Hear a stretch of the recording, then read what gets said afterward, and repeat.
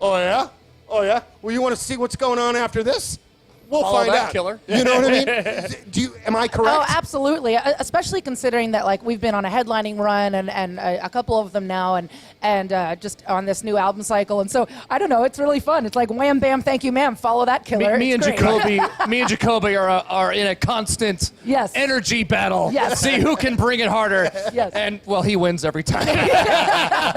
Dude, it's insane. Yeah. So that guy, number of years ago, we're out here interviewing. It's 475 degrees, as it tends to be in St. Louis in the summer.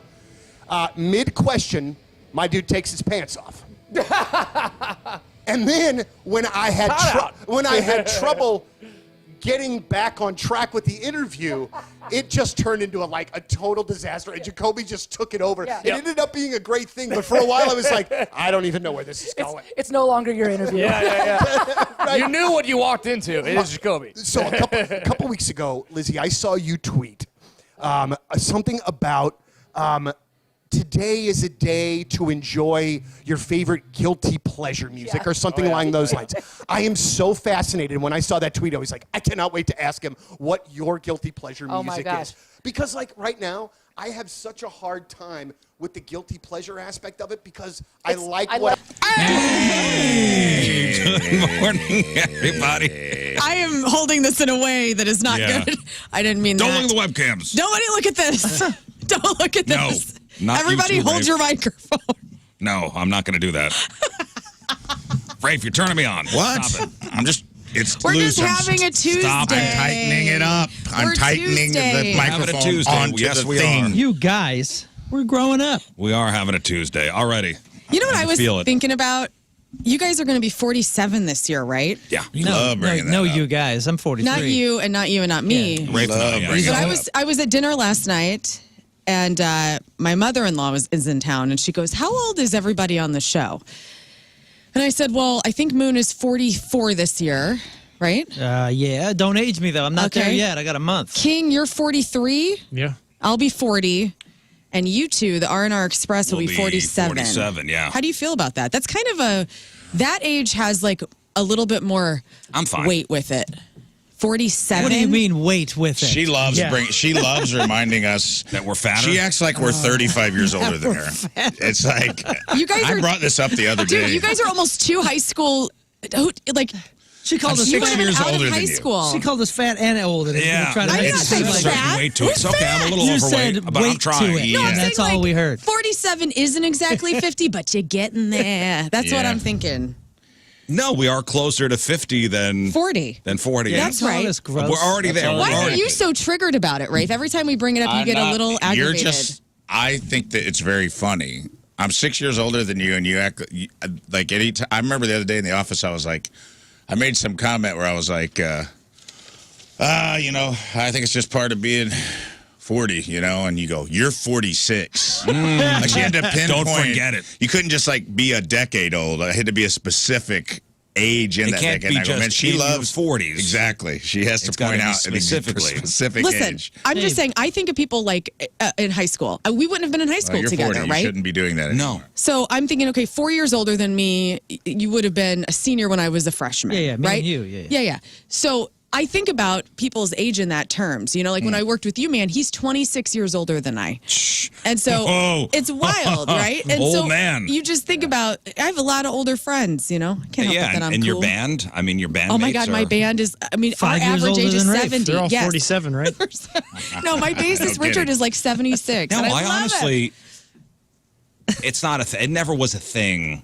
Like, oh my God, I'm in my 40s. Oh my God, I'm almost 50. Right. Never was a thing. Okay. Has not, and maybe at some point it will be a thing. You've not gone through the midlife crisis? She's trying hard to make it a thing for As us. soon as I get a Corvette. I feel like I am by the actively way, I going found through my one. midlife crisis right freaking now. Like I am. You're too early for a midlife No, crisis. my body is changing. My brain is changing. I in your am head. wanting to spend all the money on dumb stuff. I don't believe in midlife Hey, crises. man, YOLO. I don't Yes. believe Good it. point. I We don't believe budgeted it. this weekend, and I realized how much I've gone off the rails. Yeah. And I'm like, Enjoying Well, life. you got your party coming up. I know. YOLO, and you And I haven't can't paid take that it off. with you. You can't take it with you. And who knows how long we all have. You're not even 40 Right. yet. Oh, I'm spending all my money because you and I are practically dead. I know. I already picked out my cemetery plot and everything. Yesterday I went and picked out my coffin. Gosh damn Good. it, you guys. I don't think it's a bad thing. You immediately take it to the negative. You are so triggered. I'm not at all. We were talking about Bill Belichick and his, 40-year Hot-ass girlfriend. his hot-ass girlfriend that's like 50 years younger than he. And yeah, you would have thought I was trying to attack Rafe at the office. Are you offended by that? Talking about? No, I'm not offended. I'm just, it's like a disaster I can't not Christ. look at Wait, anymmore. what is? The Bill Bel- Belichick and his Belichick. girlfriend. Oh, yeah. I mean, and listen, he's shaped like a butt plug, and we know that. Yeah, we do. Wait, why did you? I made fun of And- Bill and he's Belichick got- in the in memoriam last week. What are you talking I know, about? but when we were talking in the office, this is all off-air stuff, and we were talking about that, and I was bringing up age differences of relationships, and you were talking about how the Bill Belichick thing doesn't necessarily bother you. I didn't say that. Mark Close said that. I just go, I don't know. That's pretty far. I go, I don't have a problem with age gaps. Oh, no, it was McKernan. As you get older, man, it was Tim McKernan. I said, but 48 years is a pretty big one. I go, he won 2 Super Bowls before she was born. I'm like, it'd just be hard to relate. Where's and the then line? you said, Rafe's defending the age gap because he's an old man dating a younger woman. So it wasn't like I got triggered out of nowhere. Like I go, oh, your real feelings about my relationship age gap just came out in a conversation with Tim McKernan. I only get weirded out by those kind of relationships if it's an older guy and the woman is under 21. Yeah. Okay, so the fact that this So woman is if they're 25. 21, it's everything's fine. Over 21? Yeah. Yeah. Now I they're mean, mature. he was 40 years old when she was a baby. Like, when you start to think of it in that regard. Like, I'm 40 right now.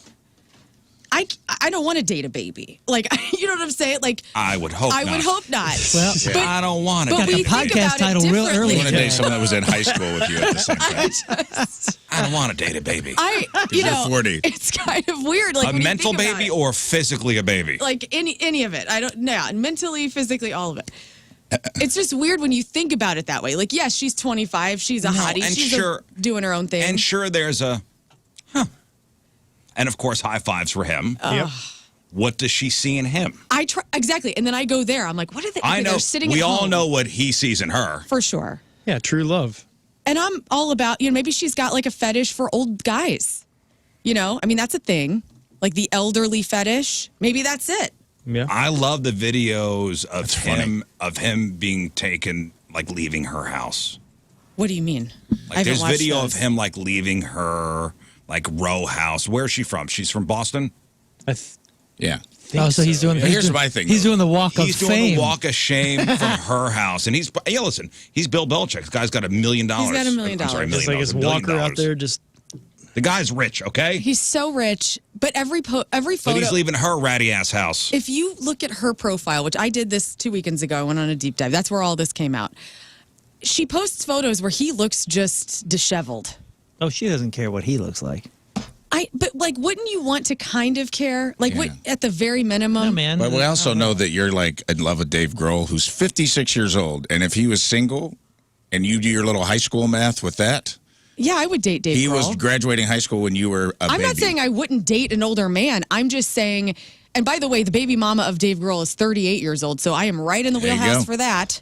You're his type. What a hussy. So I mean, I think like the celebrity aspect. I still think it's weird. That's 48 years is a long time, dude. That's a hard. It's a long Scott's time. wondering if you're triggered about the age gap or just super jealous. I'm not jealous of her banging Bill Belichick. That's for damn sure. You want I to? am. Now, other hotties A lot in of their, dudes how are. old is he? He's 60s, Young. something, 70s? How old is he? Ah, She's 25 and what? 48 years difference? Yeah. Is that what you said? So he's a young he's 70. in his 70s. He's almost 80. Hey, listen, it's a mutually beneficial relationship. I She's want, taken care of. yeah, he's taking her on a lot of deep sea excursions. Good for her. She's saving the turtles. She's doing her thing. He's doing his thing. It just looks like grandpa is out with his grandchild. And it's, I don't know. he is a full boomer. He was born in 1952. 52. Wow. Like, He's did I 70 miss he's 72. something? Should I be married to an 80-year-old or 90-year-old man right now? He'll be 73 before Scott's 44. I mean, it is wild that he was not only through his football playing career, he was two 2 Super Bowl rings in as a coach when she was born. That's wild. That's a wild when you timeline. when you break it down that way, yes, it's fine. Yeah, but Again, I I always find the weird ones when they're under 21 and they can't even go legally into a bar. Yeah. Yeah, that's a little. Yeah. I feel like that's weird. That's where you have to That is move bizarre. internationally, I guess. someone emailed this, and I thought this was a good formula because they were saying like the older you get, the less it matters, which I think is kind of true. Like Yeah. Dick Van Dyke. Like no one cares if a 60-year-old's dating a 50-year-old. Yeah, Right. Dick No Van one's Dyke like, is. whoa, robbing Van- the cradle there, Dick Grandpa. Van Dyke's 100 and he's married to some 60-year-old gal, and Yeah. that's a heck of a Yeah, gap. that's a very big, different. that's But a at the big same age time, gap you're like, too. well, Sure. You have a problem with that, Learn? No, I don't. I don't know why. I mean, I can't. I'm working it out on the air live right now, and I'm being vulnerable with you all. I don't know what my problem is. The Bill Belichick and this little hottie. I just don't know. No, I call her a hussy. She You is were a gonna hussy. Call her a hussy. She's a okay, hussy. I take it back. This is a lifetime difference. Dick Van Dyke at 98. And she's 53.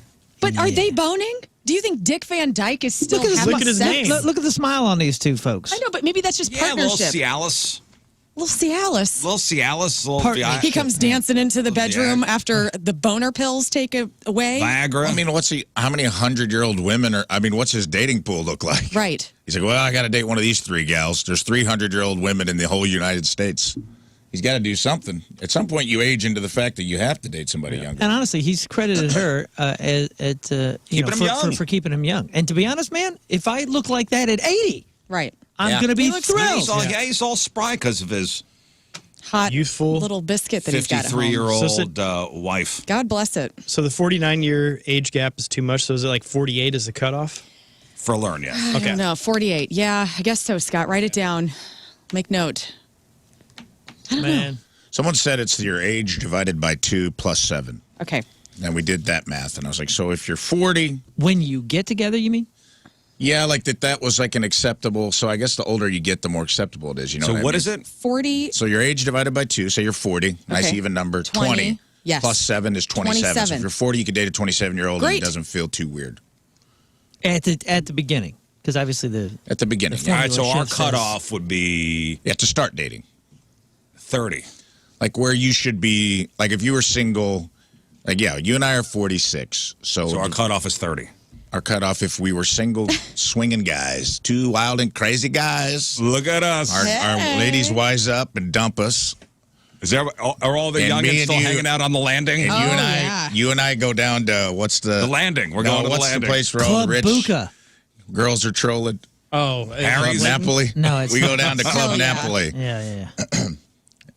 Rafe and Riz out on the town. Be like, we got to be like, we're just going through the club. Like, We're you 30? 30 and up? 30 and up? We're too young to hang out at Napoli. Okay, so I could date a 27. Oh, really? Yeah. That's good. What about when you? Okay, what would be my? I'm in the. Let's see. So 87 is an 87-year-old can date me. What is it? I don't know. 80 divided by 2 is 40. Plus 7 is you guys. So an 80-year-old can date you guys.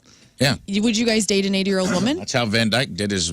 You're shaking your head no. Okay. No, we're not. All right, great. Oh, well, And why is that? How rich is maybe she? you just haven't met the Because right one. Is she a baroness? she's very Is she a rich. baroness? She's a baroness. Well- She's a baroness in the bedroom. Yeah, my mother I is would reconsider. totally rich. There's some hot. dude, you guys would look good together. Oh, here's Mom. Hey, Mom, let me introduce you to my friend, Scott Rizzuto. Oh, he's single. Gosh. Come on, Mama. So Hey, Riz could be good. your dad. Oh, hey, you know what? Oh, nice. It'll all work out. Nice. Well, I mean, Monica Bellucci's 60. I'm all in. You know what I mean? Martha Stewart, I'd probably do it. There's some Probably. good-looking older women, man. Yeah, and Martha Jane doesn't. Fonda. Martha doesn't seem to good. want much from anybody. Jane Fonda's hot. She's got her exercise videos back out. oh, she does. She's exercising again. Good. It's the vintage ones, which is super hot. Okay. Anyway. All right, well, that's all I needed to get off my chest. All Thank right, you for good. that. Cindy Crawford, 60. All in. Oh yeah, me too. All in. Hello. Hey. What's up? Cindy Crawford? What's up? Gorgeous forever and Still time. amazing. But her daughter's how old? In her I don't 20s. care. I don't know. Kaya, My stepdaughter's Too none of my young business. for us. Yeah, too young My for you. stepdaughter's of no concern of mine. Right. Is she 30? No. Too young for us. Right. Yeah. You're still in Cindy. You can't be, or well, you're still into Cindy. I'm Googling 30 and up actresses right now to see who's in our wheelhouse. Hey, Susan We're doing Boyle's fine, 63. dude. We're doing fine. We'll be all right. Hey, legit question. Like 100% legit, no fooling around here question. And if you guys know the answer, please let me know. Okay. If a dog comes into my yard, unbeknownst to me, and my dogs, because I have 2 dogs, and my dogs injure or harm it, are there any consequences for my dogs? Doubtful. So if on a your dog, property? if a smaller dog slips through the grates of my fence into my yard, and my dogs happen to be outside, and and one of my dogs, or both dogs, get all territorial in it and go after this other dog and injures the other one, are my dogs responsible in any way? Legit question. I don't think so. I think about this though. If your dog bites a child that's on your property, you're responsible for that. So why wouldn't it be the same with dogs or other Because things? one Not is human. human and Yeah. one is not. I know, but in the sense of like rabies and having to call animal control and all this crap that you got to do, all the bureaucracy of it. Well, mean- that's we had an instance. We had a friend who had a dog, a big dog, powerful dog. Shall we say controversial dog even? Okay. So a pet. And their neighbor had a dog on the other end of the spectrum. Shall we say a baby replacement? And you know exactly the breed I'm talking about. Okay, yeah. And that little thing barked and yapped and and stuck his head through the thing and got killed.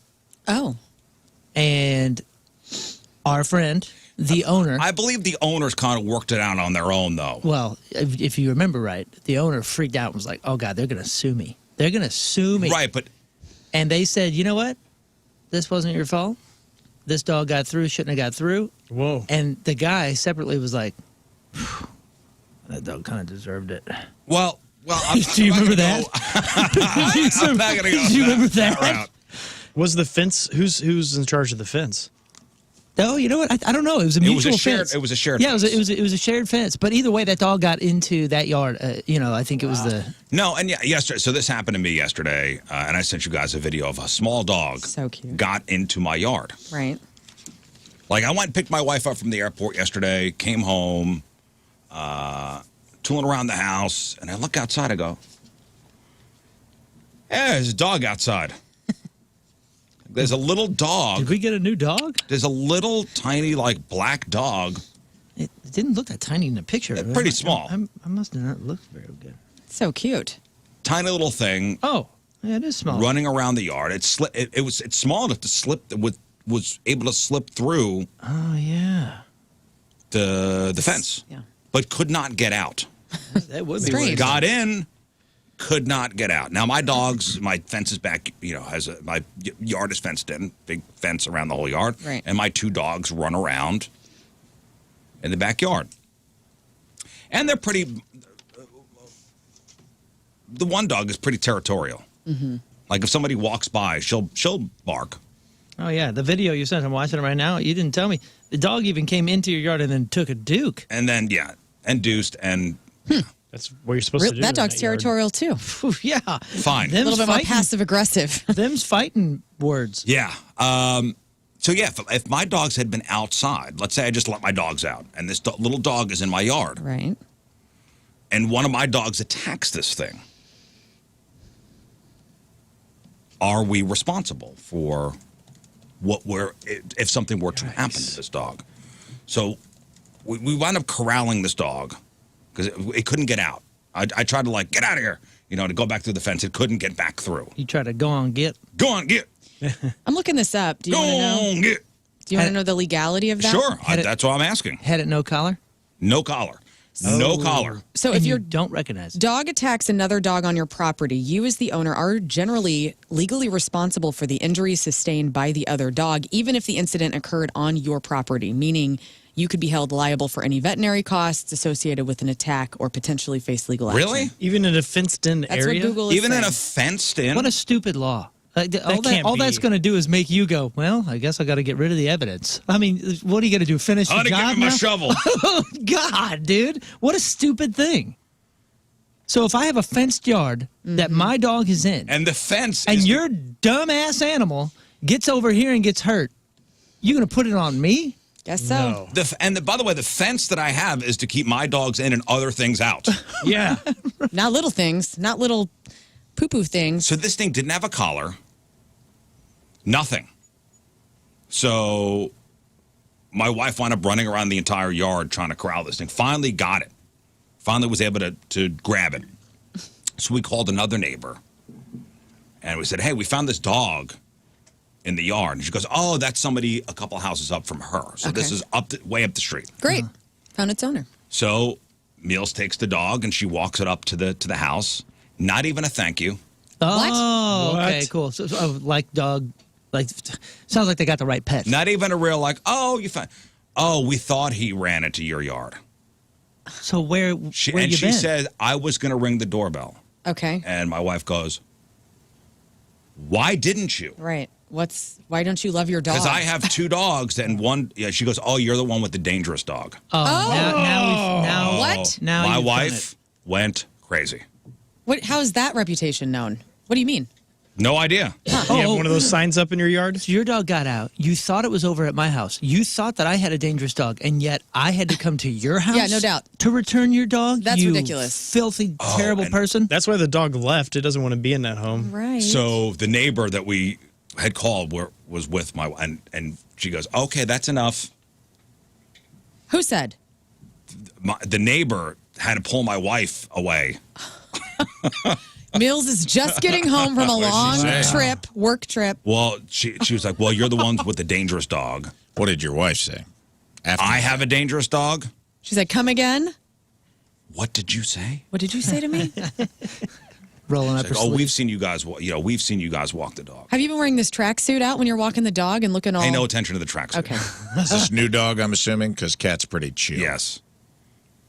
New dog has a lot of anxiety. She can't help it. No, and she's fine on walks. I'm sure. It's because she's black. Oh, What? It is not because your dog is black. That's the neighborhood you moved into. Is your You know dog what I'm saying? Yeah. I thought she was more brindled. Yeah, this is more No.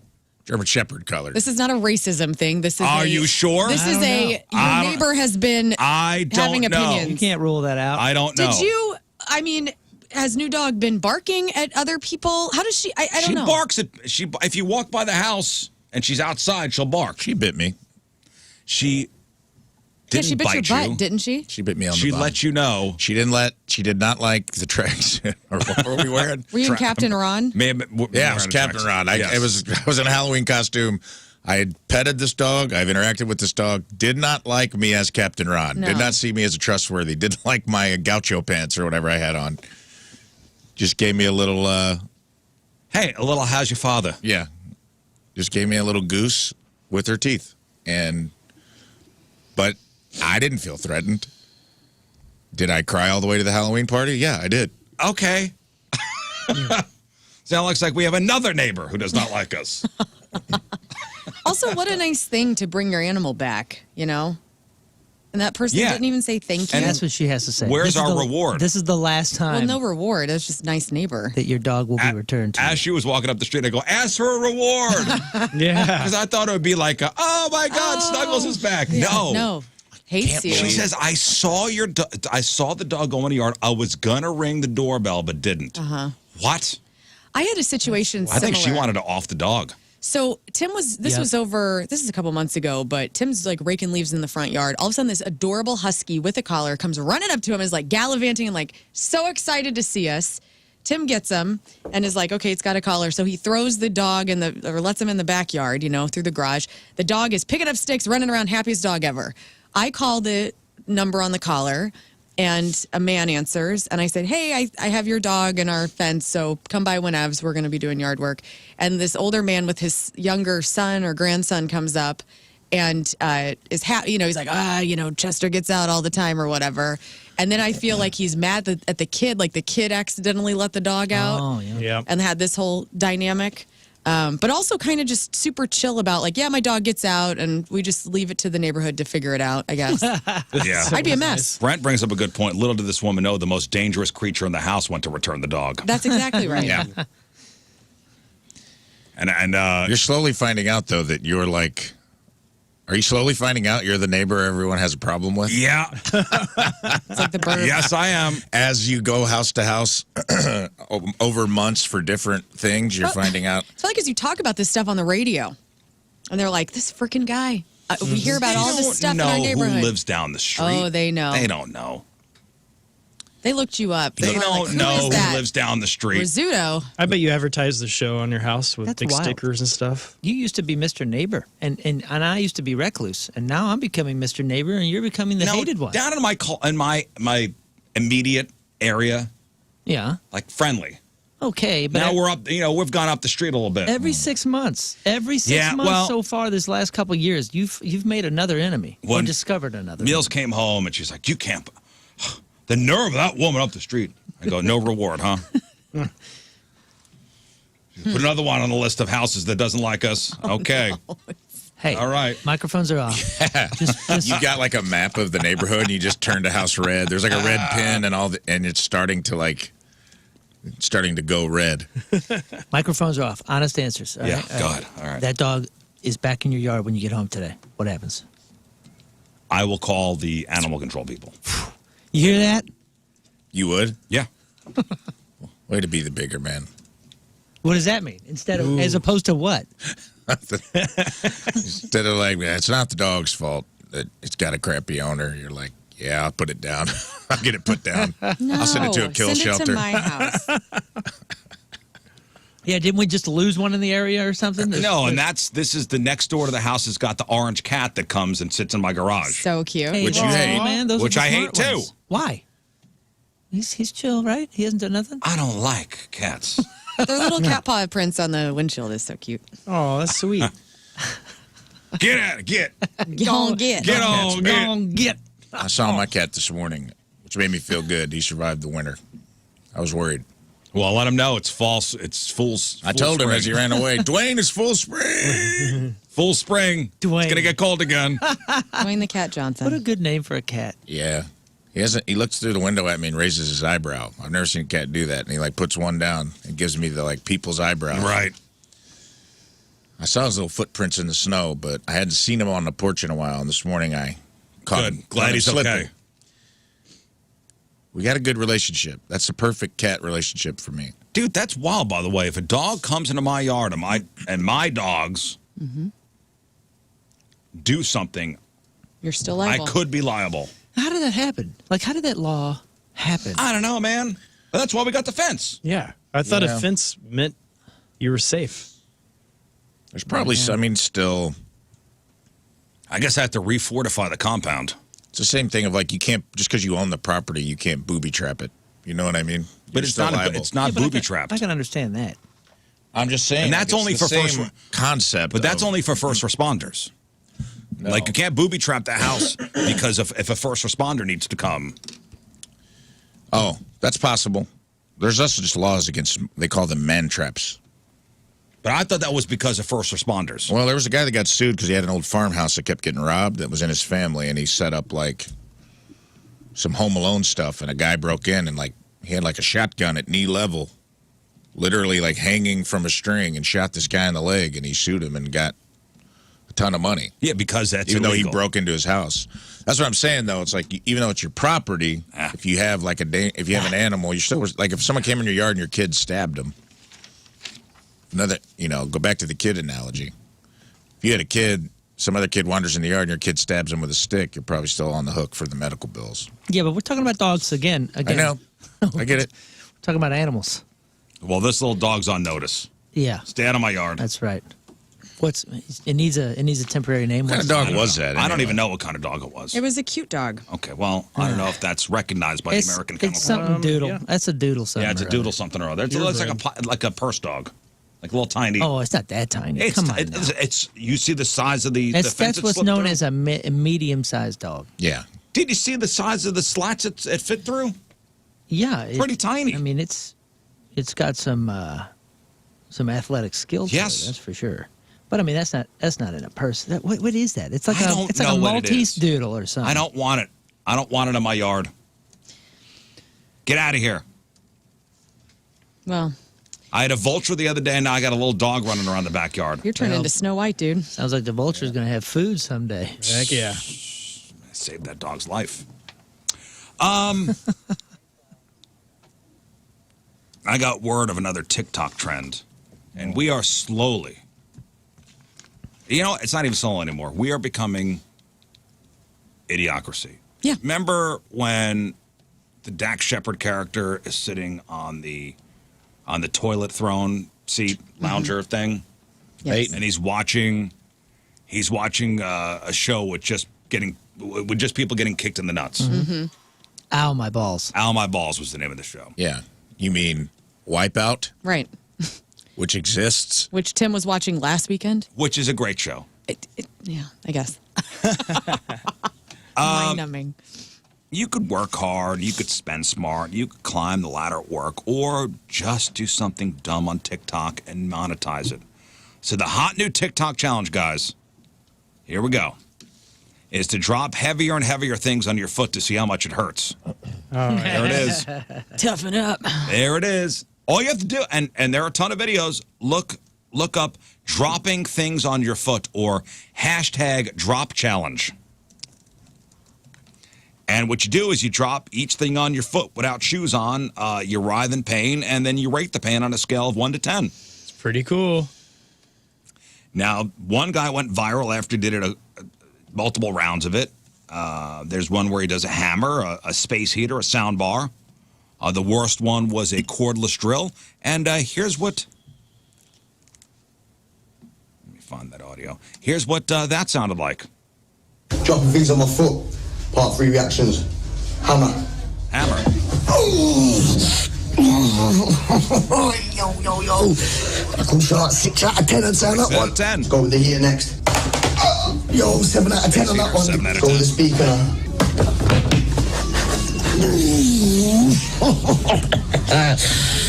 Oh, that's an 8 out of 10 there. 8 out of 10. Here we go with the cordless drill. Nikita drill. Oh, my foot feels broke.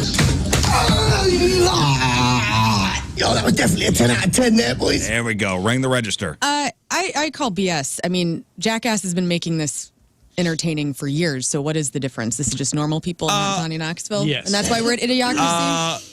Big difference, because at least with the Jackass stuff, there were kind of some skits. Yeah, I'm not and a that tourist. involved There staff was right there. There was a bit more creativity, I would say. Like the CKY videos, those always had like the Jackass guys in them way back in the day, this right? is literally a man dropping heavy things on his foot. That's it. I know, but like, It's like rolling the ball to the crotch kind of thing, and like a bowling ball that Jackass Sure. would do or something. Yeah. it's the same. I You're mean, right. it's the same principle. It's just you don't know these people. You know, we're there, someday dude. this is going to be evidence. I don't know showed how to that. say it's the same thing. Okay, I fine. feel like there was a All bit right. more. There was a bit more art with Jackass. It's because they romanced you. I do Bam agree. Margera romanced Well, you. that was almost like agree. with Jackass, it was like, hey, we're doing quote unquote stunts. Right. and pranks, And they were getting paid. This guy's just doing it for free on the internet. which is stupider. Okay, yes, I'll give you that. But it's that culture of like, It is. I mean, we're Injury there. We're culture. there at every level. I've seen so many.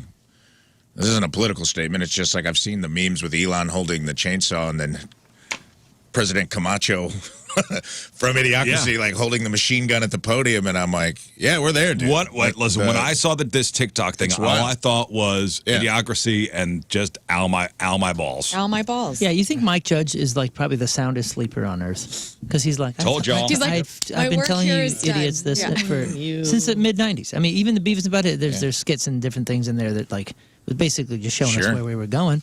Mike Judge is a prophet of some. Yeah, we even talked about. Yeah. There's an article I'll look about to Judge. the lady. Mike Judge told the lady in Idiocracy who was doing costumes, like, go out and find the ugliest, dumbest shoes that no sane person would ever wear. Just ugly, gaudy, stupid, impractical, that would never catch on. And she went out and got Crocs. Every character's wearing before Crocs. they were big, and everybody's wearing them now. Yep.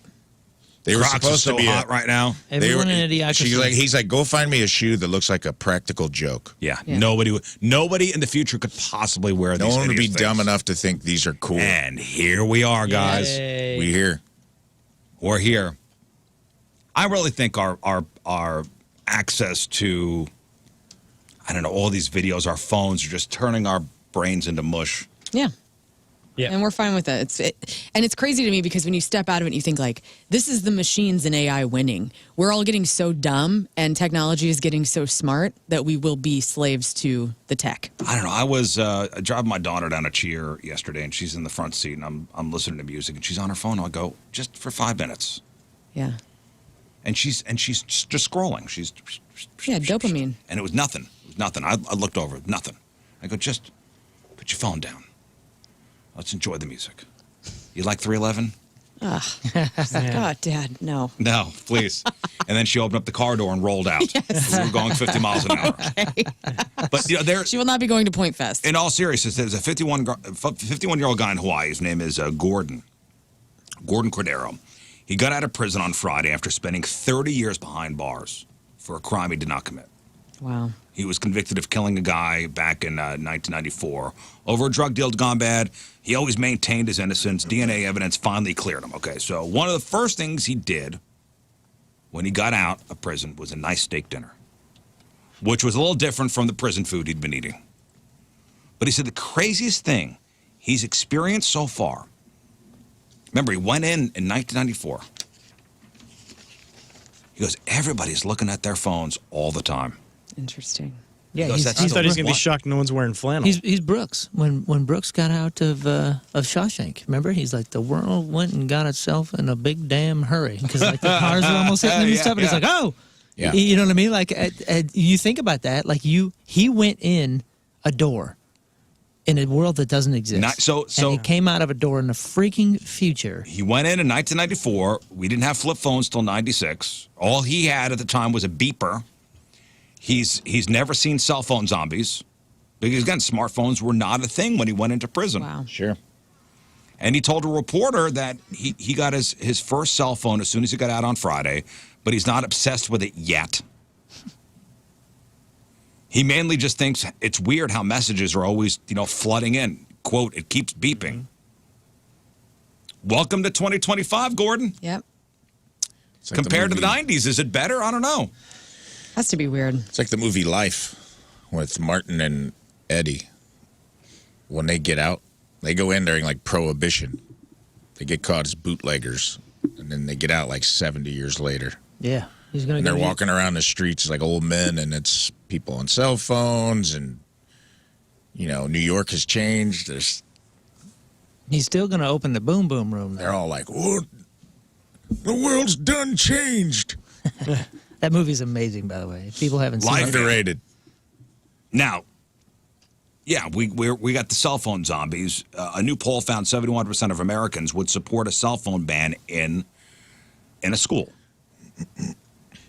And a study found that teens at school each day spend 92 minutes on their phone. That's while they're in school. Oh, in school, dude. My While son. they're in school. I don't mean to turn him in or nothing, but he yesterday. So they have to request apps, to download.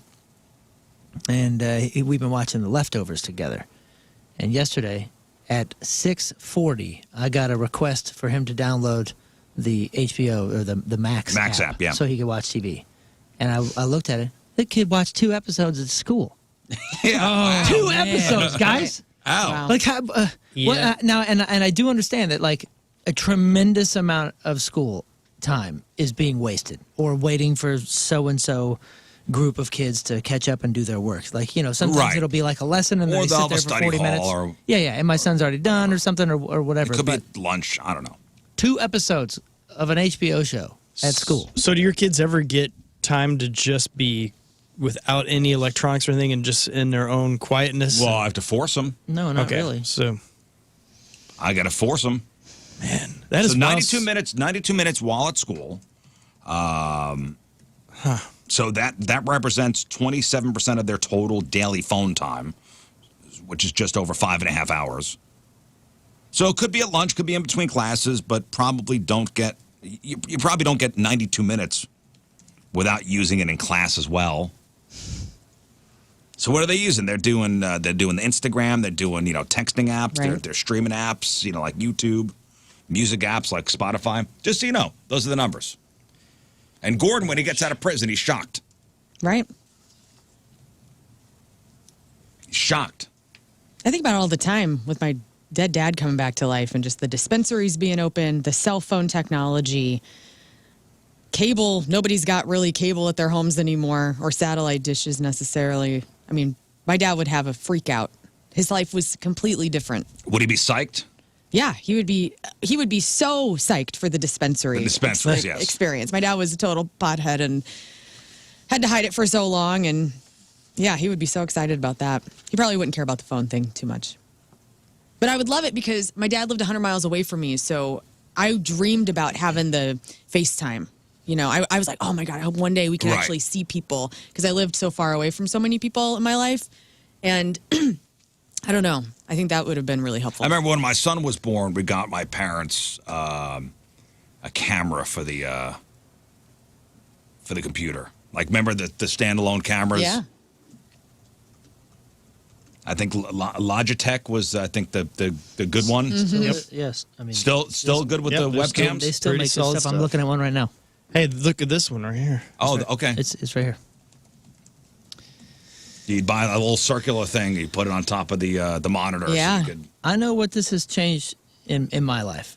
And, I was touring internationally with no phone. I had a flip phone that didn't work over there because it was GSM and that was a different system and blah, blah, blah. And I'd get over there and in Japan or different places on the other side of the planet, I'd have to stay up at night. You'd have to spend the whole day trying to find a calling card or something. You dial a million numbers. You go down to the phone in the lobby of the hotel, listen. and you spend $100 getting maybe 6 minutes on the phone before my kids go to school, and then I go to bed, and then I got to get up and get on a bullet train to go to the next city. It was like that was all I could get with communicating with my family Right. while I was touring. And now these bands go for a shorter amount of time, and they can FaceTime with everybody it's great. anywhere, It's like you're never gone. anytime. Wi-Fi. It's the greatest it's great. It is great. thing to happen to traveling people that I could even imagine. great. I mean, had I had this, I'd have been a much healthier 20-something. It's great. Yeah, I'm not crapping all over. I'm just saying, 92 minutes at school is crazy. And this guy that gets out of prison is, he's never seen a cell phone zombie before. Right. And yeah, listen, I'm sure he's seen a cell phone before, and maybe possibly in prison he's held one. He just didn't have it I mean, out. they Didn't have it on him. television, right? Yeah. Yeah, so you see movies and TV shows with it. Yeah, but he didn't have. There's one thing seeing it, another thing having it, Using it. using it. Do you guys think you would ever, if you were to come out of prison now and see the world like that, would you actually want a cell phone or just avoid it because you see how weird everyone No, is? hell yeah, I'd want a cell Yeah, phone. I would need it. How Unfortunately. would I not want a cell I don't phone? know. You just look at everyone and they're Give up acting your cell weird phone. and different. It's like going in like when, cars are going 13 miles an hour and so dangerous, and then coming out in the 40s and 50s when you got these badass cars everywhere going like, no, I don't want that cool technology that goes 100 miles an hour now. No way. Yeah, well, Of course I would want I mean, it. I want to throw mine in a river once a day. Yeah. your phone? Yeah. Sure. Wait, why? That's just not- normal. But you got to learn how to just put it away and walk away. Just because some days, I don't know, you get overwhelmed with melancholy or just like feeling like you're bombarded and you need a break. And we're in a business where you don't get one. Like if I go offline, it's a thing. Yeah. If I shut down my Instagram account, it's a thing. People want to know what's going on. Yeah, but it's good know to what take I a mean? break, though. It is And good not to look take at a it. break. I'm just saying, like once a day, I'm like, man, it'd be cool just throw this thing in a freaking pond. Be off the grid. Go just live go out on in the walkabout woods. like Mick Dundee and just be gone for Go like live 6 in the months. woods. It is funny that is an extension of our emotional intelligence is social media behavior. It's an extension of your the really real world behavior. Well, speaking of behavior, let's talk about something happy. Let's talk about food, okay? Food always makes us happy. Well, not all of us. Headline. Woman points gun at St. Louis County Dunkin' employee after getting cold food. What are we doing? Oh no! Is this a new Dunkin'? Where is it? Yeah, where is it? No, this is Rock Hill. Okay. I've been to this Dunkin'. Yes, been I'm there. okay. You all right? Oh, I'm been, okay. You Poor were there a few thing. years ago. Yeah, I was there a couple of years ago. I had a meeting there. I was just there in 2011. I was there like 5-6 years ago. A woman was arrested after pointing a gun at a Dunkin' employee over her cold food. Ebony Gaither charged with unlawful use of a weapon, 4th-degree assault, 2nd-degree property damage. According to the Rock Hill Police, she went to the Dunkin' last Friday. The food she ordered was allegedly cold. And she starts arguing with an employee who ultimately refunded the money. But that wasn't enough for Ebony. She took the ceramic tip container that was on the countertop, broke it, started throwing food at the employee. Who hurt you? The employee then followed Ebony to her car, started recording her on her cell phone, and that's when Ebony pointed a gun at the employee. Wow. When the employee told Ebony she'd get the police involved, she got out of the car, attempted to punch her. Police said that interaction was caught on the employee's cell phone and surveillance camera. And God, please, somebody send me this footage. Somebody get it for us. We live for the footage. We live. Headline. Woman accused of threatening to shoot up Steak and Shake in Berkeley. The ladies are hangry, okay? We've had enough. Berkeley, California? Berkeley, Missouri. I understand. Yeah, I was like, wow, that's... You're fed up, dude. Berkeley, Literally. Missouri. Dude, I used to live in Berkeley. You okay? Yeah, that was my Steak and Shake. That was your Steak and Shake. Well, Del Taco was next to it, and that was my spot. How about man. this Steak and Shake still being open? Yeah. Yeah, hey, there's a that's- White Castle next to it, too. It's still hopping. I haven't had skinny fries in so long. Oh, my gosh. By the way, my son got Freddy's the other day, even had it delivered, right? So, like, traveled even. Pure luxury. Holy crap, that is so good, dude. Freddy's is smash. Never had Yeah, it. it wins. It is Never had no wonder my And the kids Northwest love it Plaza so one, much. phenomenal. Dude, the Best crew on the fries are exquisite. Never had it. They're shoestring. It's everything that your brain thinks that Steak and Shake is. And I'm not trying to rag on Steak and Shake. I'm just telling you got to up the game because now somebody's just They ripping. have. Well, Speaking of up in the game, Yeah. people in the comments noticing the bro glow you put on your face yesterday. You're Am I looking good, glowing? brother? I told you when I walked in, you look tan. And people in the comments on the chat are like, is anyone going to acknowledge? well, that my he buddy looks Jeremy way came more at the end of tan the than show yesterday and sprayed me down with something called Bro Glow. Yes. Did your face smell all day? It's like a self-tanner. You may need to put it on your neck. It was weird when I. Did you my kiss neck- your wife and It's she's a like, why different do you color. smell Really? this It's way? a different color.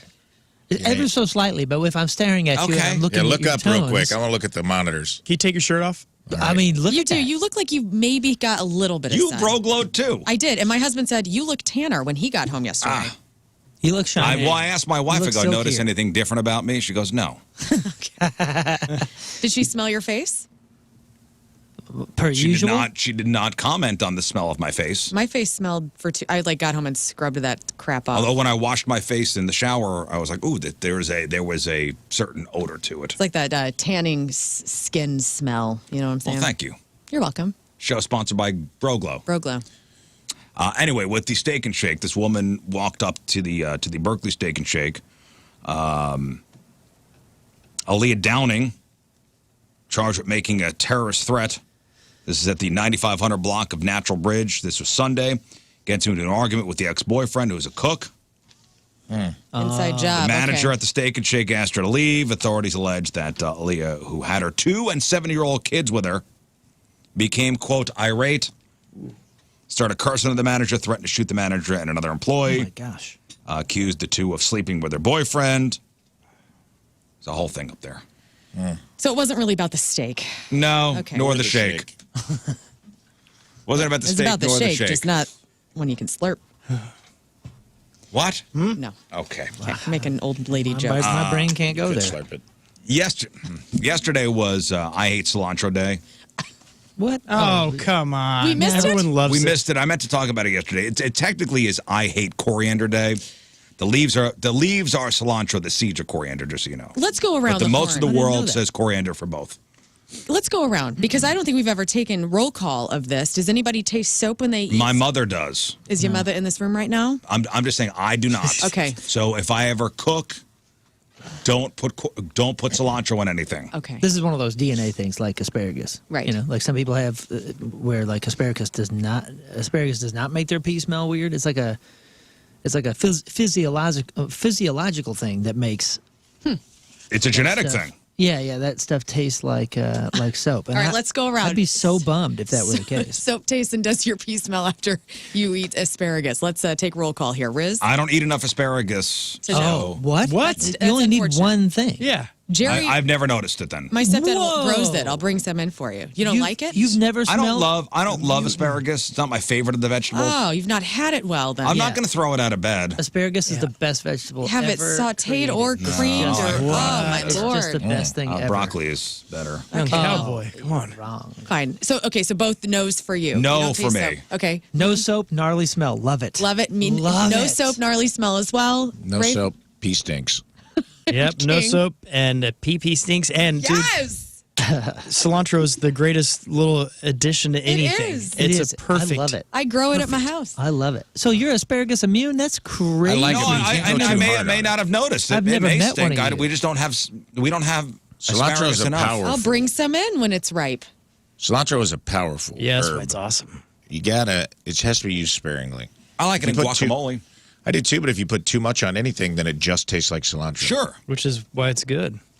I like it. I feel like it's catnip we can eat. Yeah. I feel like I'm being healthier when I have it on something. I'm like, oh, look at me go. Like a natural menthol. Yeah. Okay, so in the spirit, so we all like cilantro here. 13% of us can't stand it.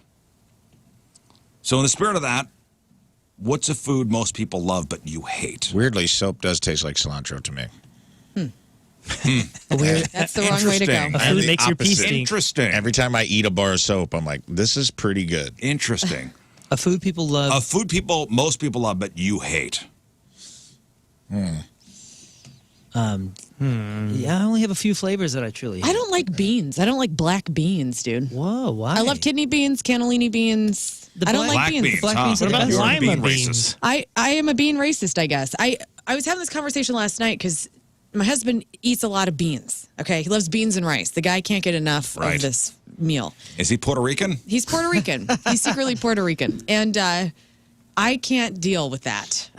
I don't want any part of that. Black beans specifically, though. Black bean specific. Well, Yeah. Well, some people asked about certain foods, like cheeseburgers. Who doesn't like a cheeseburger?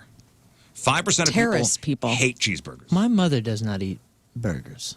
Because they're too much, or they don't She doesn't taste like good. burgers or cheeseburgers. Like burgers. She just doesn't eat burgers. Yeah, but is it because they're like too filling and like too fatty? No, I think she just doesn't like like 'em. them. I think she just doesn't like. Does she like burritos? Does she like meatloaf? Maybe not. She's not much of a meat eater, I suppose. Now that I'm thinking about it, but no, she doesn't eat. Yeah, I mean, if we anywhere we explains would your go, we get fridge. cheeseburgers. My dad get a steak. My brother get a steak, and she have a salad. Huh. That explains your fridge. Yeah, there's nothing in the fridge. Interesting. They have ocean spray bottles filled with tap water Right on. and Diet Coke. That's my parents' fridge. Like no kidding. Sushi. Love it. Oh, love it. 15% of people absolutely hate it. Good. It's an acquired taste too. For sure. I think when you're younger, you're grossed out by it. Oh, my kids have been eating sushi since they were 3. Yeah. I like it their whenever it's favorite food. aged. You just gotta. You just Nice, have to when it introduce it turned. early, or it's Yeah. a weird concept. I love gas station sushi, dude. Like I love it. Oh, you through were and through. rolling the dice. I am. Every time I do that, by the way, every time I do mall sushi or gas station sushi, I always film it and just say, "Hey, This Just might in be case. I'm about to eat this." That's all right. Just if I'm dead on a Put it on the record. yeah, if I'm dead in a Put it parking on the lot, record. check my phone. Popcorn. Yeah, I don't care about popcorn. Do you like it? Do you hate it? Or are you just indifferent? Or I'm are indifferent. Are you the 41% that are like, that's okay? I always choke on it, dude. Like the kernels get in the back of my throat. Oh, you just and- got to get the right brand. Yeah, maybe that's it. You go Pelican Bay used to be Cape Cod, and then they changed the thing. And that's good? Oh, But like at the I love movie popcorn. theater, I hate That's it. my favorite snack. I don't. 4% hate popcorn. you like the brains? You ever try the brains, like the ones that are just the brains instead of the little yeah, the little Yeah, I love the brains. No, the brains are great. Yeah, little octopus You can do head. the octopus or the brains. Anchovies. They're fine. You're okay with them? Yeah, I don't eat them enough or anything. So indifferent. I'm indifferent, I guess. Yeah. I could tell if they're on a pizza though. I wouldn't say they're gross, but I don't like them. Yeah, I'm in that ball game. It's just a block of salt. Anchovies? I didn't like them at first. I didn't have them enough, but then after I developed a true love for Guinness, which used to be filtered through fish stomachs, it's got like an anchovy-ish Does it? tone. Oh, yeah. I don't think so, because I remember that was the thing, and everybody's like, I never realized it. Maybe they just never... They don't do that put it together. anymore, but there was something to that tinge that had like a fishiness to it, and when I started trying sardines and anchovies and some other things after that, I kind of understood it, and I didn't mind it so much. 13% of America loves anchovies. 66% gross. The weird thing is, growing up in the 80s, every 70s and 80s cartoon convinced us that anchovies were just hidden on everything. Yeah. And that was like the thing that everyone ate on their pizza. And remember? Yeah, like, I think that's like depression food. Was that what that was from? It was like Maybe it was like Great Depression. boomers that were making our Tom and Jerry cartoons. Yeah, were I like think so. talking It about was sardines. far more common on pizza at that point in history too. Yeah, it was everywhere. My dad used to love it on pizza. Yeah, our uncle loves that. All right, blue cheese. Love it. Yuck. Get it Love out of it. here. Love it. Never Get met a it cheese outta I didn't here. like. These aren't. All cheese. All things cheese. It's great. It's old man food, but it's good. Blue cheese? Yeah. Get it out of here. You'll age into it. You're probably there. I mean, you're You're practically You're probably on going to death's door. start smelling Have like you blue tried it in cheese tracksuit before you yet? like it. I don't think so. Dude, we Wear have your this- tracksuit and eat it. See what happens. We have this raspberry, like this hunk of like raspberry blue cheese that is just. Get it out of my face. Oh, I could eat it in bed. I'm glad we're talking about this because I have a question. Cottage cheese with the little fruit.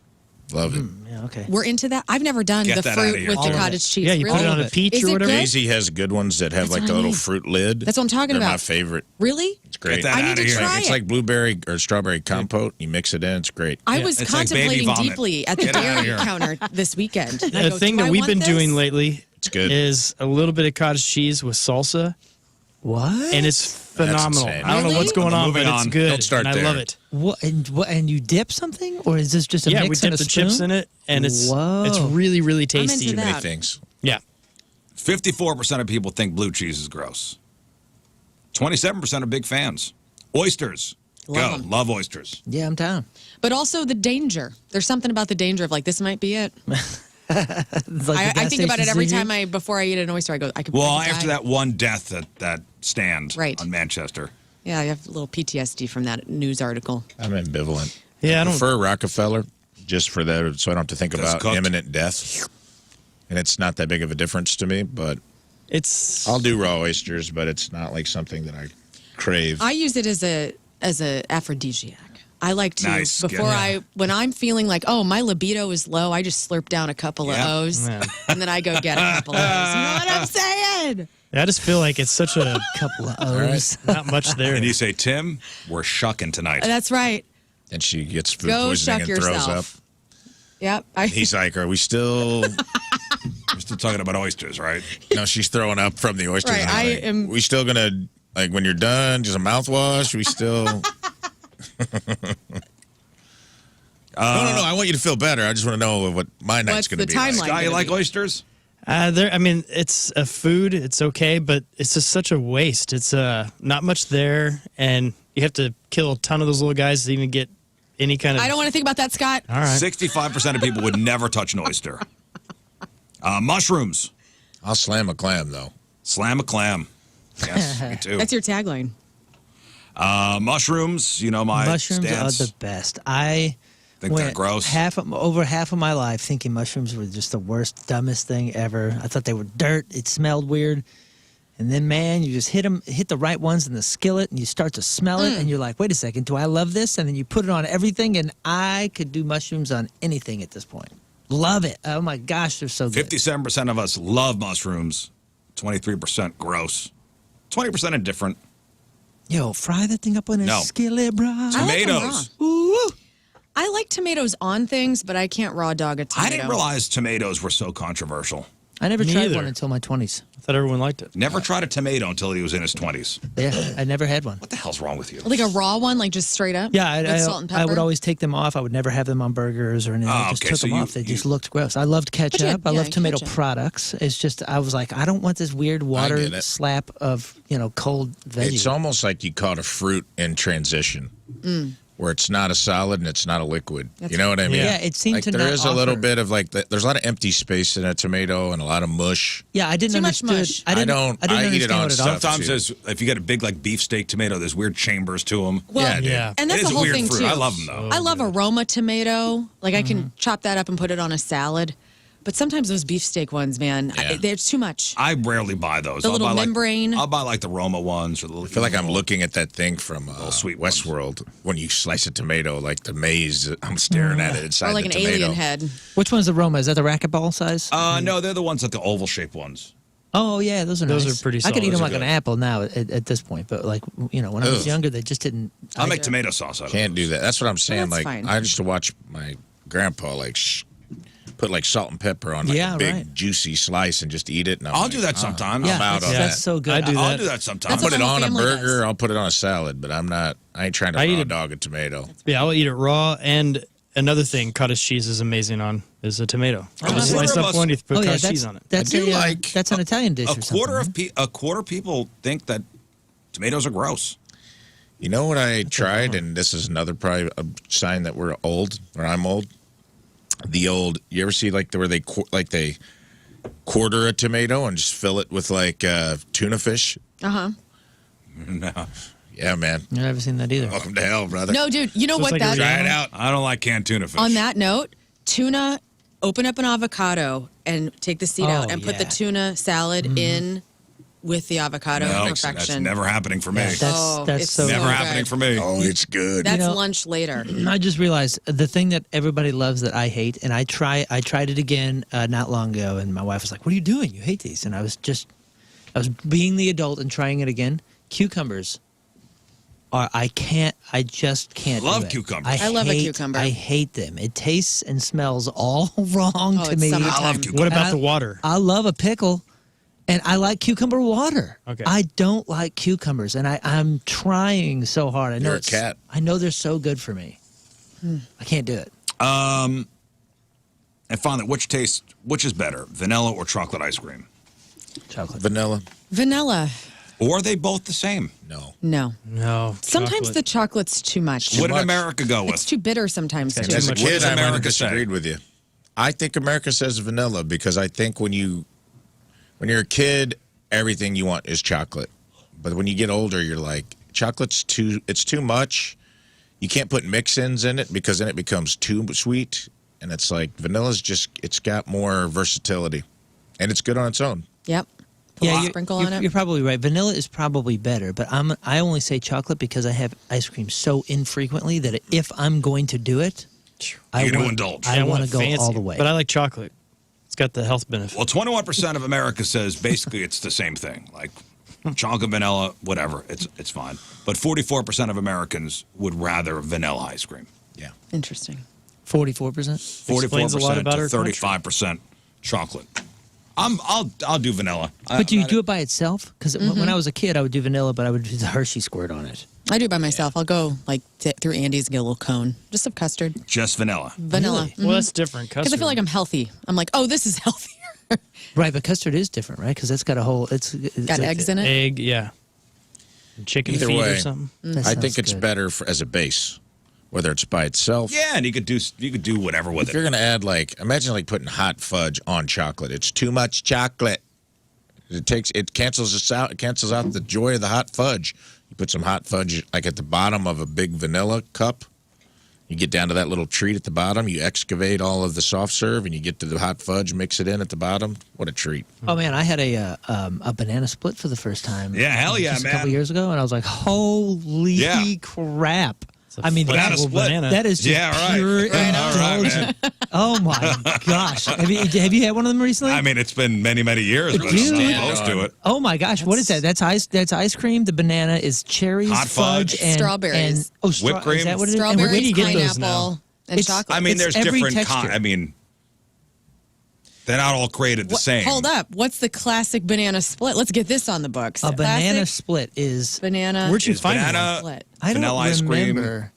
I would say But I was- chocolate sauce and whipped cream. It was one of those And where a cherry somebody on got top. it and I was staring at it and going, wait a second, why haven't I tried one of these? I'm 40 years old and I like everything that's in this I feel like bowl. the split was the two flavors. Here it is. I always felt like it was strawberry and chocolate. No, I like thought the two- banana was just split down the middle. I did too. I thought It's it on was the sides. just It was a cut the thing. dividing line. but that's the split part, right? Is That's the what I thought. Well, the banana is split longwise. right? The banana is split long And it's ways. splitting the two sides. Here we go. Yeah. Classic banana split. Chocolate ice cream Yeah. topped with chocolate syrup. Yeah. So that is going against what you love. Vanilla ice cream Yeah. topped with crushed sweetened pineapple. Okay. All right.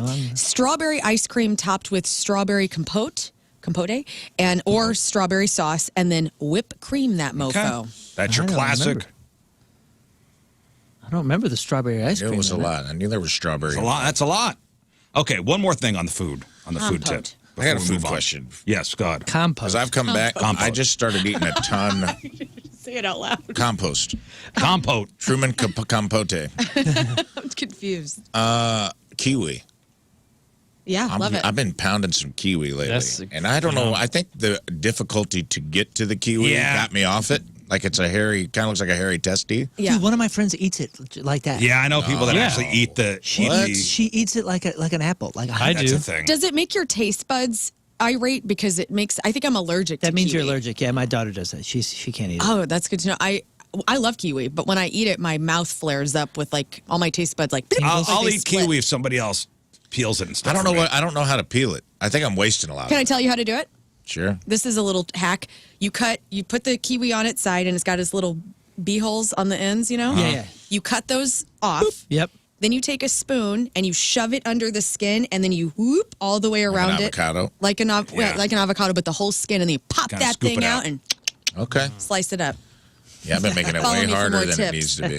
I've been taking a potato peeler and just Yeah, that's too spending hard. a lot of Amateur time hour. on it. You're probably so wet afterwards Oh, man, because all and the it's Lots juice. moist. And it's The small and juice. slick. You're gonna cut yourself. Oh yeah, dude. I have no fingertips. You're gonna cut yourself. All right. Food with misleading names.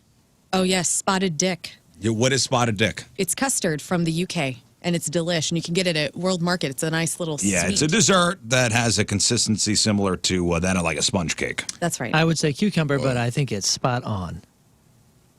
Spotted dick? No, it's cucumber. That was yeah, the cucumber looks like a wiener. Oh. Well, okay. No, okay. Spotted dick is a dessert. Rocky Mountain oysters. Yeah, dude. Yeah, fantastic. Yeah. I feel like Joe Walsh made them or something. I don't know. So do you know what You know Rocky what it is, Mountain right? oysters are? It's bull balls. oh no. Again, these are foods with misleading names. Oh no, I've never. So had if somebody those. says, "Hey, try a Rocky Mountain oyster," They're sending me a And you love handing me a oysters. testicle. Yeah, I do yeah, love yeah, yeah. oysters. little to do with shellfish.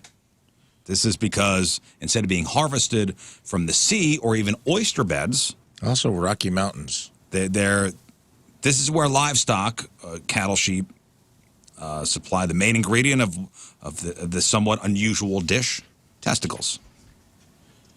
They love serving them in the Oklahoma stockyards. It's like a giggle there. You know what I'm saying? Yeah, I get you. Yeah. Sometimes called prairie oysters or dusted nuts, Dusted nuts, not sitting in a bowl on your dad's house. swinging beef, Oh no. Wait, did you say swinging beef? swinging beef, That's funny, man. Lord have mercy. dusted nuts, or calf fries. I've heard calf fries. Calf fries, I've heard. Calf Never heard that. fries? Calf fries. Where's that? Oh no, I wouldn't have put that one together. Head cheese. Ugh. Brains. Like, so what is it? Do you know what head cheese is? It's cow Has brain. nothing to do with dairy. My grandpa loved it. Disgusting. Pig brain or cow brain? It's primarily the head of a pig, although, feet, tongue, and heart are also sometimes thrown into the mix. But it's normal like a pig head is simmered for hours. And after it becomes like a gelatinous consistency, thanks to the collagen, Yeah. the meaty bits are like shoved into sausage casings. Don't say meaty bits. And I don't know, sometimes you could slice it, you could spread it on bread. So that's head cheese. You could throw it in the trash because why are we doing this? Sounds like a ton of protein. It's at kind of least. right on though. I mean, it is head cheese. It is. I mean, it's Yeah. blah. It makes me think of smegma. So I can't disconnect those two things. Yeah. You got to get it out of here. You guys like bone marrow? Yeah, love it. Had it on my Love it. honeymoon for the first time. Love it. It's meat Never jelly. again. As It's what, meat like a jelly? Like you put it on You something? put it on like bread? a Put it on toast. toast. It's Didn't know. great. Didn't I know make what it we at were home. doing. When we get the cow, I get the. I said throw the bones in. Yeah. Bones give me the are their bones. money. Give me the bone. All right. What is black pudding? Oh, I've had that. It's That's a nice congealed pig's blood, Ew. right? Didn't Chef Will make us that or something? Yes, he did. Yeah. It's usually made from pork blood mixed with herbs and spices and either oatmeal or barley. And depending on the region, blood from animals such as cows and sheep may also be used, giving the sausages a subtly different flavor. So that's black pudding. You know what? That ruined. You remember the Golden Child, that Eddie Murphy movie where he's trying to beat the devil to. There's like a child that's a golden child that has like a religion. And anyway, these creeps that are listening to Rat in the '80s are trying to feed this special child oatmeal with blood in it, like the blood of a human sacrifice. And that's what I'm imagining right now whenever you tell me about this blood pudding experience. That's disgusting. Yucko. Great That's movie, like a though. thing like British people eat for breakfast. Yeah, I remember I was somewhere when I first started touring, and They got rotten teeth. it was on the menu, and this was I learned what it was because I was like, oh, I'll try the black pudding, and the guy was like, you sure, man? And I was like, yeah. Why? Why? Why wouldn't I? And they're like, that's pig's blood. And I went, oh, okay, no, I'll try something else. Thank you. Yeah. But I had never heard that term before, and I see pudding, and I was like, oh, Yeah, I like pudding. they got a new. Pudding. What is that? Blackberry? Oh, No. that sounds great. No, it's Carrie the movie. What about sweetbreads? What's a Sweetbread. I don't- Sweetbreads. I don't know what that is. Sweetbreads. Do tell. So if you see Salvadorian sweetbreads on a menu, you're not getting like Danish. Dang it. That reminds me of It's Red Dragon. It's organ meat. It's like specifically the thymus Hannibal Lecter. I'd fall for that. or for pancreas of a young animal, like a calf or a lamb. Sure. Sweetbread is the textural white creep van for me. Like I see sweetbread, I'm like, I am ordering it and eating it. I feel like sweetbread is a band Keishi plays. Yes. Yeah. Can you You're imagine right. though getting some sweetbread and black pudding? That sounds delightful. It does. So it's specifically a thymus gland, a gland in the throat, or pancreas of a young Well, young animal. how, pancakes are great, Savages. so I guess the pancreas is great. That's right. That's how Edward Norton catches Hannibal Lecter in the movie. He realizes that the guy's eating people, and he opens up the thing, and he has by the thymus, he's written sweetbreads. And then Hannibal Lecter stabs Edward Norton from behind. Ha! At the beginning spoiler, of Red I Dragon. guess. Well, if you haven't seen that movie from 25 years ago, I suggest you check it out. What about Welsh rabbit? That's his last one. Oh man. Welsh rabbit. Small rodent. It's not a rabbit. You know, Yeah, it could we sounds even good. guess? Rat. No. Hamster. It has nothing to do with meat. And this would be the only dish I think all of us would eat. Oh, Oh, okay. Welsh great. rabbit. Welsh rabbit. Welsh rabbit. Welsh rabbit. Some sort of tart. With JJ? It is toasted bread covered in cheddar cheese sauce. Yes. Whoa. Sign me Sign up. me up. Excuse Okay. me? Late night snack. That sounds wonderful. What's it called? A Welsh rabbit? Welsh rabbit. Rabbit. So sometimes called Welsh rarebit. Oh, well, yeah. Perfectly suitable for. Why would they call it a rabbit then? I don't know. Because I the don't know. rarebit's like, dude, you know who they had the best rarebit dip? What was that place that was down in Central West West End. End? Yeah. I took you there a couple. Ballivans? No. No, it was the Dressels? Dressels. God dang, Dressels went was to so Dressels freaking with good. you. Yes, you Is that did. a soccer bar? When? I might have that mixed I up. don't know. Years ago, I used to take people all the time. They had a cheese, rarebit and like chip dip. That's the that same was thing. just- It's called Welsh rabbit too. God dang. I bet that's a North American thing, the rabbit. Because the original one is rarebit, and I bet And we just can't pronounce it because Yeah. we're idiots. That makes sense. That makes sense. All right. Hey, eat up, everybody. All right. Today's Humorous Member of the Day is brought to us by Hot Shot Sports Bar and Grill, celebrating 35 years of Hot Shots with a new daily featured menu item every day, all month long. From O'Fallon, Missouri, Cindy Rodriguero. Cindy, longtime Race Show fan, has attended multiple events over the years, such as Race Show Live, Race Show Night at the Blues Game, various Hot Shots appearances. Race Show has provided her with laughs and humor during the pandemic, proudly wears her Jeff Burton Forever shirt as often as she can in public. You got to watch that thing, Cindy. Loves Friday Fails, Good or Gross, Rafe's In Memoriam. Cindy Renegaro from O'Fallon is our Team Riz Member of the Day. Get super sweet Team Riz Member of the Day soccer jersey. Get yourself signed up 1057thepoint.com/Team Riz. All right, we'll take our first break of the morning. We'll come back with Crap on Celebrities. It is 7:21. It's Tuesday, traffic and weather. A moon coming at you. Traffic is brought to you by Golden Oak Lending. Do you need extra cash? Golden Oak Lending can convert your home's equity into cash in as little as 14 days. Let Golden Oak Lending cure your blues. All right, let's see. We have some delays. 270 eastbound between 44 and Manchester. It looks like we have delays. I just want to tell you, Page east between 270 and Missouri D. Now, out west in O'Fallon, there are delays 70 eastbound between exit 214, that's Veteran Memorials Parkway, and Missouri K. Your point forecast, mostly sunny, high of 63, baby. Woo-hoo-hoo. Nice. Feels good. Right now it's 44 at the Point Studio.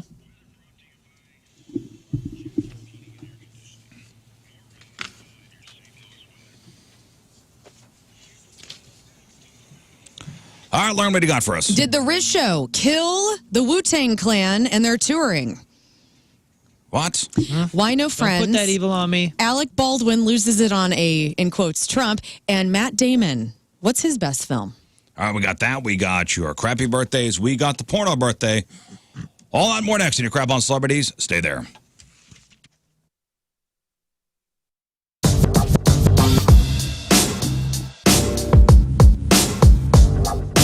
Hey, it's Lux, and I'm backstage at Point Fest with the Glorious Sons. What's up, guys? How you doing? This is your second Point Fest in a row. Yep. Not only were you invited once, but you've been invited back again. How has this day shaped up compared to last year? This is a nice day. Nice Good day? crowd, Great crowd Great today. crowd, yeah. Good crowd, great crowd. I needed that show today. Did you? Centric for a long, long time now. Now, if you're on your way to a job you hate, well, how about a new career in IT? Train for a new IT career in as little as 4 months. Now, with St. Louis's leading IT training company, Centric. The longest-running, most experienced entry-level tech training program in the country. Now, the programs train you on the most current technologies employers use because, unlike four-year schools, they could quickly adapt the curriculum to match changes in the job market, and they will help you land a job. They know your goal is to get a great IT job, and that's why Job Search Assistance is a huge part of their program there at Centric. In addition to your technical training, they know there are other skills that need to be developed to help you find the right job. Centric's career services team gives you, the skills you need, and they help you land that new IT job. They'll do this job search with you, workshops, seminars, they got you. So for more info, go to centric.com/Riz, CENTRIQ.com/Riz.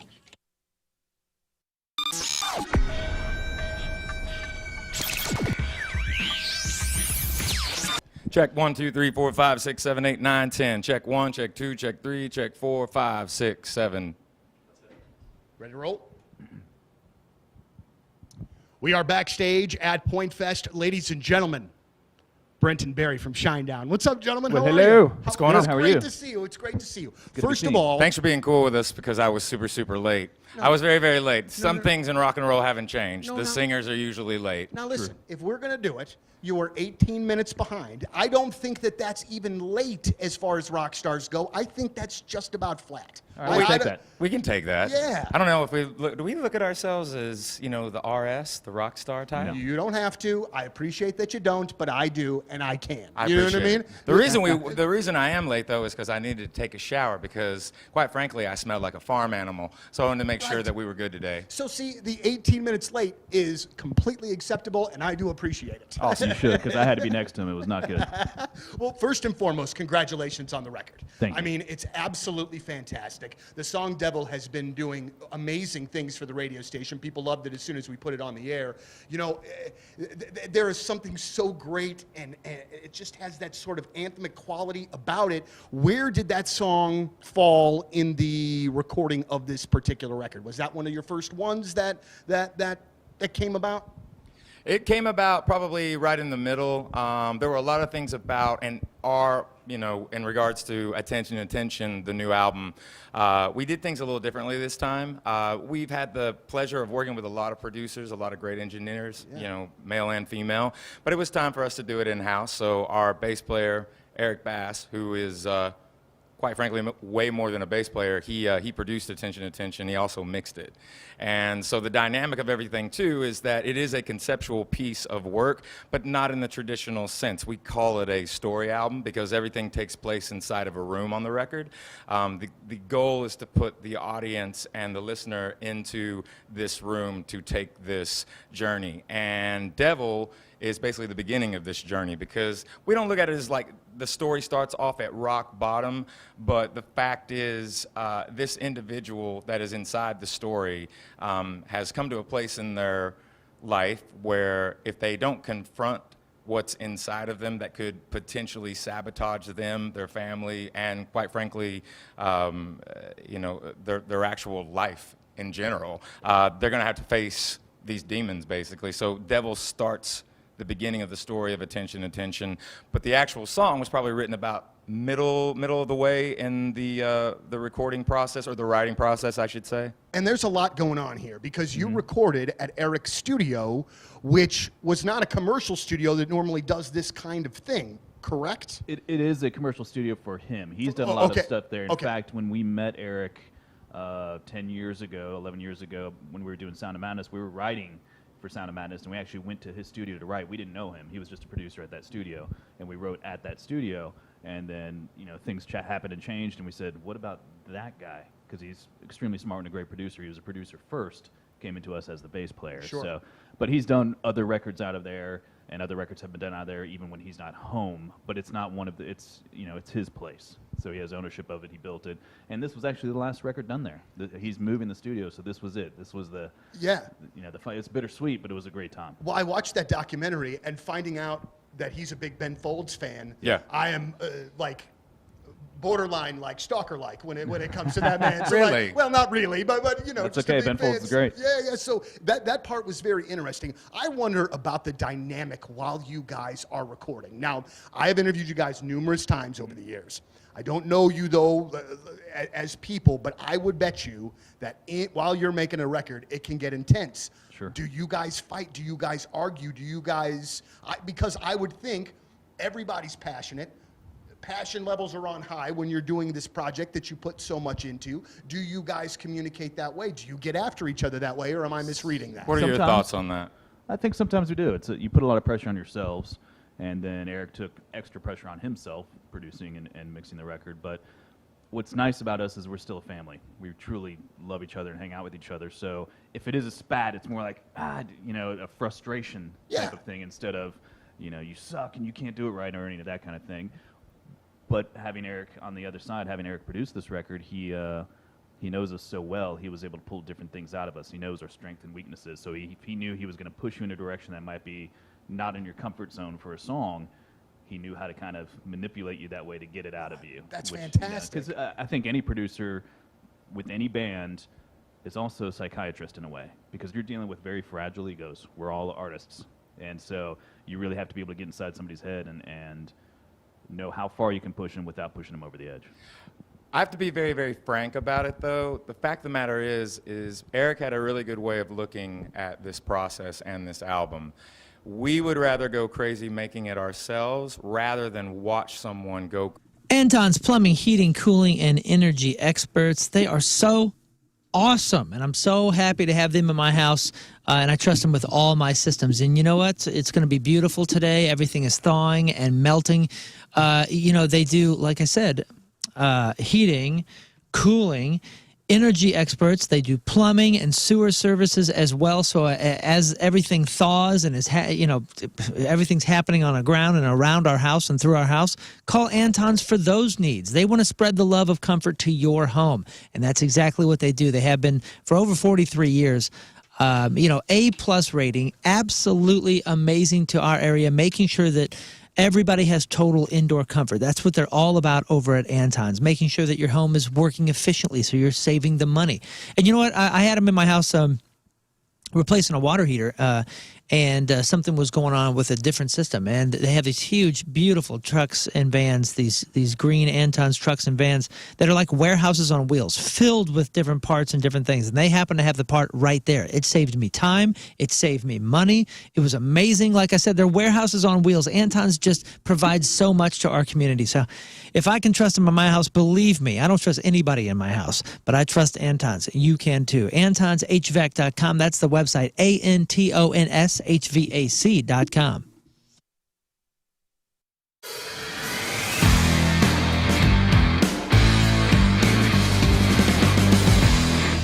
Yeah, I gotta say once again, thanks to Herb Equipment for bringing some toys up here to Riz Farm. And we gotta do some mulching.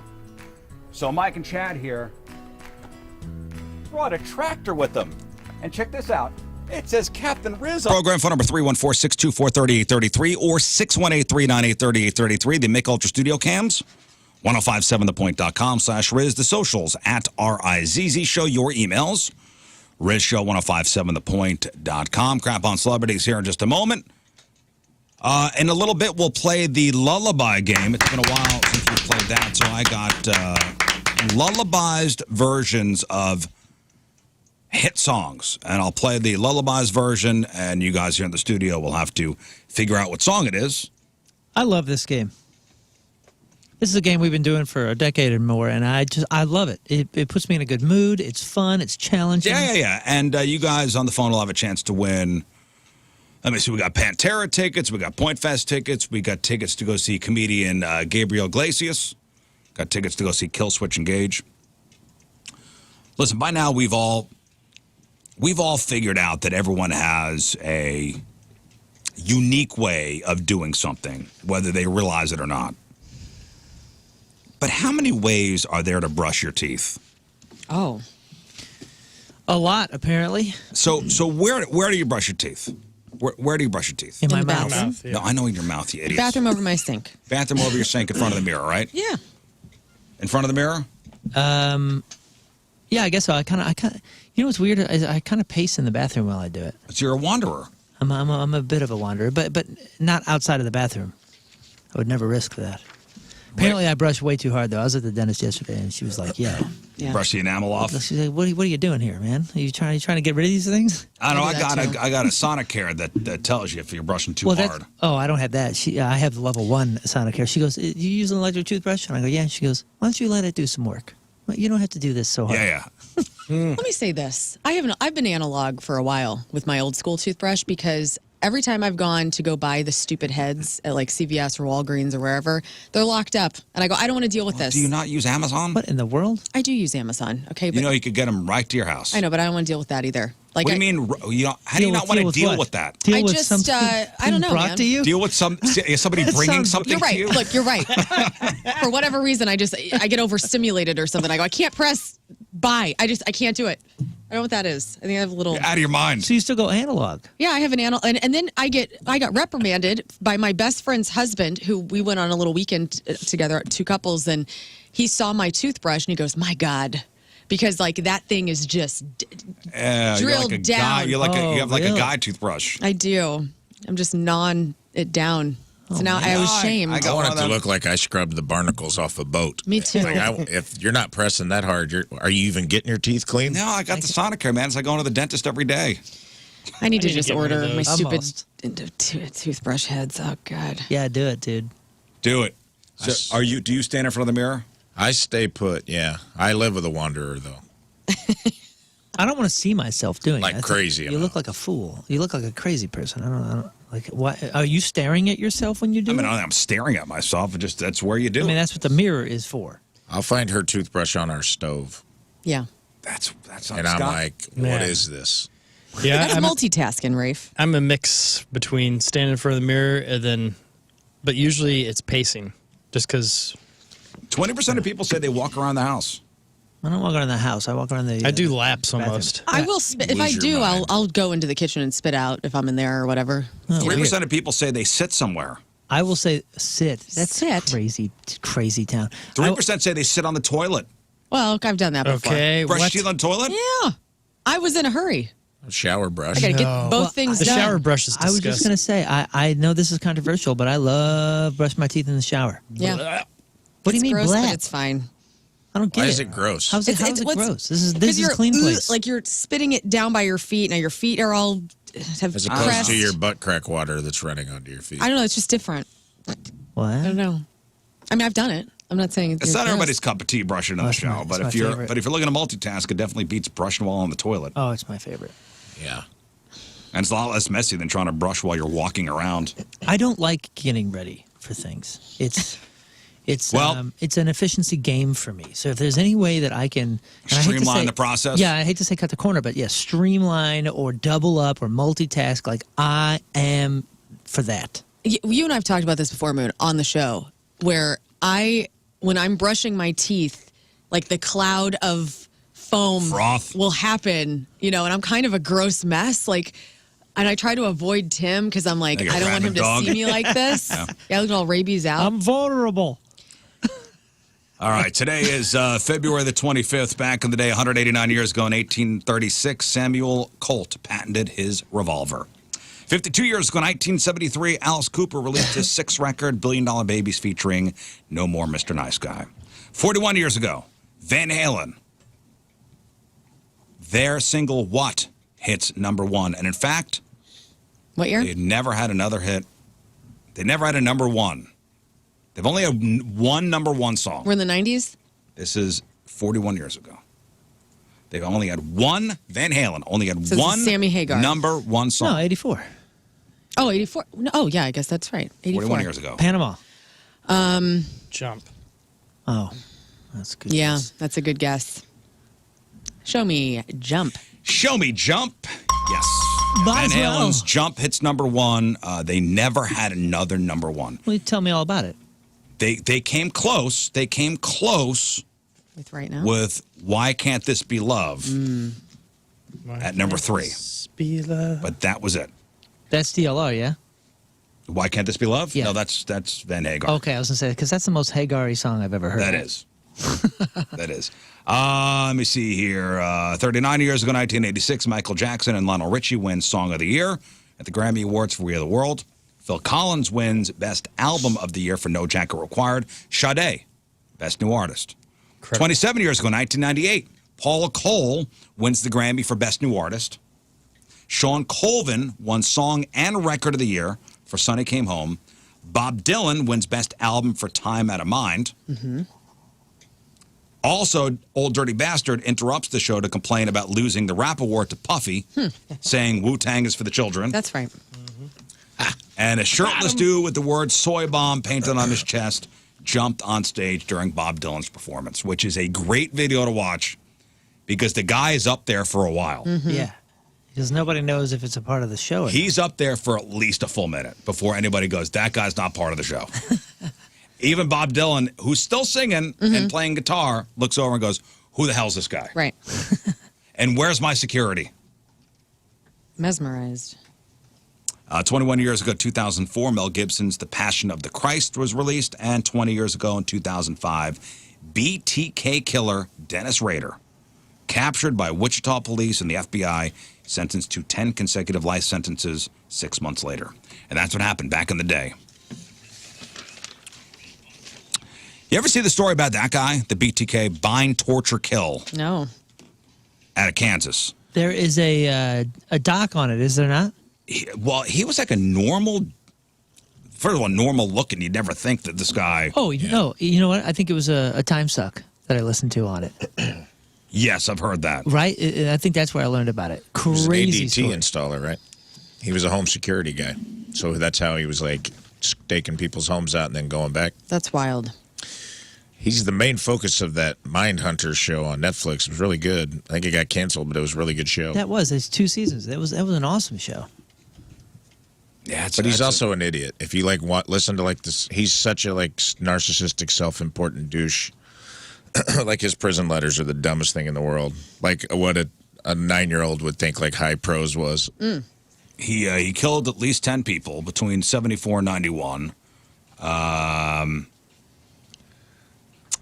Yeah, he was like a normal, what people would think would be like a normal member of society, and Right. nobody would think this guy, but he was the guy. All right, time to find out what's going on in the world of music and entertainment with your Crap on Celebrities. And it's brought to you by Cordell and Cordell. Don't let divorce take more than it has to. The Wu-Tang Clan has announced dates for what they're calling their final tour. In a statement, RZA said, Wu-Tang Clan has shown the world many chambers throughout our career. This tour is called The Final Chapter. This is a special moment for me and my Wu brothers to run around the globe together one more time and spread the Wu swag, music, and culture. I got to see them once. Did you? And all I thought was, man, there's a lot of stuff going on the stage here. Mhm. There's a lot of people talking. Yes.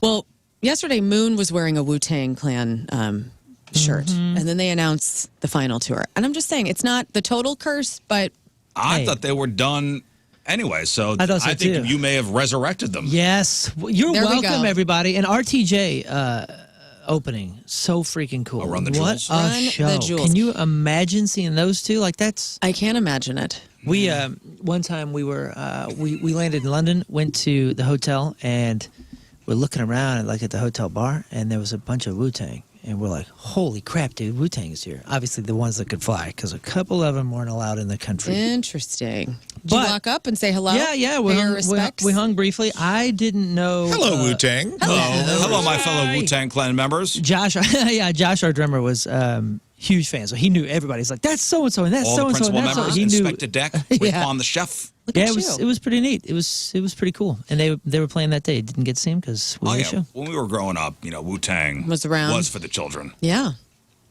You were the children. Staten Island's, Shaolin, Staten Island's own Wu-Tang Clan. Enter the 36 Chambers, great record.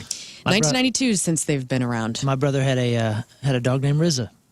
That's cute. Can you name the principal members of the Wu-Tang Clan? No, but you just did. So thank you. There's the RZA, the Jizza, Method Man. Method Man. Well, yeah, these last mentioned. Huh? The RZA, the Jizza, Go. Inspector Deck, Raekwon, Old Dirty Bastard, This is impressive. Method And? Man. Think of your face. Come on, man. You're missing the best name ever. And Matt Damon. Ghostface Killer. Oh, Ghostface Killer, damn it. Ghostface Killer. Well, they're not coming to St. Louis as of yet. The 27 dates that they announced yesterday, the closest they get to us is a 30-minute flight up to Chicago on July 7th at the United Center. Ghostface Killer, I'm sorry. How do you not start with him? Because it's part of a song. The RZA, the Jizza, Old Dirty Bastard, and that's how you remember the names. Rest in peace to soul music superstar Roberta Flack. She died at the age of 88 after a battle with ALS. Statement from her family: "We are heartbroken that the glorious Roberta Flack passed away this morning. She died peacefully surrounded by her family. She broke boundaries and records, and she was a proud educator." Here's a little bit of Roberta's career that you would know.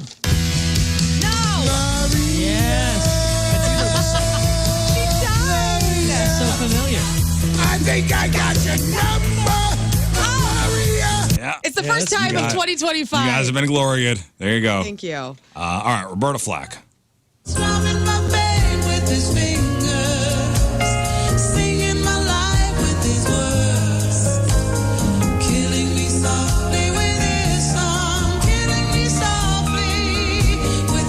That's the original, not Notorious. the Lauryn Hill. That's right. I was gonna say The notoriously Fugees. late to stage and That's Lauryn Hill. interesting attitude. Okay, this one.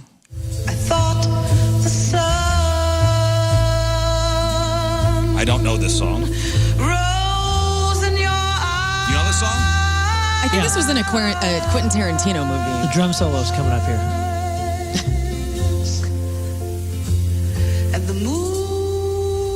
Nope, don't know Hear that this one. solo? That I one just is heard the drum called solo. The First Time I Ever Saw Your Face. In TV news, a documentary called Matthew Perry, A Hollywood Tragedy is hitting Peacock today. If you check it out, don't expect to see any of his Friends cast in it. Director Robert Palumbo says that the cast of Friends understandably chose not to appear. They were reluctant to go on a documentary about Matthew at this point, but maybe because many all years this down the is line. just what they keep doing. They're just They're hooking us and bleeding us with these documentaries that are just a bunch of people talking and just random stuff, and then an hour passes by and you go, what the hell did I just watch? I don't know anything. But I don't really think there's a need for the Friends cast. I mean, essentially to, I guess, confirm what he already confirmed in his biographies, that he had a drug problem, that he, on the cast of Friends had issues. Like, I don't think there's anything that they want to talk about their dead friend. Yeah, I'm not going to watch this. Yeah. Morgan Fairchild, who played Chandler's mom, will be in it, though. So you can look out for that. And also there's a joint trial next week for the doctor and woman known as the ketamine queen, who both pleaded not guilty to contributing to Matthew's death. So that starts next week. Alec Baldwin almost lost it on a guy outside of his home in New York City the other night. But this was one of those rare times where Alec was just totally justified in losing it. So the guy was dressed up as President Trump, offered Alec Baldwin a pardon for, quote, murdering that woman. He actually called Alec a murderer twice for the accidental death of cinematographer on the movie Rust. And here's a little First snippet. off, the balls on this guy. The balls on this guy. To do this. And this is I edited. commend the balls on this, the brass balls on this He's guy. outside Alec Baldwin's home. Now, Alec Baldwin is notorious for not keeping his hands to himself. Yeah. Like, this is a man that, even before he killed that woman on the set, is known for hitting paparazzi and being trolled by people just to kind of get him going. And this happened a day after he was diagnosed with PTSD from the event. Also, those two events are very different. You're like, yeah, before he killed that woman, he didn't like kill her in a fit of rage. It was an accident. No, well, before he accidentally killed that woman. Listen to this Like interaction. he was OJ. This is a little bit. She's looking down on me right now, smiling, happy. Thank you for confronting the man who took me out, who killed me. And that's okay. Now, let me ask you a question. Sure. No, you realize, but no, look at me. I want you to look at me.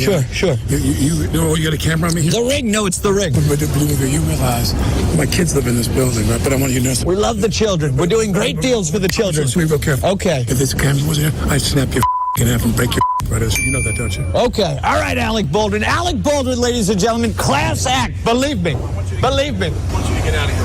Okay. No, I want you to get out of here. Oh, he's yelling at me. I'm a citizen of this. I was born and raised in. It's not even a great Trump impression.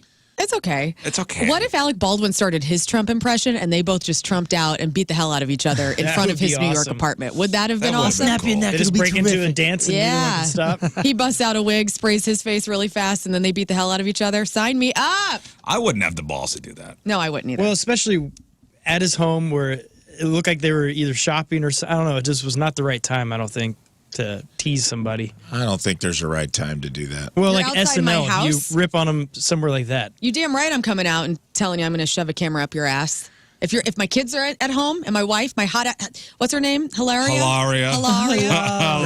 Hilaria's in there. How you say Get the hell out of here. Hilaria? Think about like, I don't know, man. That lady has a family, and they're gonna see that. Yeah. And even Yeah, this guy's a terrible person. classlessness of like doing a bad impression while you're invoking her name and things like that. Like, there's no. I wish he'd have just went ahead and swamped justice to that guy. I know he's probably on probation, can't for doing it in the past. Well, he's for on hitting high camera alert. people in the past. Yeah. Speaking of cutting hands, he smacked the crap out of some people. I know. I bet he was like, I wish I'd have saved it for this guy. Those Baldwin brothers, man. Well, what? Somebody stuck a camera in a baby. I mean, I get it, dude. Like, if you're that famous, somebody stuck a camera like in the baby stroller. Like, opened it up and stuck the camera in to get like a picture of the baby. Mm-hmm. Who did that? A camera person, and then he cold-cocked him in the middle of the street. Alec Baldwin did? Yeah. justified. I don't remember that one, but that's stuff he justified. did, like some of these paparazzi are out of their mind, man. Well, and they're looking to get the shot. Sure. Like, of- Well, and once of they him find punching. once they find somebody has a short fuse that they can get that, Sure. Oh, they try to they go after him. Same thing happened with Russell Crowe. Remember that? Yeah, Didn't he he fought just- a boat or something. Didn't he just pop somebody square in the nose? He hit somebody with a telephone. Oh, that's what it was. Will Smith There's a did it, rotary too. phone too. No, I don't know. Will Smith smacked the hell out of it. Before he smacked Chris Rock, he smacked the paparazzi for like I can remember remember when the guy squirted Tom Cruise in the face with water, like a and microphone. and he goes, "Why'd you do that? Why'd you do that?" Yeah, he wanted to. He wanted to. And Will somebody kissed Will Smith on the lips. Yeah. Like on the Yeah, I red remember carpet. that, yeah. And Terrible. he smacked the guy in the face. Well, they look for like a lawsuit or, look for a settlement of some kind. This is them kind of trolling that way. Yeah. Jon Stewart cut his hand on The Daily Show last night, smashed a mug on his desk, ranting about prescription drug prices. Did the rest of the show, though. Here's how that sounded. What a warrior. Because we've already paid for it with our subsidies. Hey, come on! I'll be going to the hospital. Thank you for your service, John. Meghan Markle is being accused of ripping off Pamela Anderson with her new Netflix show With Love, Meghan. People think it shares too many similarities to Pamela Anderson's show Pamela's Cooking with Love, which airs on the Food Network in Canada. The titles are pretty similar. The trailer to both of the shows are pretty similar. And, Meghan's trailer is showing her in the garden. Pamela's at her garden. What else are we supposed to do, I guess? Only one person's allowed in the garden. Only one hot lady's allowed in the garden. I don't know. But people are saying... Everybody hates that chick. Who, Meghan Markle? Meghan Markle. Well, and everybody loves Pamela. So people are saying Pamela's new show is more authentic Justified version. or not, I mean, listen, I don't know about Meghan Markle. The hate? I know there's a lot of hate. I don't really know much about her, but she takes a lot of heat, that chick. She does, yeah. Well, Pamela's new show is the more authentic one. People are saying what Meghan is trying to achieve looks as though she's copied everything, and they're so similar, it's freaky. The 64-year-old father of Lindsay Lohan, Michael Lohan, has been arrested on a domestic violence charge in Texas after he allegedly flipped his estranged wife, Kate Major, out of a chair. Harris County Sheriff's Office told People that Kate, who's 42, was at a medical appointment on Friday when she saw Michael in the parking lot of the building. She was concerned that he was stalking and following her. So the deputies Kate told the deputies that Michael had flipped her out of a chair at their residence a few days earlier. Michael was then arrested without incident at his house later in the day and has a $30,000 bond. Things are going well. Then Michael Lohan says to TMZ, "I've shut up long enough about Kate's physical, emotional, and verbal abuse. She set me up. Originally, she said I was stalking her. Really, LOL. Then, when that didn't work, she said I pushed her over in a chair, which is a total lie. Not only will my kids attest to it, but I have video. I have more videos of her abuse." End quote. Billy McFarland. Wait, I'm sorry. Excuse me. What is fitting for that story here? Neat? No, I think it's more of this one. Thank you. That's it. Headline hoosh. Billy McFarland, who is the creator of the infamous Fyre Festival concert weekend, told NBC's Today that Fyre 2 is real. My dream is finally becoming a reality. Firefest 2, huh? Yes. There's been no artists confirmed for the May 30th through June 2nd festival. As we know, the original Fyre Fest was a total disaster, took place in 2017. Fans paid thousands of dollars for a luxury concert that never ended up happening, and they had cheese sandwiches. May 30th, which is not far off. Right. And you have no bands announced. No bands. That Hey, means honestly, though, that means you got nobody. This is the perfect time for the pendulum swing, though, to take advantage of the free heat that you're going to get, the free promo, essentially, you're going to get for that whole disaster and all that. Right. And as long as it's simply done, if you just keep it simple, I bet you he could sell it. How's this for simple? Goldfinger playing? Yeah, are you guys playing? I totally would. Moon, how is this for simple? There's 2,000 tickets available. They range again from $1,400 to $1.1 million. I say what? Yeah. 2,000. What are they doing at the pageant? He's trying to. It's going to happen all over again. It's either going to be a total dud, or maybe you're right. Like the free promotion. He could have just done some Nashville festival, like a normal festival, and use this brand and the gravity of all the story and all the people that are going to pick up the story and sell normal tickets and put Luke Bryan or whatever 2 first name country guy on it and would have done fine. What, Rafe? Nah, who's going to buy tickets to this? Who hasn't seen the documentary where the guy was going to suck someone off? Yeah, you're Rafe. Yes, thank you. Rich people that have FU money will be buying the tickets. Who to this is going to be like, oh, you know what? I'm willing to invest $1.1 million of my hard-earned cash into this festival that's probably not going to be a disaster. Just to say I did. But I mean, the free promo nationwide, internationally would have been. He could have taken advantage of this. Yeah. But he's an idiot again. He's an idiot, and he's a concert promoter. Kylie Jenner's hairstylist died unexpectedly, and she's covering the funeral and other expenses for his family. Sources with direct knowledge told TMZ that Kylie's been privately working with the family of Jesus Guerreros. I heard Alec Baldwin is a suspect. Oh, no. Was this man dressed up as Trump outside Alec's apartment? Well, anyway, Kylie's hairstylist, she's paying for his body being transported back to his hometown in Houston. She's paying for the funeral. I think this is really lovely of her to do that. And, this man has made her look gorgeous for a long time, and that's the least she could do, I think. And finally, Matt Damon is roasting comedian Andrew Scholes in a stand-up special teaser. In the new promo for the comedian's Netflix special Life, Scholes is minding his own business in a diner when his old pal Damon arrives and immediately... It's very funny. Did you watch it? No, I didn't watch it. It's very funny. I look forward to watching the actual special. That Life premieres March 4th on Netflix. And with that, Moon sent me this morning. MSN has decided to choose violence this morning, and they've created a list of the best Matt Damon movies. And I have a list of top 10, and I am very bothered Matt by number Damon 1. movies. Okay. Yes. Well, I think it's easy. Can I say the one that I think if you it is? say Team America, you're out of here. That's. I mean, he's the most quoted from that. Stunned silence from He's the most quoted from that film. Which movie? Matt Damon? That's no, don't say I can't say it. I can't say it. I can't say Okay. You're out of here. Gotta America gag because I'll get in trouble. on Scott. Okay, Good Will Hunting. Good Will Hunting is number 3. Dogma. Oppenheimer. Dogma not on the list. True Grit. Oppenheimer. True Grit is number 12. Oppenheimer is number 16. Interstellar has to be number 1. No. Oh, The Martian. Born Identity. The Martian is number 1 on this list. Okay. Oh, Stuck on That You. movie sucks. Sucked. That movie is terrible. The Martian, that's the one where he grew potatoes up on the moon? On Yeah. Mars. You think that movie Mars. is Yeah. terrible? Why, Martian. why do you guys think that It's movie just is terrible? terrible. It's like when he's like, Neil Armstrong, eat your heart out. Like, gag me with a spoon. Gag you with a spoon. Like, it's All just right, gross. 1996. It's just terrible. How about, what, did you say Stuck on You? Disgusting. Stuck on You. No is Stuck solid. on You. What With about Greg Kinnear? I love that one. What about Under the candelabra one with Liberace. Michael Douglas. No. the Born Identity? The Born the Identity, Borns. all of them is number 4. All lumped into one. All lumped Those into are one. good. Elysium. No. There's Ford- also another franchise that's all lumped on this Ford list. versus Ferrari. Ooh, that's a great Ford I thought he versus was Ferrari is number awesome. 10. Very good movie. He was great at it. Franchise. Yeah. Another franchise one? Is it a cartoon? No. Matt Damon. and Matt Frank- Damon. Oh, Matt- Oceans. The Oceans. The Ocean's trilogy is number 9. The Departed. The Departed is number 5. Way low on this list. Way low. Well, what was number 3? 1 through 4? Have we got all those? So 5 was The Departed. The Bourne movies were 4. Good Will Hunting 3, and you got 1, The Martian. You're missing The Talented Mr. Ripley at number 2.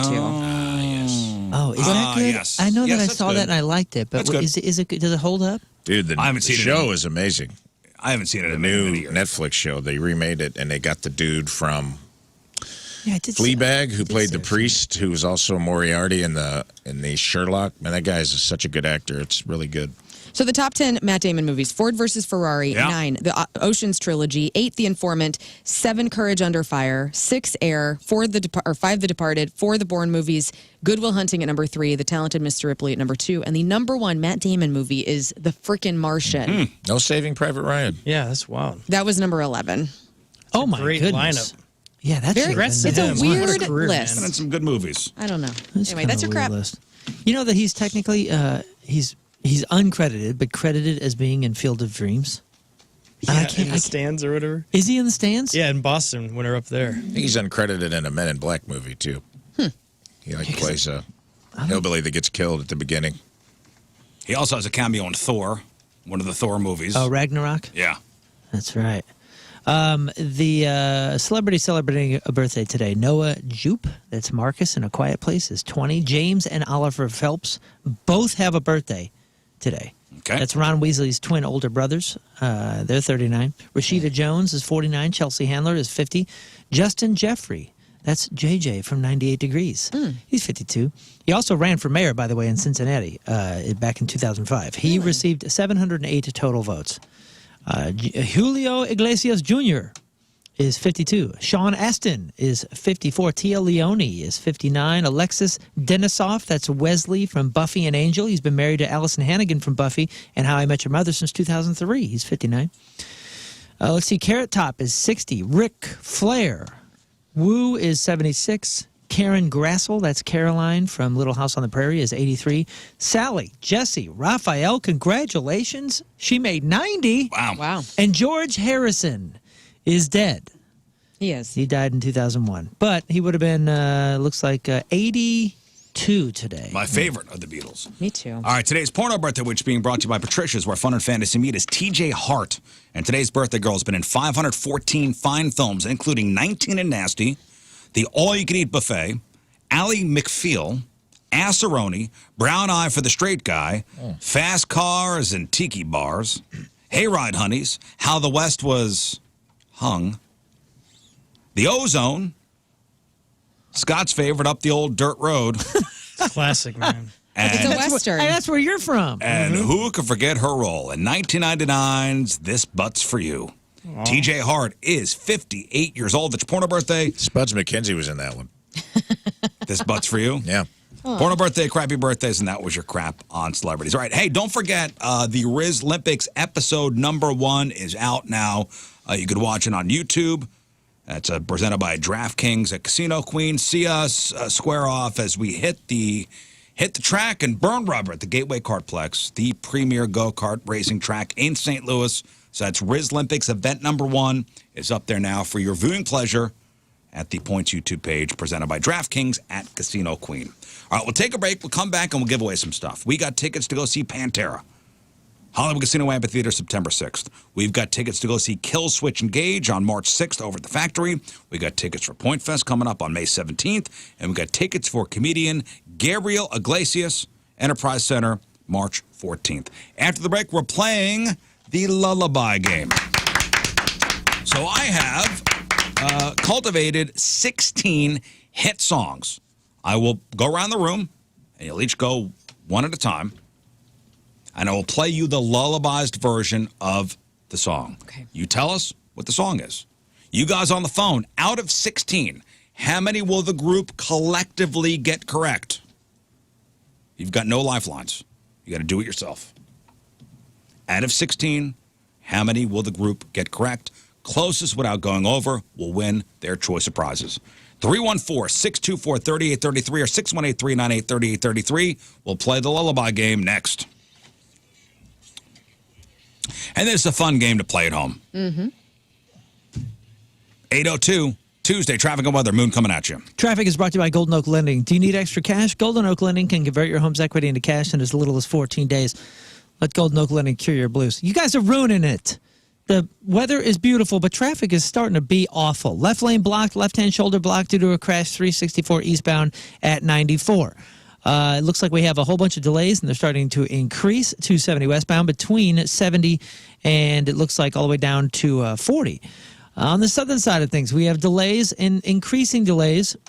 It looks like Tesson Ferry northbound between Tesson Ferry and 270. Also right at 270 southbound and Tesson Ferry. There's a whole bunch of mess happening down there. But your point forecast is mostly sunny, high of 63 today. Right now it is 46 at the Point Studio. Ever found yourself in the middle of your daily deuce and thought, I wish this was funnier? Today's your lucky day. Welcome to the Number 2 Show. I'm your host, Rafe Williams, stand-up comedian, plus-size male model, and co-host of the Rizzuto Show on 105.7 The Point. What is the Number 2 Show? Well, it's me on the toilet talking to you on the toilet, just like it sounds. In each episode, we'll plunge into riveting topics that'll have you rolling in the stall with laughter, so much so that it might freak out whoever's sitting next to you. But I say, hey, lean in, make a friend. Sometimes it's just me. Other times I'll have interviews with special guests. Not now, Flooring. Let's talk about it. 30 years in St. Louis. You can find them at igotfloored.com. Who doesn't want to get floored on a Tuesday at 8:03 a.m.? Think about the floors. Maybe you're standing on your floors right now at your house. Look down at your feet. Are your feet prettier than your floors? That's a problem. I mean, it's great that you have pretty feet, but your floors should be equally as beautiful. And if you live in an older home and you've been thinking, I want to throw some equity into this house, I want to give my rooms an entire new vibe, you know, whether that's a pantry or a bedroom or a bathroom, whatever. Michael's has got something for you, and it's going to be done and installed professionally. You're going to love the crew that comes into your home. Make sure it's done right. Communicate effectively. That's always a big thing when you got a big project like that coming into your home. You want to make sure it's done efficiently, professionally, and you want to, stay within your means, your budget. You got a budget that you're trying to hit and a quota. Michaels can help you achieve gorgeous floors with the budget in mind too, all right? And they'll give you some tips. Maybe you have no idea what kind of floors would be best for the rooms you have. So go to their stores in Creve Court, just down the street here at Olive, Dardine Prairie, St. Peter's. But for your convenience and your stocking pleasures, igotfloored.com.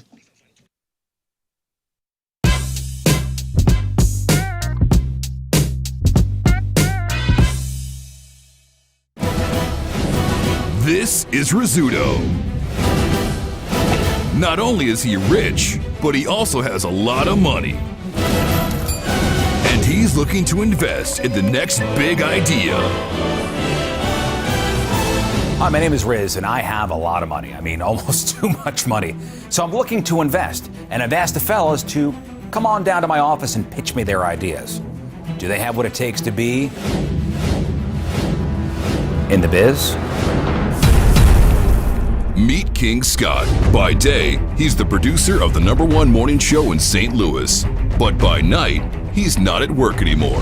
Interesting. He says that despite all of his shortcomings, his one long coming is his knack for decent ideas. Hello, I'm King Scott, and I'm here to pitch my business idea to Riz, and I know he will definitely invest in this. It's a revolutionary business idea. It's going to change the world over, and I definitely have what it takes to be in the biz.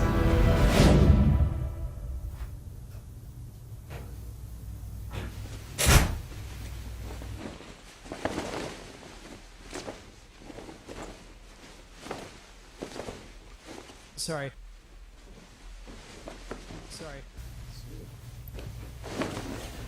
Hey. Take a seat. Hello there. All right. Yeah, make sure you speak into the microphone. All right. Yeah, I definitely will. Can I move the mic a little bit? Okay. Oh, thank you. Yeah. Well, hi, I'm King Scott. I'm so honored to be on RizViz. I mean, a big fan. Love the show. Hi, Gary. Anyways, I got a lot. Great. I got a really wonderful item, and you complain. Almost the biggest complaint I think in your life is your chair. And I actually did a study recently with the Pew Research Center, because that's all they do is chair research, that college or high school students, their #1 complaint in school that's holding them back is chairs. And that's why I'm going to show you something that's going to revolutionize everything. And it's making the most comfortable thing mobile. And I'm pretty excited to show you what I have. It's the Rizzuto toilet. Rizzuto. Great product. Can I show you the product? Are you going to put on the whiteboard? I got a whiteboard. Gary, if you could. You've, of course, met Gary. Yeah. Gary, the whiteboard, please. Hey, Gary. Thank you, Gary. Thank you, sir. I see you brought a briefcase. This is a pretty, so far so good. You're doing all right. Thank you. A real full business. Full of lollipops. Okay. Sorry. Come on, tell me the product. All right. Glad you asked again. So with the pitch here, hold on a second. Got a lot of. Hold on a second. All right. So here's the pitch. It's a bag, and it's gonna go with you everywhere. But it's a chair. This is not going well. Just so you know. It gets better. All right. So here's the bag, and it's a modern design. A seatbelt. So it's this cushion here. Kind of inflated ass gasket. Sorry. This right here is a bowl, and it will also, if you need to, take care of business. First of all, that looks like an upside-down helmet. This will snap around this so you can... So it's like a modesty cloak. Yes. Forward and smooth. So you don't have to worry about toilet paper, and you just apply, and this is patented. That is I believe that's a butt plug. Oh, yeah. It feels amazing. A charge station, so underneath the seat also. Will it not just go on my leg? You can discreetly excrete, that's what I call it. This is a terrible idea. But patent pending. So this is I don't know anybody that would ever invest in this. Yeah, but you're playing. It's first of all, it's disgusting, and I'm actually offended that you would name something like this after me, to be honest with you. I'm not only disgusted, but I'm disappointed. It's Italian. This pitch did not go well. I'm just going to be flat out honest with you. It was from the beginning. It was terrible. I mean, you saw the numbers. No, I've seen the numbers. They mean nothing. Hey, sleep on it. I think you'll be calling me tomorrow. I'll give you my number. I think I made my decision. Oh, okay. It's a solid no for me. So take your papers and take your briefcase full of lollipops. And Gary, if you could help him, please. Thank you for your time, sir. Thank you for wasting my time, honestly. Thank you. And take the papers too. He certainly does not have what it takes to be in the biz. Okay. Hey there. I realize now. Okay, so he was really caught up on that you could just go to the bathroom outside in the woods, which I get that now. But the discreet sheet shouldn't be to cover yourself up. It should be a tent. So I'm gonna go buy this now. I'll just get the tent. I'll make it a tent instead of the discreet sheet. And in that way you have... Is Patricia's all about? Patricia's, it's about fun, it's about fantasy, it's about having a good time, it's about getting freaky.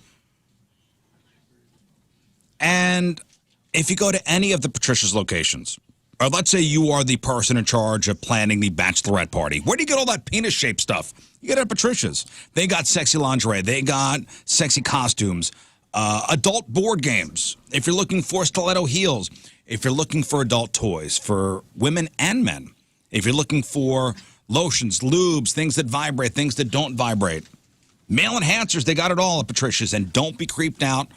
All the employees there are amazing. They'll never judge you. They just want to make sure you have a great shopping experience, find what you're looking for.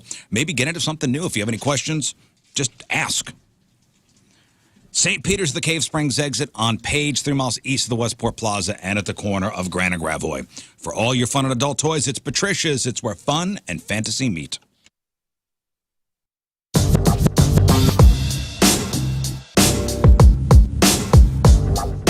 And it's Riz. We are backstage at Point Fest, and say hi to POD. Hello, fellas. Hello. What's up? I could hear him right now saying hello. Welcome back to St. Louis. Welcome back to Point Fest. Yeah. Great to be St. Louis. St. Louis, indeed. In the house. You like it here? Oh, yeah. We've been coming here for many, many, many years. Any? I want to say a few decades. Yeah, it's been a while. For sure. Any memories, special memories of St. Louis? It is, but it's not a good one.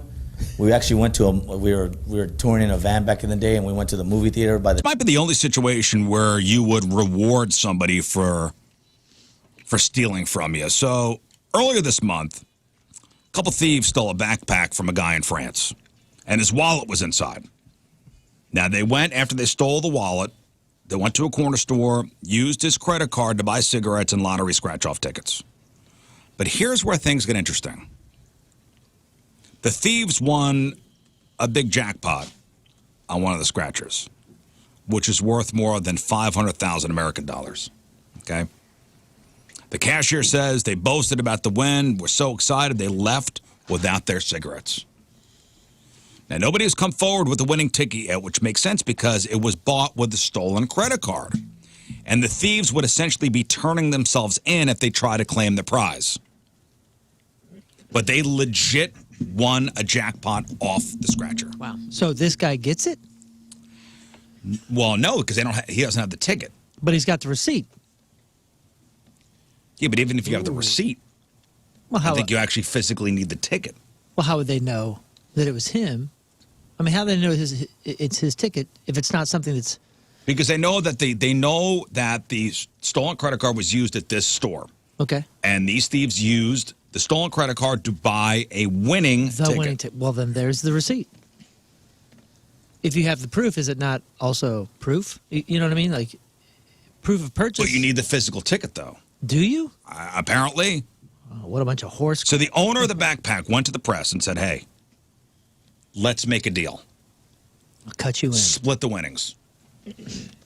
If you give me all my stuff back, I won't press charges. You get $250,000. I get $250,000. So it's a sweet deal, right? Sweet deal for the robbers. Yeah, pretty generous. I would have came in way different split. I would have been like, you get 100, and I won't press charges. That's still a good deal for the robbers. 100 and a swift kick in the nuts. Like, I want to feel like Yeah, one justice was kick. done in some way. I mean, the guy's a simple explanation. Like, without me, they wouldn't have won, but without them, I wouldn't have bought the ticket. So I want to offer them, a share of the winnings. But they're on the clock. You only got 30 days from the date of purchase to claim your winnings. And whether he presses charges or not, the law can do something about it. Well, and there's what they're saying, even if the guy doesn't press charges, prosecutors or the lottery might argue that the ticket should be voided. No. And is there something wrong with giving $250K to somebody who stole your bag and spent your money? It's weird. It's weird. That's a bittersweet thing, for sure. But it's kind of like that's that old, like whatever, something about your enemy, like, would you take $1 million, but it means your worst enemy gets 10? Like whatever blessing is bestowed on you, your nemesis or the person you hate the most gets double. Would you deprive yourself of it to deprive them? What does that mean about you? Yeah, I think the instinct would be to do that. But, I mean, even biblically. All right, here's what we do. Even biblically speaking, that would be double good for you. We bait him to come on down and then shoot him in the face. Okay, that's murder. Okay, all right. So that's off the table. That's off the That's table. off the table. Doggone it. Okay. Hey, we're Good, just spitballing fine. here. This is fine. This Yeah. is no Right. idea is bad. This is we are having a free thinking seminar right now. Face murder, not a bad No, idea. okay, fine. It's off the table. A lot of people have a hard time with it, man. Like the spite of it. Like, screw them. Would you do that? I'll take 0 so they get 0. Like, can you focus on your own good fortune and not be mad that you... It's about forgiveness, dude. Right? I mean, yeah. It's a lesson but in these are bad forgiveness. dudes. Yeah. So what are they going to ride off in the sunset with your $250,000? Well, I mean, forgiving is that's the difficulty. You're not forgiving somebody that's awesome and peachy and awesome and I'm cool to rewarding you. them. I'm not just forgiving them. I'm rewarding them. Well, okay, for their misdeeds. yes, but you will. But you're be, getting your stuff back, and you are having more money now. Yeah, being kind to your enemies is heaping coals upon their I coals don't upon their like head. it. Okay. Spite's a hell of a drug. Oh man. Well, we'll see. There's 30 days to see what happens here. So I'll keep you posted. Thank you. Thank you. All right, we are going to play the lullaby game. So these are lullaby renditions of rock songs. So I will play you the lullabies version, and you tell me what song it is. Simple as that. So I got 16 altogether. Some of these are very easy. Some of these are a bit more difficult. But you all know every one of these songs. I promise you. So out of 16, collectively, we'll go around the room. Collectively, how many will the crew get correct? Closest without going over will win their choice of prizes. Tickets for Pantera, tickets for Killswitch Engage, tickets for Point Fest, and tickets for Gabriel Iglesias. And today's contest is sponsored by CarStar, your auto body repair experts, locally owned with nationwide guarantee. See carstar.com for a location near you. Hey, I will take doubles, by the way. So if 2 people want to pick 12, that's fine. Let's go to Brad. Brad Morrow. Out of 16, how many will the crew get correct? I'm going to say 13. 13, okay. Hang on. Brandon, how many? Hello, yes. How many will the crew get correct? I'm going to go with 11. 11, okay. Shane, how many? 14. 14. Yeah. Okay. Yes. Mike, how many? Good morning, Riz. Happy birthday. Thanks, buddy. Thank you. Hey, let's go 12. 12, okay. Tiffany, how many? Good morning. I'm going to go with 15. 15. Confident. Love her. And Jeff, how many? Jeff. Is Jeff? Jeff. Roy. Hi, Jeff. is gone. Jeff. Jeff's out. Okay. Never mind, man. Jeff's out. Okay, spin the wheel, and we'll see who goes first. All right. And then we'll go clockwise around the room here. Oh, baby. And it's going to be Rafe Williams. You are up first. Great. Cool. I'm guessing Yes, you are guessing. Free guess. Okay. It's going to be Ricky Skaggs, Bluegrass. Okay. Heck yeah. It's a wild shot. If I got it right, though, that'd blow your I'm sorry, mind. it's Boz Skaggs, Lido Shuffle. Yes, thank you. All right, Rafe, we'll start with this. It's a great song, by the Were way. those words? Or I don't know what you said. You don't know Boz Skaggs? No, I feel like this is a trick. No. No, Boz Skaggs is very real, my friend. Yeah, very, very real. And quite a musician. And the Lido Shuffle is a great song. It is a good song. Okay. Rafe. Words. What is this? Remember, we're 100 years old.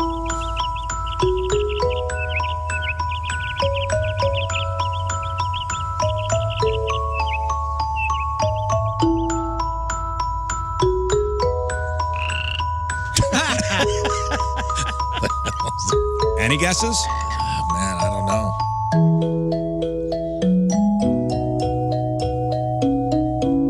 Oh, wait. In a lonely world.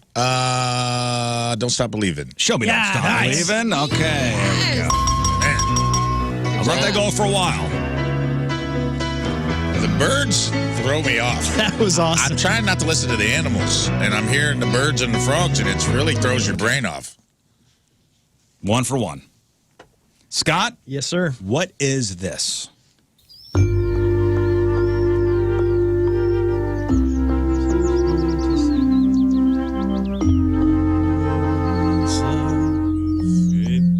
Give me keep it going. Nope. I'll play the same part. It's Queen Rhapsody. I need an answer. I need an answer. I said it. What is the song? Am I saying it right?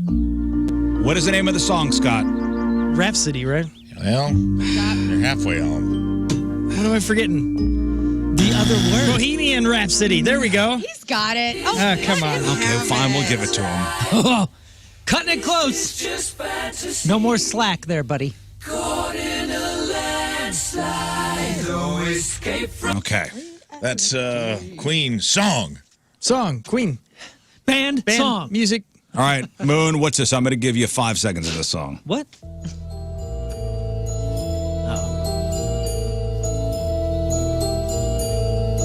What is it? Show me Enter Sandman. Yes, it is. From Metallica.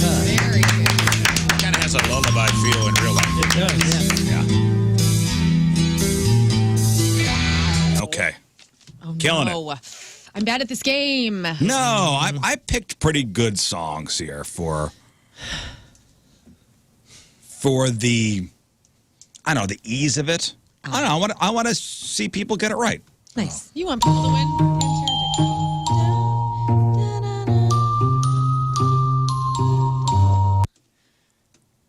My mind is in it. It's Green Day.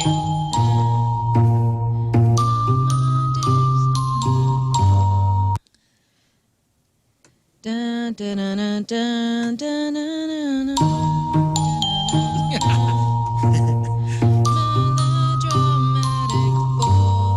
My mind is. Dun, dun, dun, dun, dun, dun. I always get my Green Day songs mixed up with titles. Me too. I'm Show one me. of those melodramatic fools. Show me name of the song. Basket Case. Show me Basket Case. Do you have the time? That would have been my stock guess. To me wine. I get song titles of theirs mixed up. And everything all at once. All right, you got it. Woo, we're Nice 4-4. work. 4 for 4. All right, went once around the horn, and everybody got it right. All right. Rafe, Yes. what is this? Boz Skaggs.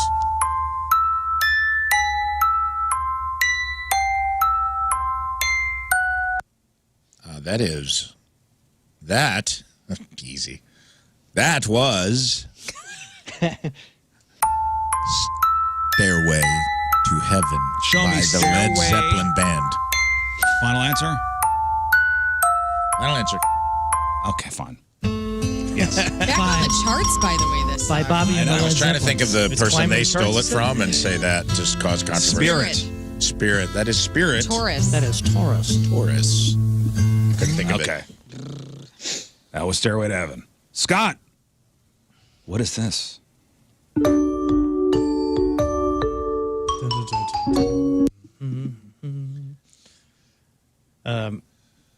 Under the Bridge.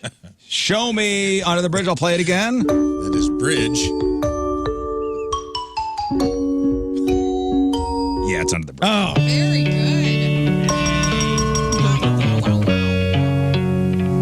Okay. Good job, Scott. Thank you. All right, Moon, what's this?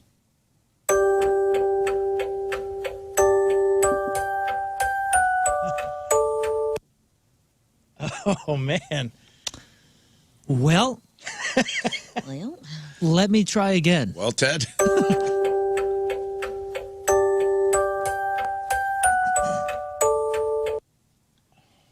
Holy cow, I'm at a loss, man. You got an easy one.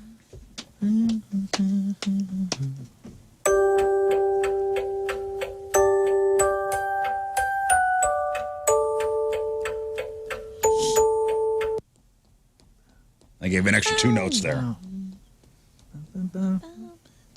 Oh man, you're gonna kick yourself. Am I close? Is it your favorite band? I'm not saying anything. It is. It's your favorite band. I'm not saying anything. Do it one more time. Don't look at me. Do it one more time. Don't look at me. Do it one more time.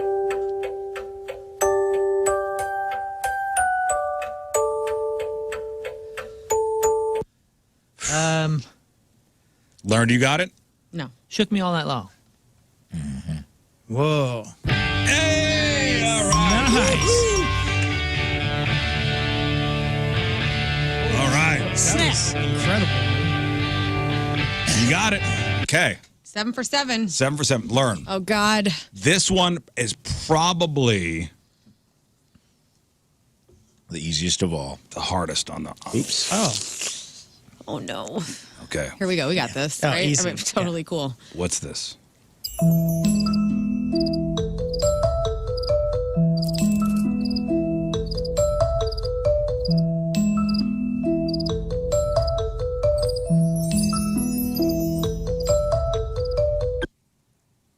I don't like that. May I have it again, please? Yes.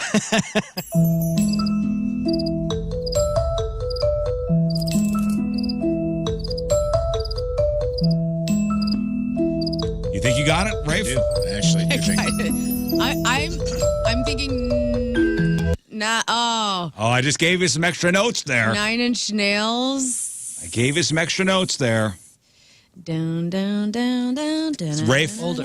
I know you have it. It's older. Don't even. I'm not. Don't. Can I have it one more time? Don't as look a at her. Don't even Not You even, got it? I'm not even thinking and sending Stop her it. like brain messages right now.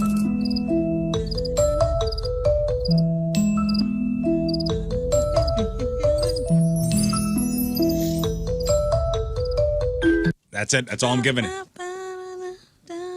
3. I don't got to do it. Oh, no. Oh, no. Paranoid. God, bitch.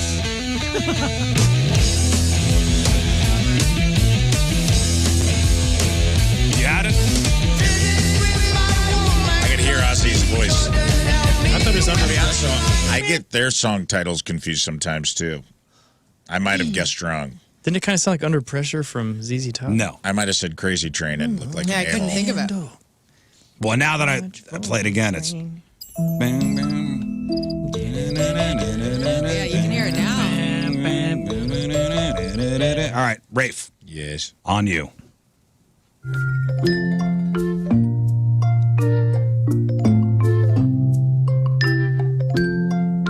Oh.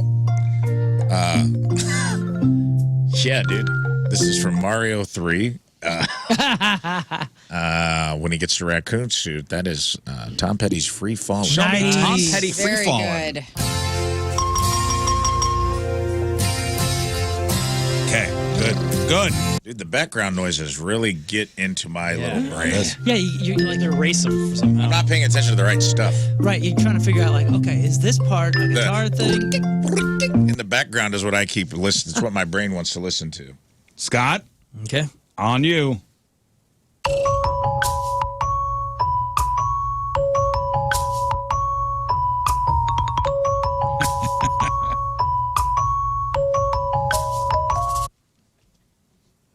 You got a Moon? Yeah, I know the song. I'm working the Can title. I hear it again? This Yes. is tough.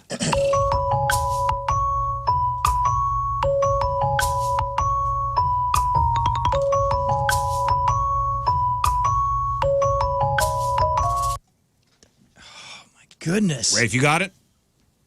I don't know if I have this one. This is Yeah. right? Yeah, yeah. Okay, but I Yeah. Man. Learn, you got it? No. I'm going to play it again. Okay. I'm very disappointed. Terrible.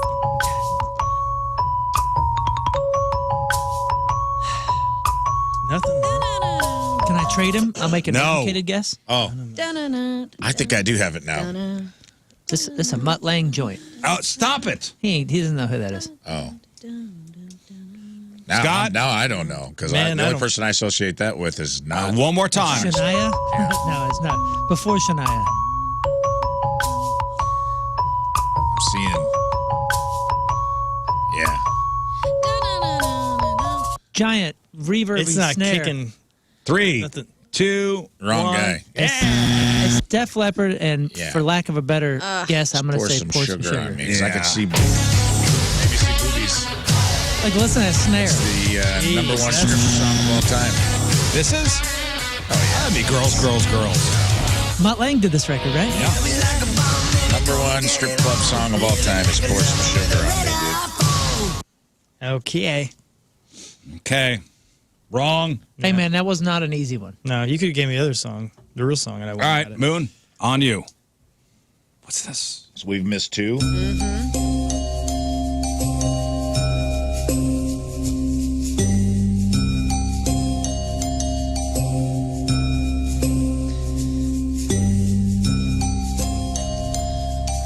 Don't say it yet. Okay, I got it. You have it? Yeah. You got it too? I got it. You got it? You got it? You got No. Rafe, you got it too? I think so. I don't.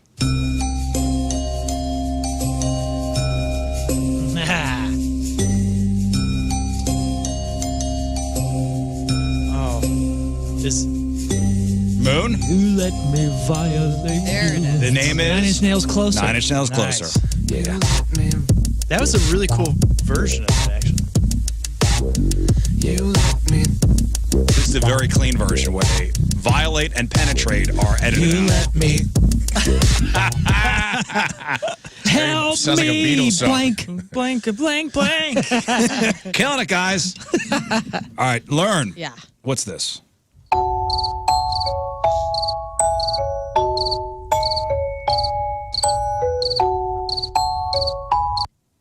Oh man, that Aerosmith Dream On. Aerosmith. Wow. Yes. Heck yes. That cricket is really trying to run interference in that song. Okay. It also sounded like Bright Eyes. Last time around. What are you at? We've Connor Oberst, Bright Eyes? too. Yeah, we've gotten 10 out of 10. 12. Sorry, Tiffany. All All right, what's this?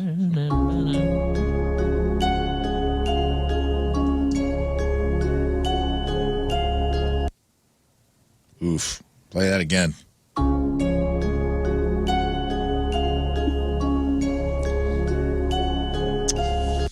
Slowed down, I think. I'll do one more time. This is going to be. I think this is Sir Axl Rose's version of Sweet Child O' Mine. Yeah. That one was kind of, they slowed it way down. That was a good one. Took my brain a minute to sort it out. I like the ethereal. Yeah. Would you like a massage with hot stones, Axel?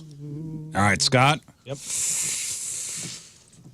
You got an easy one here, huh? Ooh, man. And now, listen, I put these in whatever random order, and I let the wheel pick who's going first. Mm-hmm. So, Scott. That's a clue. Here we go.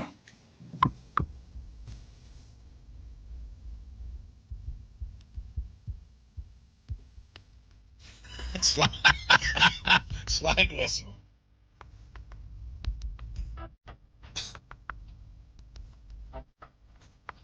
You got it, Lauren? brain.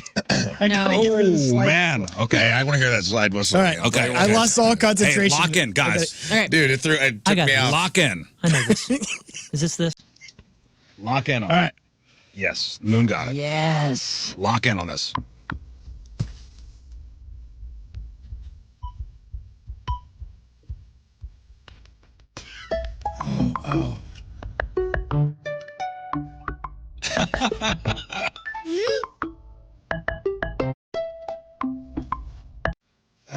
One more time. I got the beginning. I know it. Yeah. It's starting to unravel. This is it. Last time I'm playing it.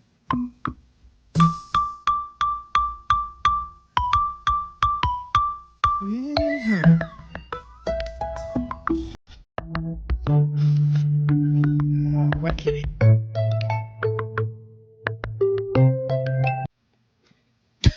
Should have become very clear. Come on, man. If you don't know it, I'm not sure you're gonna find it. I know. Can you give me a band? I think I have the band. It's You're not sure. I think. Oh, very classic rock. It's no. Oh, I'm in a different wavelength. Once you hear this, it all is on the nose. Oh, is it? 3, 2, 1. Tom Sawyer. Yeah, he said it. He said it. Did he say it? He was working it out. He goes. I said Tom Sawyer. He said it. I Did swear. he say it in time? I swear to goodness, he said it. I'll give it to him. Fine. Today's Tom Sawyer, mean pride. You didn't get that learn, huh? No, I'm terrible at this game. This game freaks me out. That slide whistle about wrecked my brain, though. Yeah. That made it impossible. I can hear the beginning, and once that happens, I lose all. All right, Moon, here's your last one. Oh, no. Okay. Okay, what is this?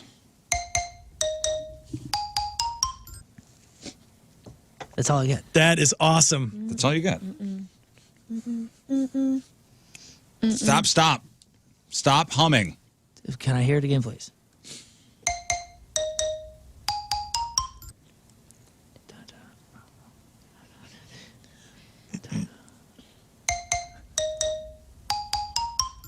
That's a crappy version if that's the song that I'm hearing. What do you think it is? Blur song 2? Yeah. That is crummy. How is that crummy? Because it's not the right cadence. Like Yeah, but I mean, it's whatever, the Glockenspiel. Bang, bang, bang, bang, bang. Bam, bam, bam, bam.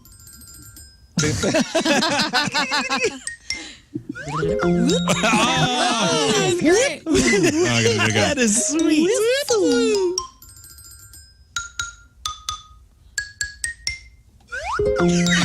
I can't stop seeing like the cat from Tom and Jerry trying to like steal a cake off the table with all of these. Honestly, that's the first thing that's like in my head, and I have to get all that. I have to get the cartoons out to get the songs in. the biggest hint was that you wouldn't let it go past a little intro, which Yes, means that it it had would. to be either That is a single the- vocal or a single guitar line or something. But that's the bam, bam, bam, bam, Yeah. bam, bam, bam, bam. All right, Lauren, last one. What are we at? 16. We were at 13 out of 15 so far.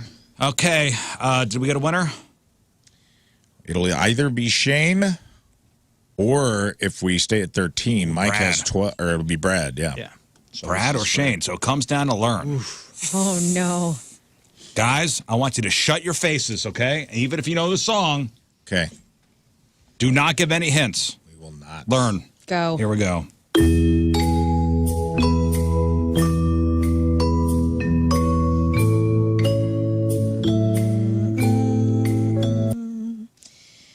One more time. You need more than that? Go.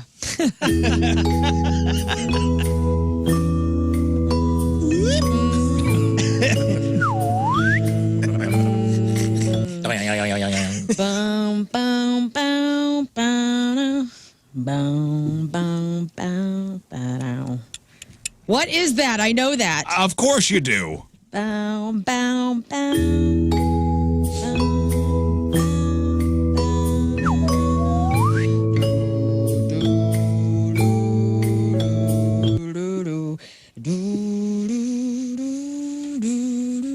Gosh damn it. You got it. Down, Rafe, you got it? down, Of course. Scott, you got it? Yeah. Okay. Oh man, I know Learny, it. learn. I know. Truly upset someone close to you. Oh. Oh, I can't get no satisfaction. Oh, Stop. yes. Thanks, Ray.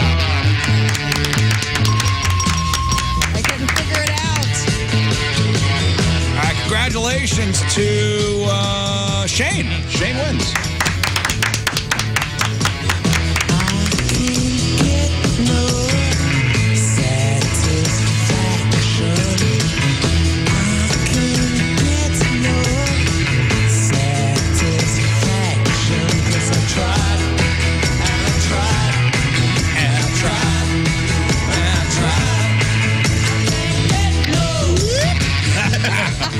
Yeah, if you like those like lullaby versions of the song, just look up Rockabye Baby. Rockabye Baby on YouTube. There's a ton of them. And they even go like deep cuts. Like there's a whole record of Tool ones. Like the other Blur song is in there, I'm sure. Oh, cool. Song Blur's 3. got I'm just kidding, Blur's man. got a couple of decent songs. But they got like a Queens of the Stone Age, like whole For the cool baby in your life. Queens of the Stone Age. Queens of the lullaby. Stone Age. Lullaby versions. Okay, thank you, Mick. All right, we'll take a break. We'll come back. We got news. It's 8:41. It's Tuesday. Traffic and weather. Moon coming at you. Traffic is brought to you by Golden Oak Lending. Do you need extra cash? Golden Oak Lending can convert your home's equity into cash in as little as 14 days. Let Golden Oak Lending cure your blues. Oh, boy. Let's start out west. 70 eastbound between Bryan Road and Mid-Rivers Mall Drive. There are delays. Way down south, we have severe delays. 2 lanes blocked due to a crash 270 northbound at 55. There's also delays 255 southbound between Limay and 270. Your point forecast, mostly sunny, high of 63. Right now, it's 48 at the Point Studio.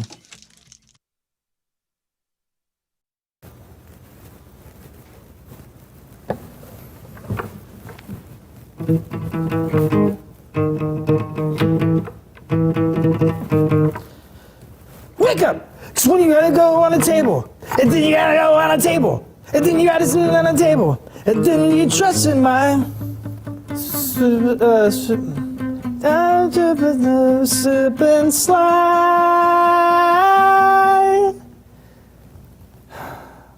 That was System of a Down's Chop Suey.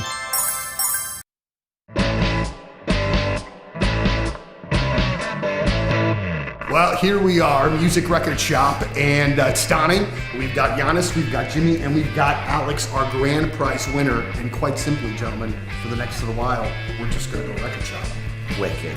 Which sounds fantastic. So we'll check in when we get done. Let everybody kind of get after it. But like, do you have a plan when you're going into a No, record I'm just shop? going to go at it with a frenzy. All right, Yeah. very good. Well, we love that. All right, so here at Music Record Shop, we're getting after it. We'll check in with you in a bit.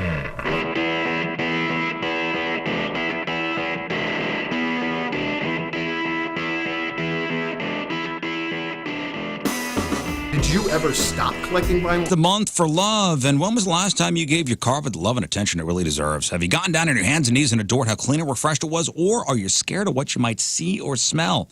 Not only is your carpet one of the biggest investments in your home, it's also the biggest air filter in your home. So if your carpet has not been professionally cleaned, you are breathing unhealthy levels of nasty dirt and dander, bacteria and germs. All that stuff is recirculating again and again and again in your house. Now, lucky for you, Zero Res is going to spread the love to you and your home with their Love Your Rug special. So Zero Res, they have over 5,900 Google reviews with a 4.9 rating, which is tremendous.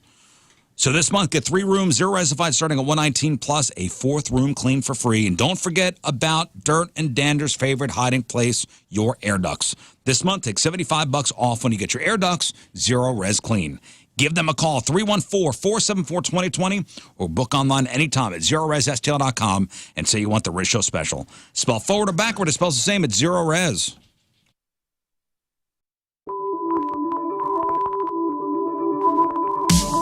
Yes, have some. You go. Hey guys, it's commercial break. Make sure to like, subscribe, and share. It's the best way to show your love for the Rizzuto Show. So cheesy. All right.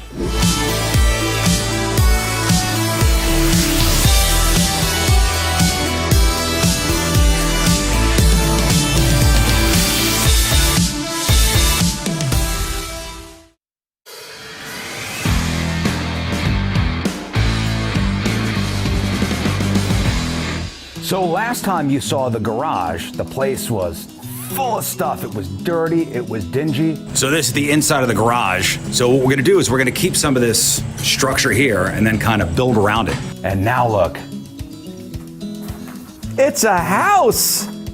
So now we got siding, we got windows, we even have a roof and a patio. So let me bring you guys inside. Oh, hey, you wanna come in? Let's go. It's night and day for what you guys saw before. I mean, this is an actual house now with rooms all framed at. But here's the cool part.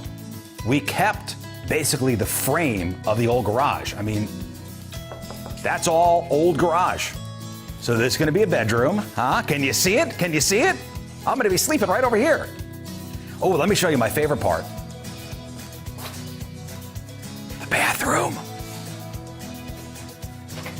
And I'm gonna be right here, you know. Let me show you the kitchen. Yeah, washing my hands at the sink. Let's see what's in the fridge. Nothing. Pantry. This will be the kids' room. I know it's dark in here, but this will be kind of a mud room after working in the field. Come over here, take off your stuff, washer, dryer. There's another bathroom over here that if the dogs get dirty, wash the dogs off, and everybody's clean and can relax. Let me tell you about one of my favorite parts of the house. We even got a metal roof on this puppy.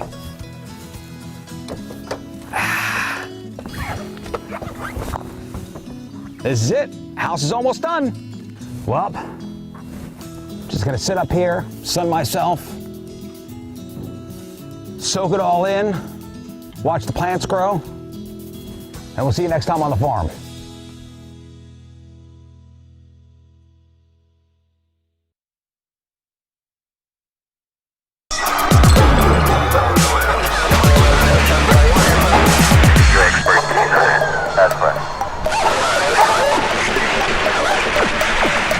Yeah, we don't want to do anything to scare your children. That's the last thing we want to do.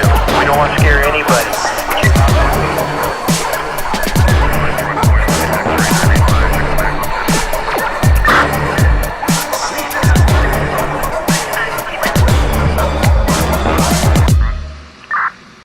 Is our guest on the phone? There's some guy named Bert on the phone. Oh. Bert. Hopefully That's the guy I'm supposed to be calling, right? Yeah, I think so. Ladies and gentlemen, the machine, Bert Kreischer on the phone. Hey, man. That was well played, gentlemen. That was well played. Well, we're expecting a call from Bert Cummings, too, so we're not sure. Oh, okay. Okay, good. You know, it's funny. I told my son yesterday, I was like, hey, I have one of my favorite comedians on the show tomorrow. He goes, awesome, you have Kevin Hart on. I go, damn it. My daughters and I saw Jumanji, the first one, for the first time, and I was like, I got out and I was like, God, I want to like text Kevin and tell him how great that movie was. And they're like, Kevin who? I said, Kevin Hart. And they go, you know Kevin Hart? And I was like, yeah. And they're like, Dad, come on, you don't have to lie to us. I was like, no, I know Kevin Hart. They're like, Dad, how would he know a guy like you? I was like, you know, he's a comedian, right? And they're like, yeah, but he does like big shows. I'm like, oh my God. Do your kids think you're cool? I'm going to buy a home. Great. Now, what's your first step? You're thinking, I got to call the realtor. Call the realtor. We'll start the looking at houses process. Maybe this weekend hit up a couple open houses. No, that's wrong. You got to call Kevin Putney first. Kevin Putney at the 123 Mortgage Team. So what Kevin will do, and I'm not taking anything away from the realtors, but Kevin will get you qualified and approved for your home loan. So this way, when you call your realtor, go, all right, I can afford this much house, so we'll narrow our search down to the houses I can afford. And then when we do find the house that we fall in love with, our dream home, there are going to be multiple offers on the table. Hey, Kevin qualified and approved us. We're good to go with that offer. He makes it quick. He makes it painless. Hell, if you're looking for access to your home's equity for renovations like a new kitchen or a new bathroom, call Kevin. He'll get you your money within 5 days. Kevin Putney, 314-862-0123, 314-862-0123, online at 123mortgage.com. Kevin Putney, Equal Housing Opportunity, all loans subject to underwriting approval. Restrictions do apply. Call for details. Cross Country Mortgage, LLC, NMLS 3029, NMLSConsumerAccess.org, 123mortgage.com, 314-862-0123.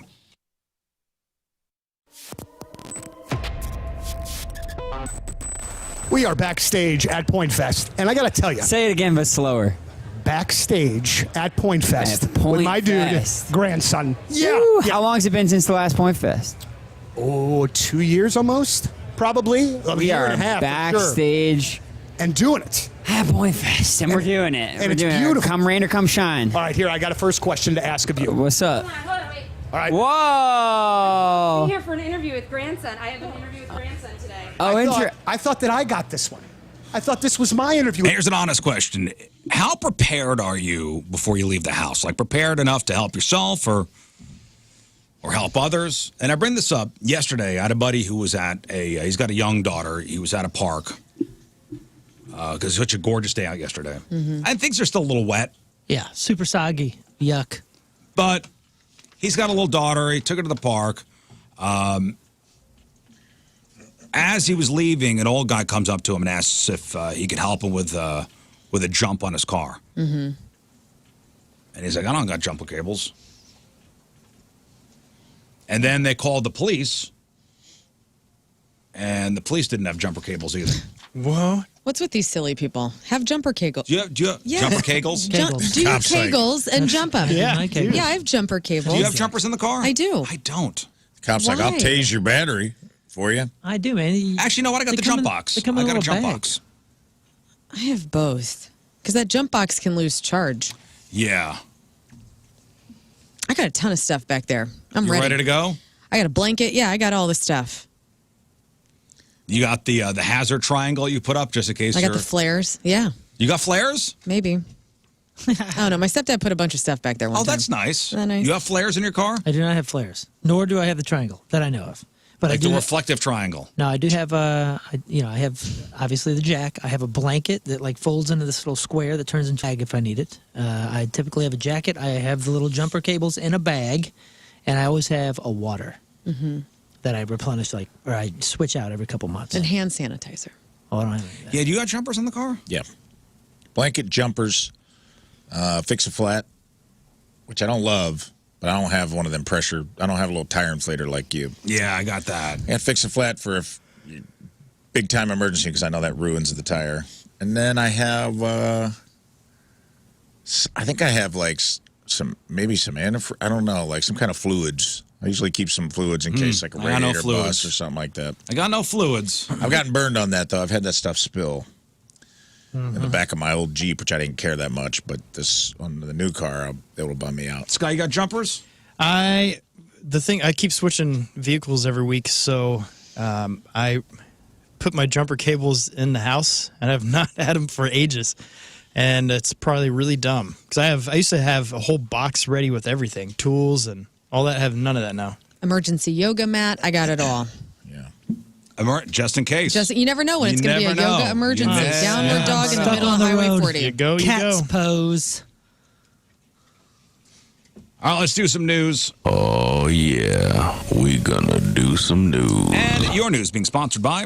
News is sponsored by the Shack Breakfast and Lunch. Join us in February to donate to Backstoppers. Hey, how many hours have you wasted playing games on your phone?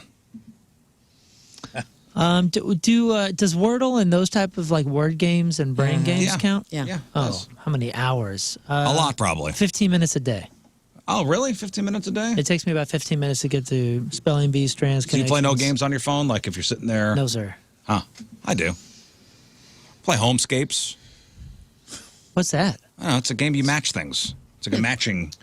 I have the New York Times gaming app, so I have all the games that we play, Wordle, Strands, all that. But then I used to have Tetris on my phone, and that was a time suck. Yeah. So good. If you have a type A personality and a little bit of OCD, Tetris is where it's at. Yeah. If you hate yourself, play a game I play called Get on Zillow and Look at Houses I Could Never Afford. Yeah. That's also a fun game. Because I spend hours. I know, I'll do this Homescapes game, and I don't know. Like if I'm sitting there on the couch sometimes, like, oh, Yeah. I waste my time doing this stupid thing. Do you guys ever play Sims? No, I never did either, and I'm SimCity, jealous. heck yeah. You did? I love SimCity, Well, yeah. a British woman's Candy Crush addiction just won her a big payout in court. So she got hooked on the game years ago and couldn't stop playing it. And then it was like a gateway drug, and she started playing virtual slot machines too. But a court ruled it wasn't her fault and blamed her doctor for it. Oh, no. This is wild. So a couple weeks before she started in on Candy Crush, she saw a doctor and complained about restless leg syndrome. I'm going to connect the dots here, which is wild. Okay. So she had restless leg syndrome. So they put her on a medication called ropinirole.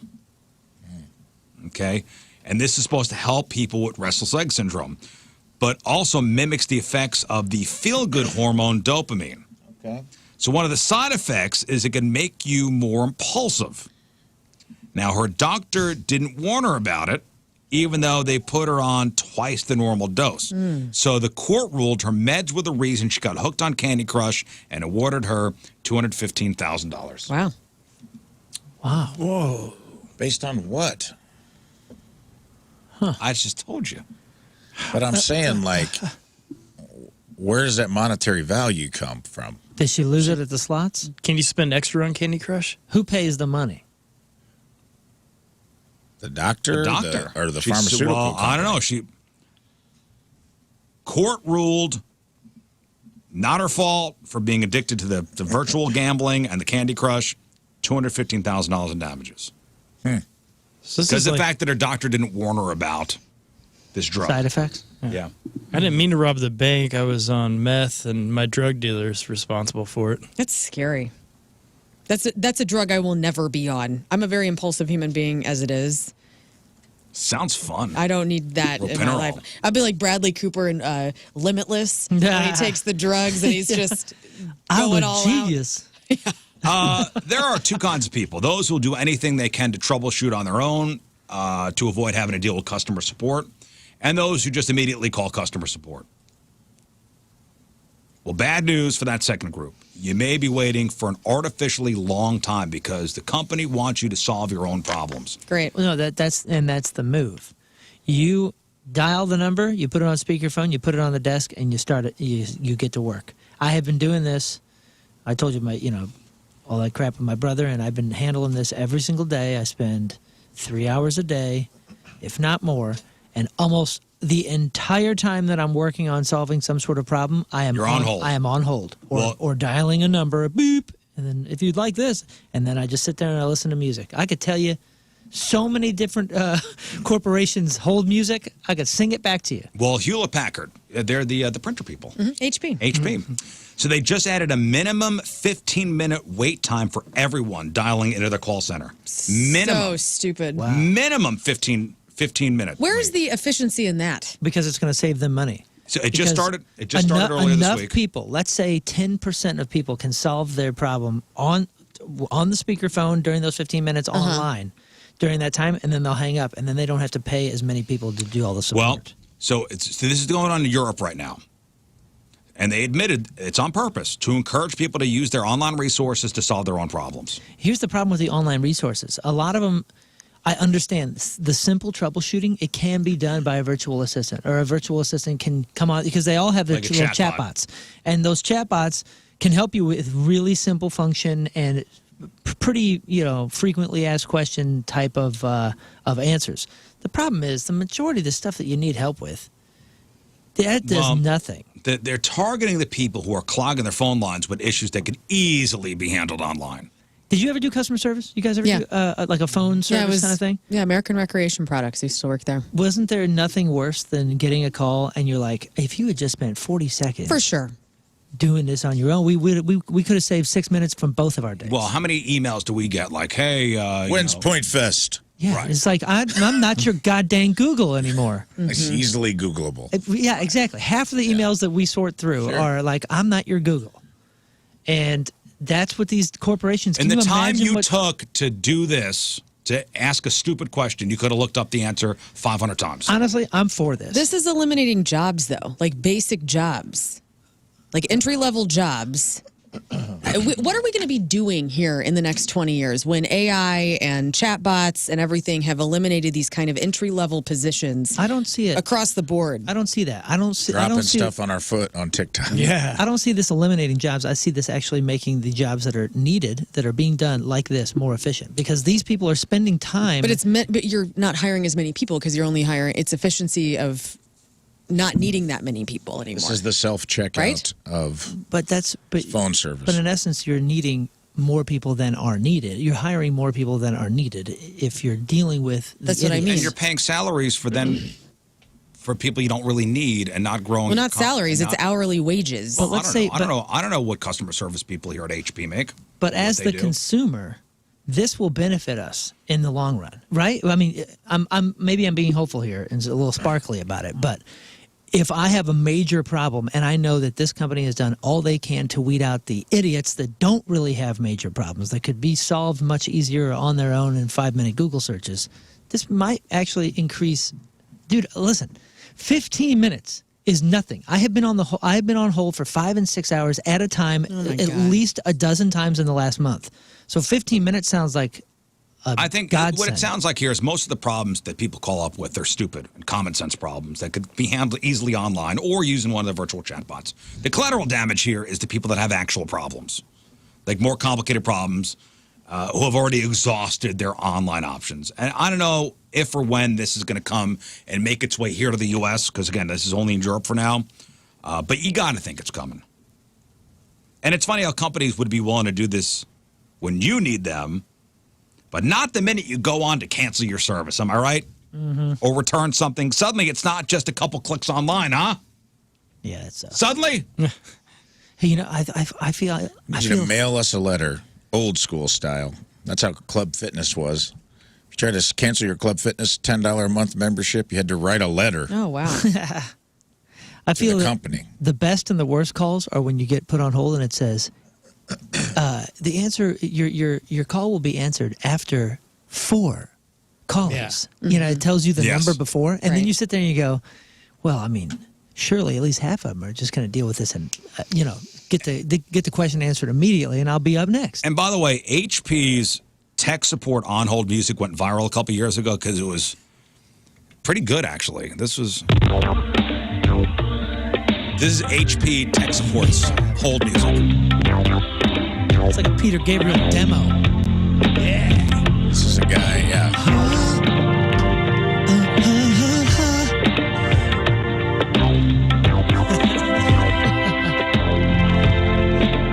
People were actually downloading that and like playing it in their cars. It brought back simply. 80s movie West where the End detective girls. from another city's walking into a club in a new city to find out, get some answers about what happened to his best friend.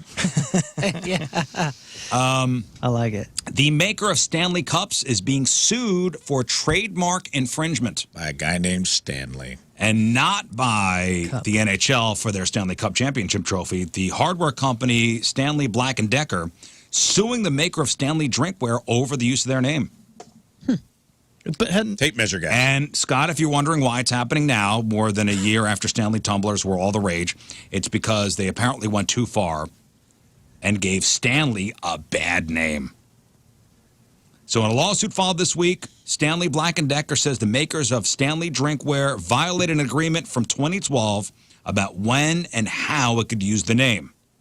And when millions of mugs were recalled last year, the use of the name Stanley made it seem like the defective products came from Stanley Black & Decker. Oh, no. Wow, that's what I think.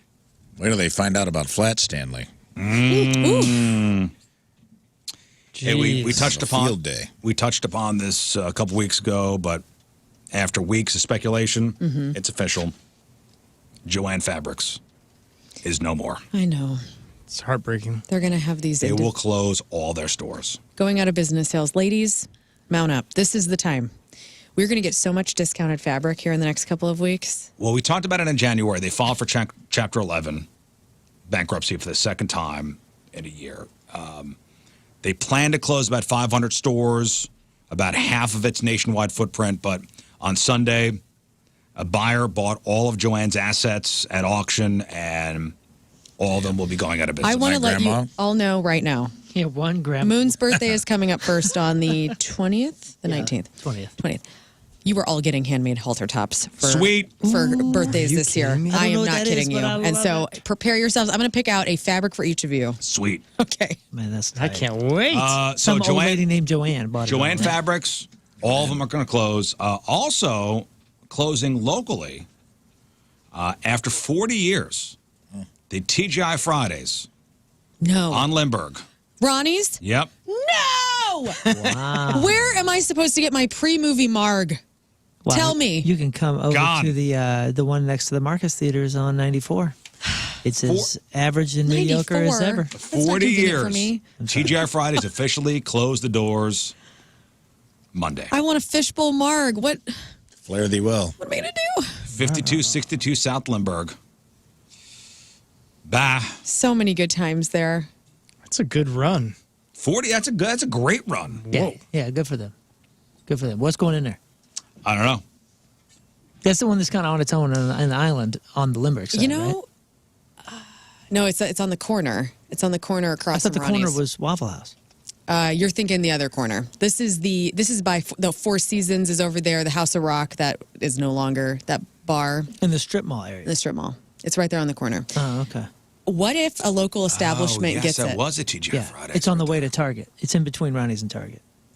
Is that right? Or not Target. On the other side is that pizza place. Yeah, sorry, that used to be a Target. That was the fighting spot. That's for- the pizza place. Yeah, yeah. now. If you were fighting in Limburg, you'd be like, "I'll meet you at Target after 7th hour." That was a Target? Yeah, that was a boxing ring for us, but yes, it was Target for Yeah, everyone your else. face is my Target. I want like a High Point Diner or Steve's Hot Dogs or somebody to buy it up. And are you kidding me? You know another chain's going to go in there. No, that'd be great. No. If Yeah, it's gonna be a 54th Street Grill or whatever. That's already over there.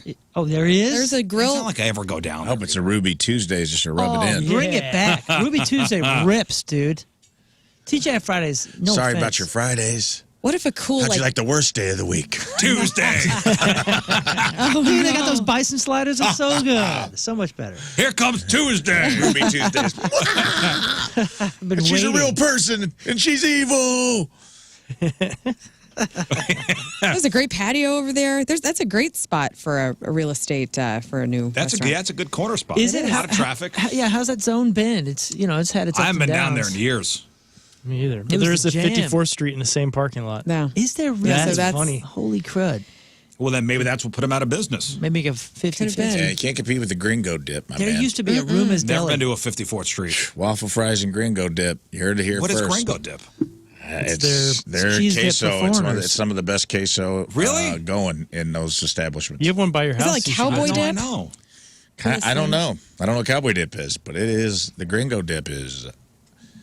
It's a game To changer. die for. It's to die for. There used to be a Ruma's Deli in Concord Plaza right across the street from there. That used to be the jam. Yeah. I remember the first time. That was the big theater to go to back when I first moved here. Yeah, Yeah. well, That was one of the first mega theaters. I worked at the TJ Maxx that used to be in there. yeah, because we had it redone. It was one of the first like mega theaters that had the little arcade thing and VR, the very first VR. Right. It was the thing. first movie theater I ever went to where there was a bar. Yeah. I was like, whoa, you could drink here? Oh, really? Do they still have the like the 50s drive-through Drive-in. special? It's still an area over there. I think it's a screen. I think they moved those cars out though. But I remember driving on Lindbergh That was the hang spot. and all the cars racing. Yeah. This is back in 03. Hell yeah. This is before they opened up Midnight Madness at the track, so people wouldn't die That's on the why they street. opened it up. I know. I was like, what is going on here? Yeah, that's my Cruising hood, Lindbergh. buddy. That's where I grew up. Me too. So RIP to the TGI Fridays. Next to Ronnie's. Bummer. Somebody get in there. And finally, federal and state authorities are warning of a nationwide texting scam demanding payment for unpaid tolls. Gotten a million of them. You've gotten one of these? I've gotten tons of them. Yes, and it was after Tim and I had we drove to Chicago, a month ago or so, and I thought, did we pay those tolls? Like, what the hell? So I didn't pay anything because I was like, screw those tolls. Well, so the authorities explained whether you've driven through a toll recently or not, you might have gotten a text saying you owe money for unpaid tolls. Probably a scam. Scammers are pretending to be tolling agencies from coast to coast and sending texts demanding money. So they I guess they send you a thing with a prompt asking you if you want to go to a website to meet their payment demands. If you click the link, your personal info can get stolen. I've become so hesitant, so guarded, if you will, that like if some government agency told me I owe money, until you come to my door, show me a badge, 7 other signatures, all wet signed by something. I'm not. I think that you're just trying to scam me. They'll send you a letter.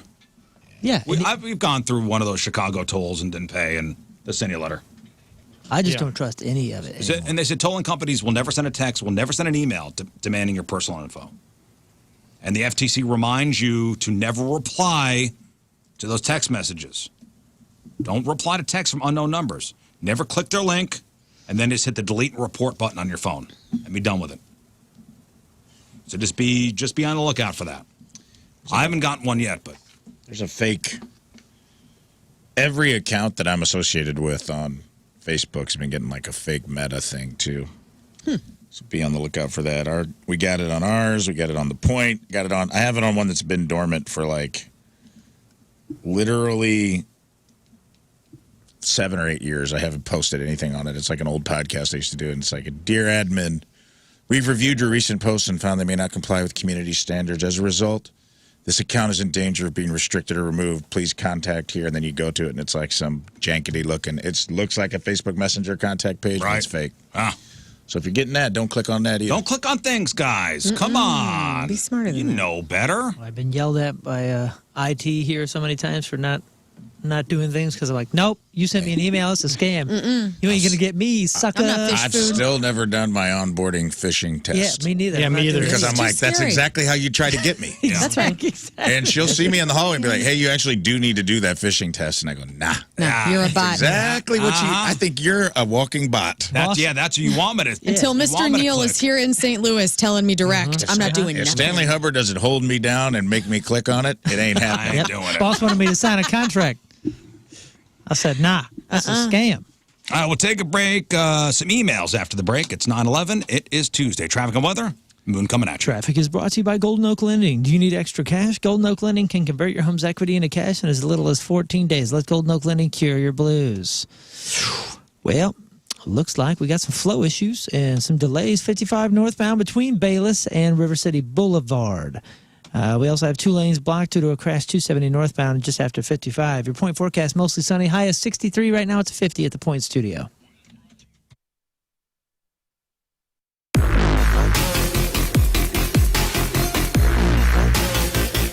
Hey guys, it's Lux and Jacoby from Pop Roach. What's up? How are you doing? Well, I mean, I'd like to say I'm doing good. I'm just much rather be playing a rock show tonight. I would much rather be watching you play a rock show. This is such a bummer. I know, very much so. We just got the news like an hour ago, and I was like, I mean, what am I gonna do? We did all we could. I'm here to rock. I'm here to do my gig. You know what I'm saying? And it's Mother Nature is just not having it today. But the good news is, outside of being here for Point Fest, you guys have a lot of stuff going on. Oh, yeah. Pop Roach is killing it. I was on TikTok today. Huge fan of your TikTok. What'd you see? Well, I saw you reaching out to one of my favorite artists, Kay Flay, for. Oh, yeah. So I texted her that video this morning. I haven't heard back, but I did. Oh, you know her? Yeah. Oh, dude, she's I absolutely did, and I sent her that video. I love her, dude. I think she's awesome. There's only a few days left in February, Riz, so people need to get out and take advantage of Hot Shots Customer Appreciation Month, dude. They've been around for 35 years, man. We've done so many events at Hot Shots. I mean, just since I've been here, I've probably been to like 10 to 15 events. Yeah. Just in a year. Imagine in 22 years how many Hot Shots events. Yeah, I think you probably are. Technically, you might be the world-renowned Hot Shots expert. Yeah. I've been to every location. Definitely regionally. I've been to every location. I should have like a corner of the bar at the Hot Shots Fenton like named after me. You should. They should put a plaque up.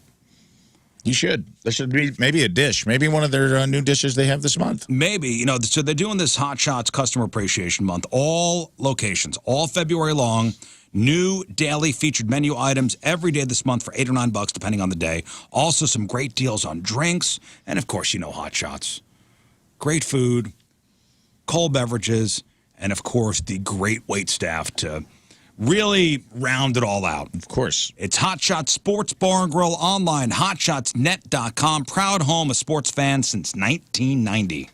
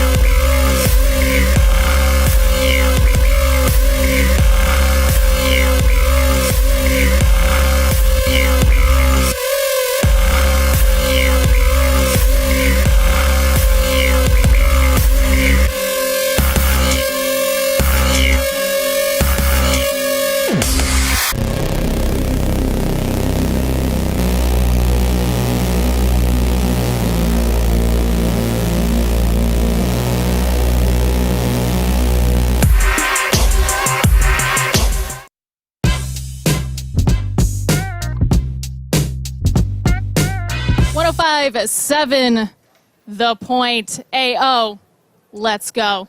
It's Liv Maddox, broadcasting live from the Hollywood Casino Amphitheater, and I am joined now by the one, the only Jelly Roll. Yeah, baby. How are you, sir? I feel like I'm back home, man. I love St. Louis. It's one of my favorite cities in America for dozens of reasons. Mm-hmm. And then the last time I was here was just sheer disappointment because Point Fest got rained out that day. And Yeah, Oh, we're still mourning that. And the crazy thing is that, you know, I wasn't here yet when that happened, but I keep hearing that when that announcement came out that it had to be pushed out, and then you couldn't make the scheduled show, people were so upset. You've got St. Louis in the palm of your hand, man. How does that feel? No. I just love St. Louis and they love me. I've been coming here for years. We used to play Pops. Yep. I probably played Pops 30 times in my life. And now here you are at the Hollywood Casino Amphitheater. Awesome. Well, yes. I With know. limited tickets. You like limited as in get in your car and come on and grab it. Exactly. Got to get here, box office. The music doesn't start till 7. You still got time to settle in before Jelly Roll hits the stage. Now, what's really cool about you, Jelly Roll, is that, and I promise you this isn't a commentary on your size, is that you don't fit into a box musically. Right. You got the hip-hop, you got the country, you got the rock all in one. So if somebody comes up and they're like, Liv, what kind of musician is Jelly Roll? What do I say? He's a music man. He's a music man. Right, listen, so in the 90s, I was listening to Korn. Okay. But I also knew every single word of Gin and Juice. Okay. And secretly, as a Southern boy, I knew every single word of Time Marches On by Tracy Lawrence, right? Mm-hmm. So that was the 90s country music era. And this is stuff I've just known since I was a kid. So it wasn't, I don't know, I just always judged music on whether it was good or it sucked. And a lot of music has sucked over the years. So anytime we get something that's pretty good, we should hang on to it, not categorize it and alienate it. We should embrace it, you know? Sure. So what music doesn't suck right now? What are you listening to? It depends. Across the board, I'm still listening. I'm stuck in the 70s. Okay. Right? Because I have a rule when I record, I don't listen to much current music because I don't want to be influenced. Okay. I hate that when the sounds become, so I'm really weird about that. But I do love Crown the Empire on the rock side. I don't know why, they just do it for me. I've always thought a lot of that band. Listening to a lot of Greta Van Fleet still. Yes.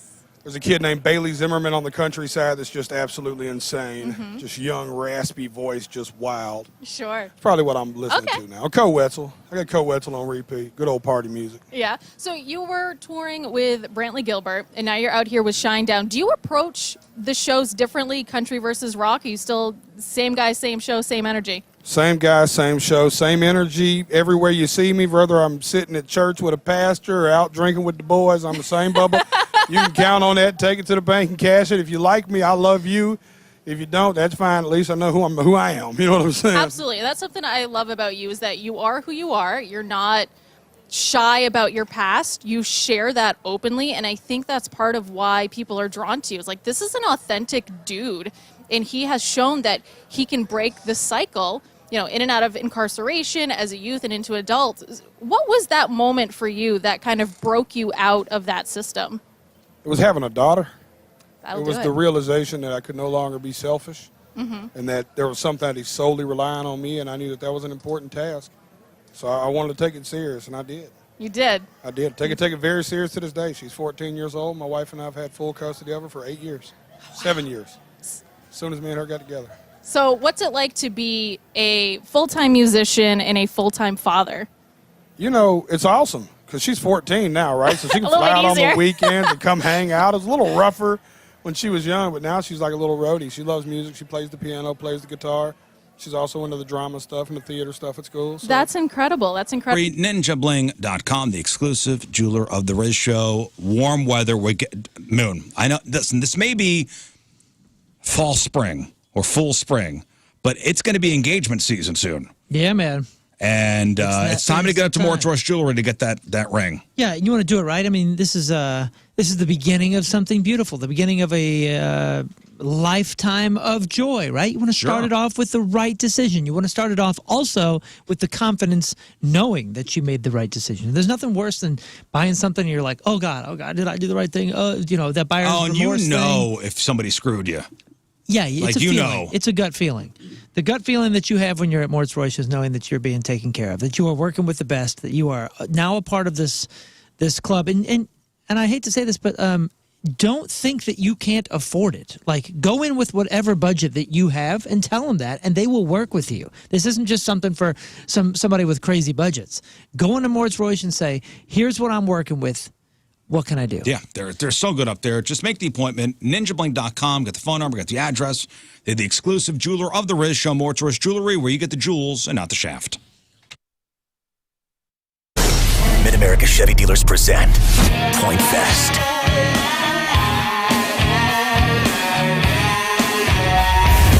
It's 105.7 The Point, everything alternative. Mail or two. Riz Show 1057thepoint.com or instant feedback through the 1057 The Point mobile app.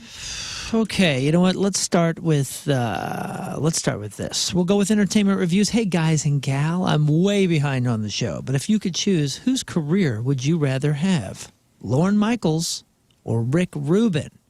It's as simple as choosing music or comedy. Oh, Rick Rubin, 1 bazillion %. Me too. From what I understand, so Rick Rubin is super producer. He's done Beastie Boys. He's done the Chili Peppers, Cash. System of a Down, Johnny Cash. From what I understand, he just walks in now, doesn't even, lays down in the studio, Yeah. and then gives a yes or no, and then leaves and gets paid $1 gazillion and gets points on the record. Goes and out there and just talks about art and zen and. He's not a musician either. No, the best thing, and there's some really cool Rick Rubin content out there right now because they've been like real pushing on it pretty hard. But the best thing ever was when the guy's like, "Do you have any discernible skills?" He's like, "No." He goes, "Can you play an instrument?" He goes, "No." "Do you know how to work the board?" "No." And they're like, "What are they paying you for?" And he goes, well, I think he said something like, My taste. My taste. And you're like, God, and it's the greatest life of all Says I time. trust my taste in what's good and what's not. Yeah, yes, he is a hit maker. Like he will help, singers with their lyrics. There is a point to him. There is a purpose for him. Yeah. But he literally goes in and will lay down. He does most of his work horizontal, Amazing. and probably doesn't even put shoes on. Plus, and I think Lauren's had a great career and been a kingmaker in his own way, but I feel like Lorne Michaels has a lot of people to answer to. Also, a lot of stress. That's what I mean. I disagree entirely. Guess who Rick Rubin's answering to? Rick Nobody. No, I like the community. I'm Lorne Michaels. I would love it. I love that they are fearful of Lauren. Like, if they don't get Lauren to laugh, it's a no-go. I love that they drive him nuts. And, he's got that kind of energy about him where nobody can cross him. I love that. I'll take it. So you want to be a scary feared. person? I want to be feared. I want people to be afraid of how much they love I'm me. just looking at it from the stress. The Michael Scott. That's the most answer. violent, gnarly thing I've ever heard. I'm in my honest. life. Scott said it in the Very office. honest. I'm going complete stress level of it. Like Me too. Rick Rubin lives in a You don't place even called. like to have your bare feet out, dude, or a beard. You couldn't. You know last where 1 Rick minute. Rubin lives? A place called Yeah. Shangri-La. I don't think this is Fine. going to be a fight. I didn't either. I'm just saying was what a I fight want. I you, don't care bro. what you do. I'm just saying you are Lauren Michaels. Are No, you I'm kidding not. me? You're already I would living love- it. That's You're why Paul you want Rick Rubin. Rubin. She's got a point there. Paul Rubin. You're Paul She's got a Rubin. point. You're not running the show like Rick That's a Rubin. cool one. You're definitely running this like Lauren. Rafe, who would you rather be? Lauren. Get out of here. I think that. Get Well, I mean, outta I'm a here. comedian, man. I would want to be around people making. He's also, even though Saturday Night Live takes it on the chin a lot, it's like it is the most successful show of all time. And he came from I just watched that Saturday Night movie on Netflix yesterday. It's You great, isn't recommended it? It's great, and it's like in real time about like getting the first episode up. Which I highlight. Very, It's on very Netflix. It's about the first episode of Saturday Night Live. Has anybody seen it? No. No, I want to It's directed by Jason Reitman, I think. Yeah. But it's real time of 90 minutes before the first show. Mm-hmm. And it's very good. Yeah, I want to watch it. It felt like Aaron Sorkin kind of like West Wing, like high tension, everything happening in real time. It was Yeah. good. But I also think that Saturday Night Live has been the counterculture zeitgeist for so long. Now, it's not as it was anymore. I saw a critique on Saturday Night Live I agree with. It was like when they started letting people in on the joke, it became part of the culture and no longer counterculture. Like when they started letting Sarah Palin come on with Right. Tina Fey instead of just making fun of Sarah Palin. Once they let the politicians and all of the people the authority they were railing against be in on the joke, they kind of stopped being counterculture, which I agree with. I do think that would be a much more interesting life and career to be. He's 50 years, dude. Oh, I know. And he hadn't been there the whole. I think like he left in the 80s when it went to crap, and they brought just it a couple back. of years. But he's been there for like 40 plus No, years. I know. Listen, Essentially, I you're appreciate his career. All the movies he owns, Broadway Video, That's what which I is was thinking. every successful. Lauren's not, but he's hurting for money. He's an old man. So is Rick Rubin. No, he's not. Rick Rubin's not an old man. He looks old Let's as say hell. okay. Well, what? So they're For not different. being He so said stressed, Rubin you look didn't say stressed age. out. Okay. Dude, essentially, you're doesn't. splitting this into New York versus LA. Wait, I was picturing. Do you want the New York stress level success? And you said he's at the Rick top of the Rubin's mountain. from New York. How annoying is this? His net Yeah, but- worth is not even publicly available. But he's LA-in, bro. What? I know he's LA I'm, through and through I'm now. looking out for my heart, and I think my heart and the art and, Because it's and music living and in that side- Malibu in that beautiful place in Malibu and having that awesome, easygoing life. Lauren but is worth more. I'm still going Lauren Michaels all the way. I mean, you get to make films, you get to be a part of TV, you get to work in this feared. incredible Moon and I industry. And you still The get to only be around all dancers. these cool musicians as guests. Yeah. I'm going Michaels all the way. I'll take Lauren the Michaels is stress. 500 million. Rick Rubin 300 million. Okay. Well, when you So get we're when you're richer than you that guys. when you're that when you have that much money, it doesn't matter. Yeah, I don't anymore. care about money or famous. Oh, I people. care about I money. care about my heart. But I'm saying in this scenario, the $200 million difference it means nothing to me. Oh. I just want to live as long and peaceful and happy as possible, and I don't think Would it be hard? it's a contest. I think it would be hard for me as a creative to be around, to not be part of the creative process as a performer and be a behind the scenes guy. I think that would be very tough for me, especially in comedy. Do you think that'd be tough for you as a musician? No, because I'm not there for the attention. I don't need it. It's not. That's just a byproduct. I'm there to I just want to feel like I'm doing something that I'm supposed to be doing. That I'm called to do, and I'm using whatever talents and whatever. But ultimately, I just want to live happy and healthy. I'm so disappointed in you right now. Moon, Me? I understand Get the outta Rick here. Rubin You're part of out of your Moon. mind. And Moon is the Rick Rubin of the show. The fact that you are from New York and you doesn't matter. you have this kind of people do fear you already are No, Lauren that's Michaels. not- The fact that you're like, I don't want to be Lauren Michaels right now, and he makes the most money. You're out of your damn mind. I don't even know who you are right now. She has a point. Fear her. No. I love that you're on Show my your side. fear to her. Somehow, but she's got you. Nope. If I was Lauren Michaels, though, it would be live from Los Angeles this Nope. Saturday night. That's Yeah, it would Can't not have be it New York both. at all. No, you From can't have it Sheboygan. both. Best of all worlds. I like it. No, Adios, New York. You don't Hello, get to Los have it Angeles. both. You have to live Lauren's life or live Rick's life. I'm living Rick's life. Yeah. I'm talking be so Scott. He bored. doesn't get Conan both. got to I do would the not. count. You need a can little all bit go of there. drama. I would not. Hey, dude, Rick Rubin's patoots are out All the 24/7. time. I wouldn't. I would love it. That would be weird for me. Does he wear tracksuits? I believe you. He could if he You're a wants. music guy. That makes sense, I guess, to me. I would love to go to a job and get paid $1 gazillion and just lay down and go.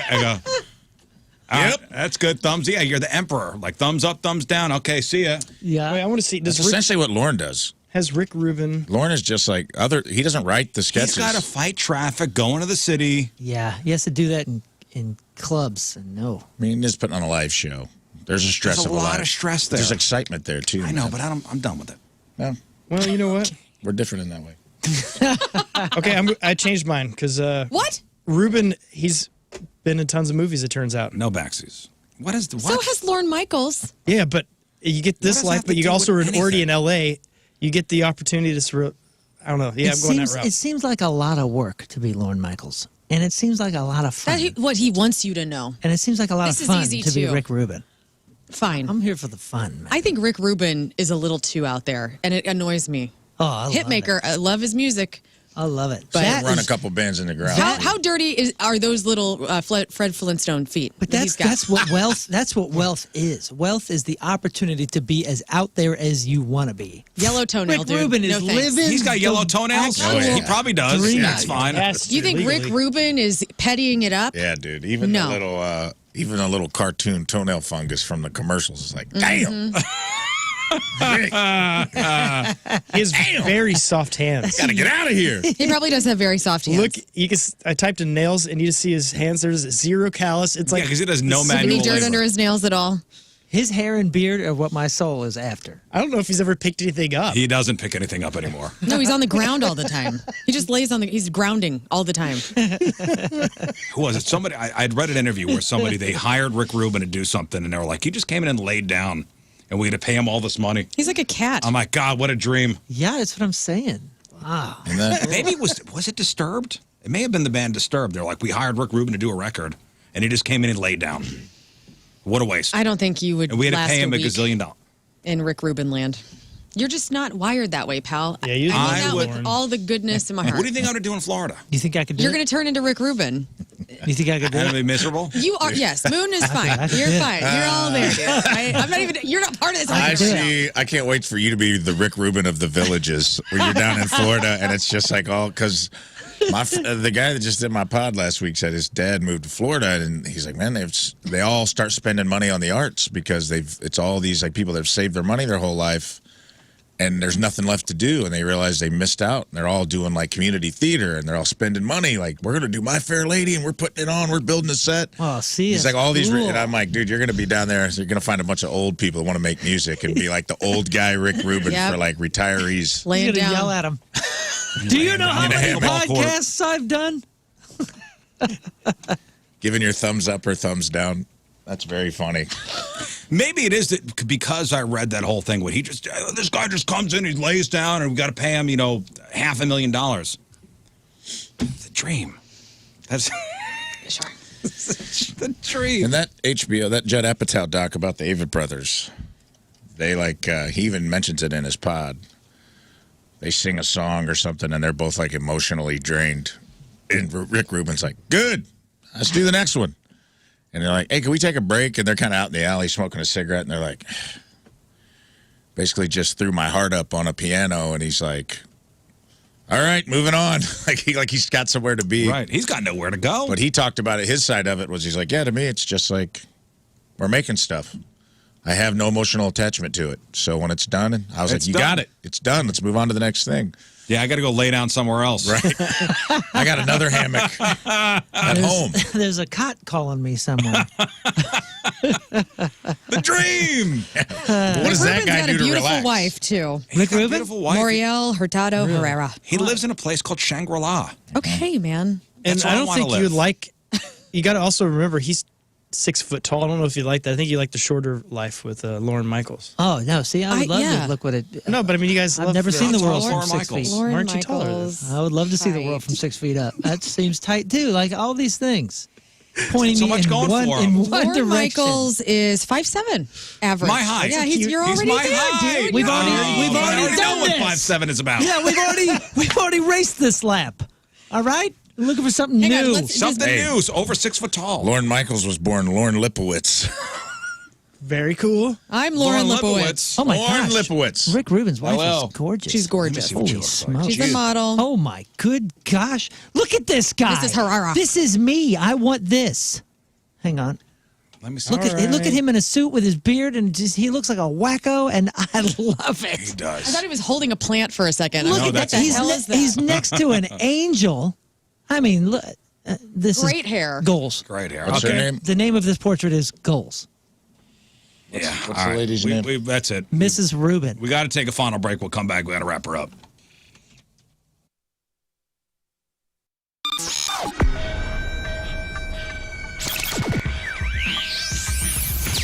All right, first big summer show of 2018. We've got 30 Seconds to Mars and Wellesley Arms and Walk the Moon and K-Flay. How are you? I'm doing great. It's really great to see you. I got to tell you this, though, kind of changing up the interview from where I thought I was going to go. I want to know about the fitness regime in which that you have, how you do it out there when it's 105 degrees, because I need to. Okay, so we've just started something. We're calling it Witness the Fitness. Okay. It's good branding, right? Right. We're off to a good start. But basically, like with a tour like this too, we have a lot of downtime. Sure. So we're trying to take like times when we could do bad things and do good things. Oh, very good. So you're just kind of keeping yourself busy, more or less. Sort of. But then also doing something very good for your mind and for your body as well. Exactly, because I feel like one of the things, there's like a weird cycle that can happen on tour where you get locked into this like never changing like Groundhog Day thing. Sure. And this is a good way to disrupt that potentially damaging cycle. Absolutely so. But I mean, and also too, though,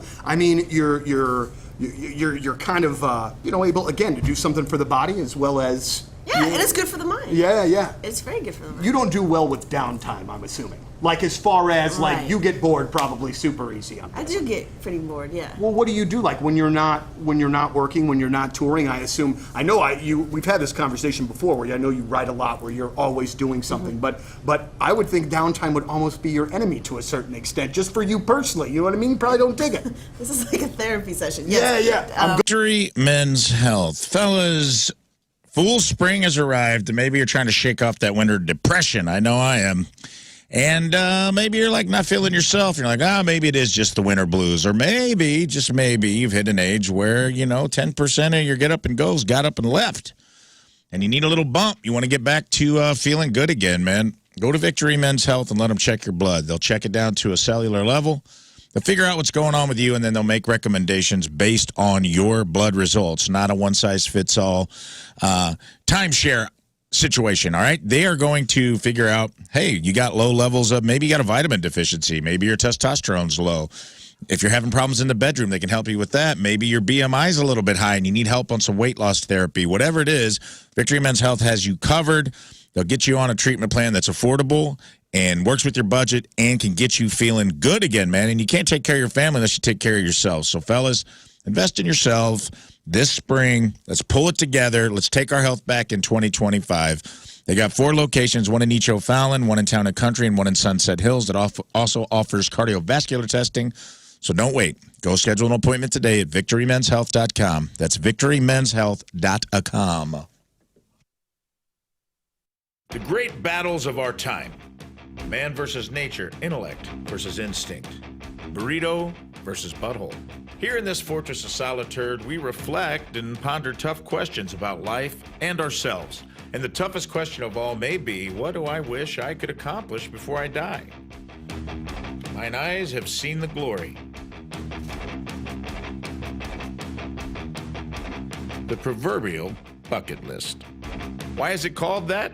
Do you have one? Should you have one? If so, what should be on it?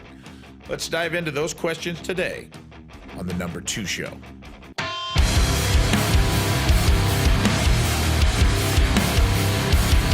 You know, they've always said to think outside the box, but here, inside this box, we've had some of the most profound reflections. They say inspiration strikes in the most unexpected places. Sir Isaac Newton, an apple tree.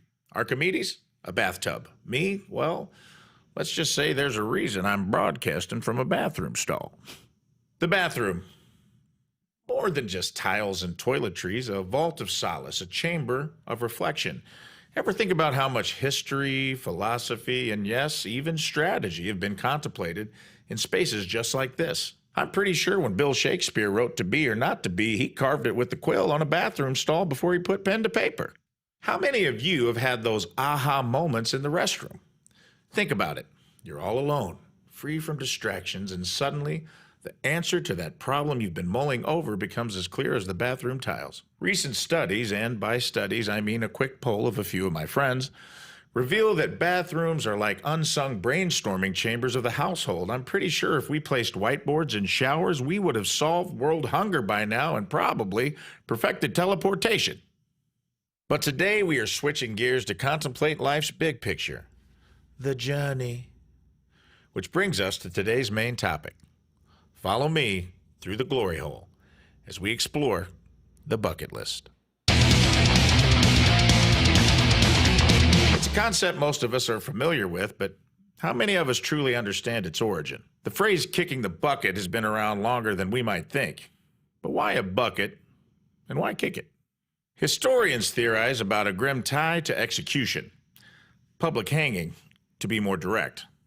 With kicking our own bucket away as the last thing we do before we die. That's a stark contrast to the delightful and daring dreams we jot down in our little dream journals before we go night-night. Eventually, we flipped the bucket over, took a seat, dropped a deuce, and got to thinking, what do I want to do before I die? Take my pal Rizzuto.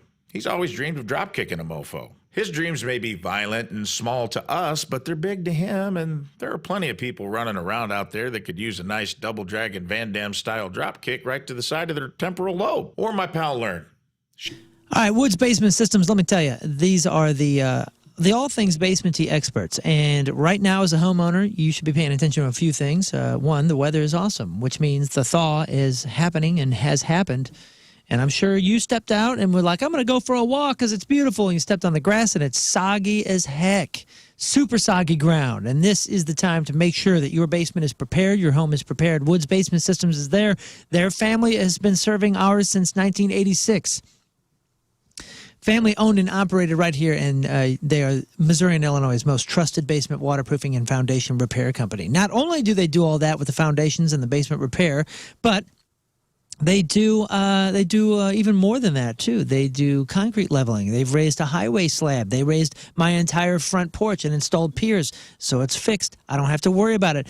Problems with your home, they're not going to get better with time. You know that. They're going to get better with Woods, because Woods is going to fix it forever. They've been serving the St. Louis, Springfield, Illinois areas and everywhere in between, and you can have them make sure that your home is up to snuff. If you have any sort of basement issues, any sort of leaking or damage, call Woods Basement Systems today. Again, their family has been serving ours since 1986, and they are the all things basement-y experts.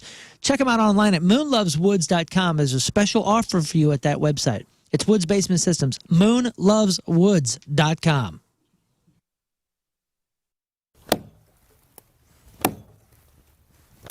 Dude, this sucks.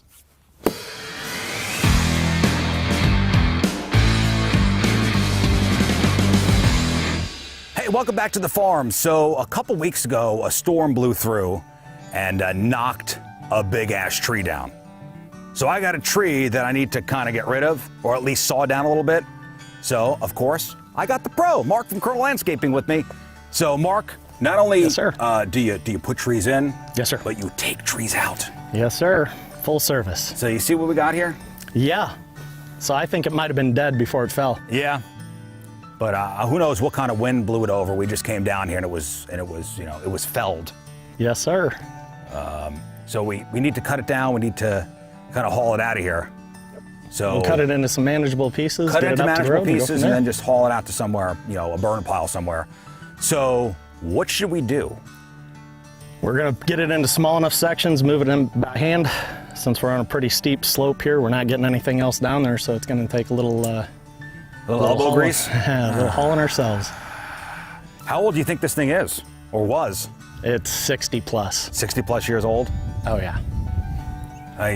So I guess we should just start sawing pieces off and make them manageable sizes. Yes, sir. Okay.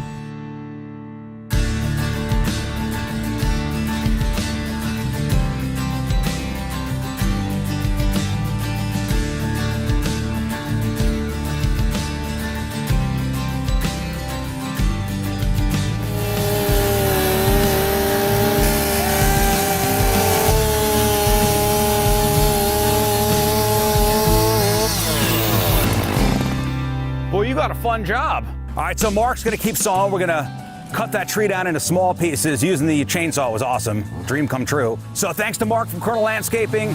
I'm sure there are more projects to do around here. There's always something to do around here. See you next time on the farm.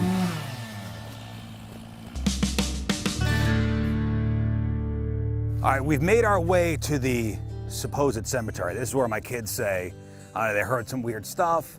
The dog won't go near here.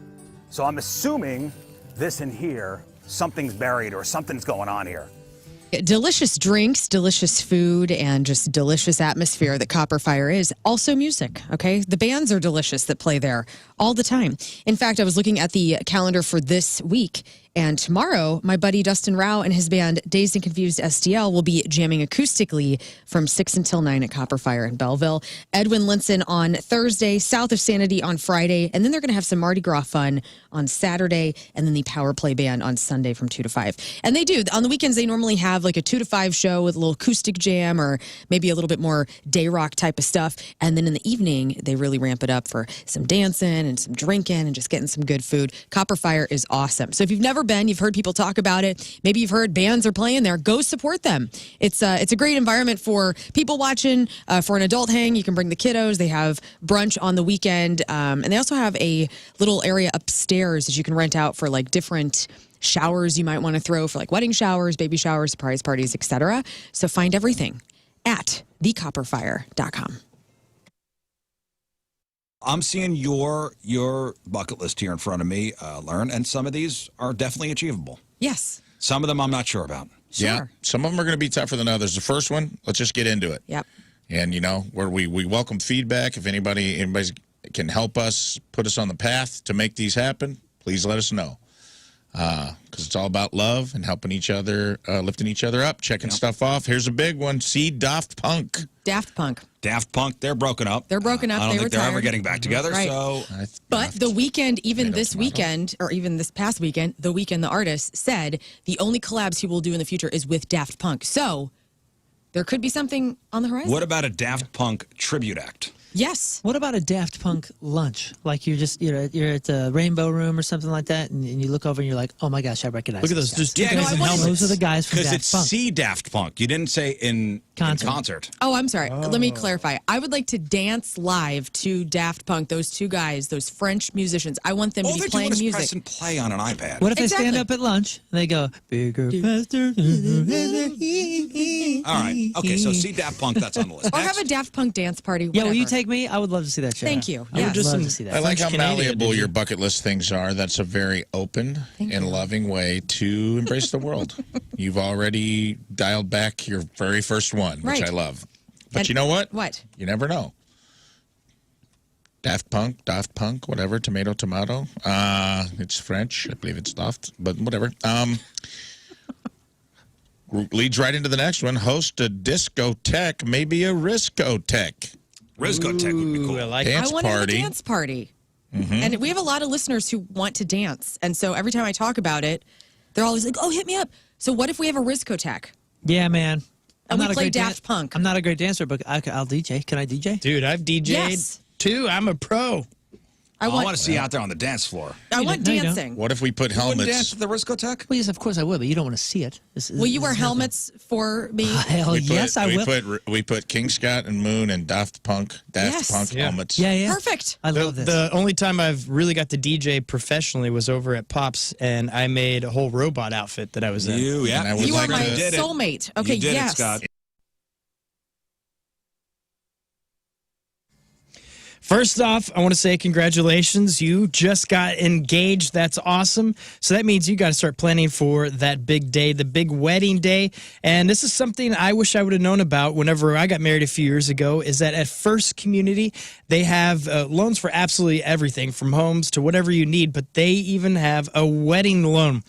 So that means you're going to save a ton of money. You can start booking those big events right now because this loan will apply to anything regarding to your wedding, even your vacation afterwards, your honeymoon. You can use this to go towards that. So you don't have to use credit cards and put all this on yourself. You can actually make this a lot easier with First Community. So swing by there and ask them today about their wedding loans at First Community. Again, it's a great low rate, and it's probably way lower than your credit card. So this is a way to save a ton of money with an easy, affordable monthly payment. And you can apply right now at firstcommunity.com or get their app, download that, and you can apply there. Or swing by any of their 40-plus locations, including 18 inside Walmart's, open 7 days a week. They make it easy to bank with First Community. So swing by there today, firstcommunity.com.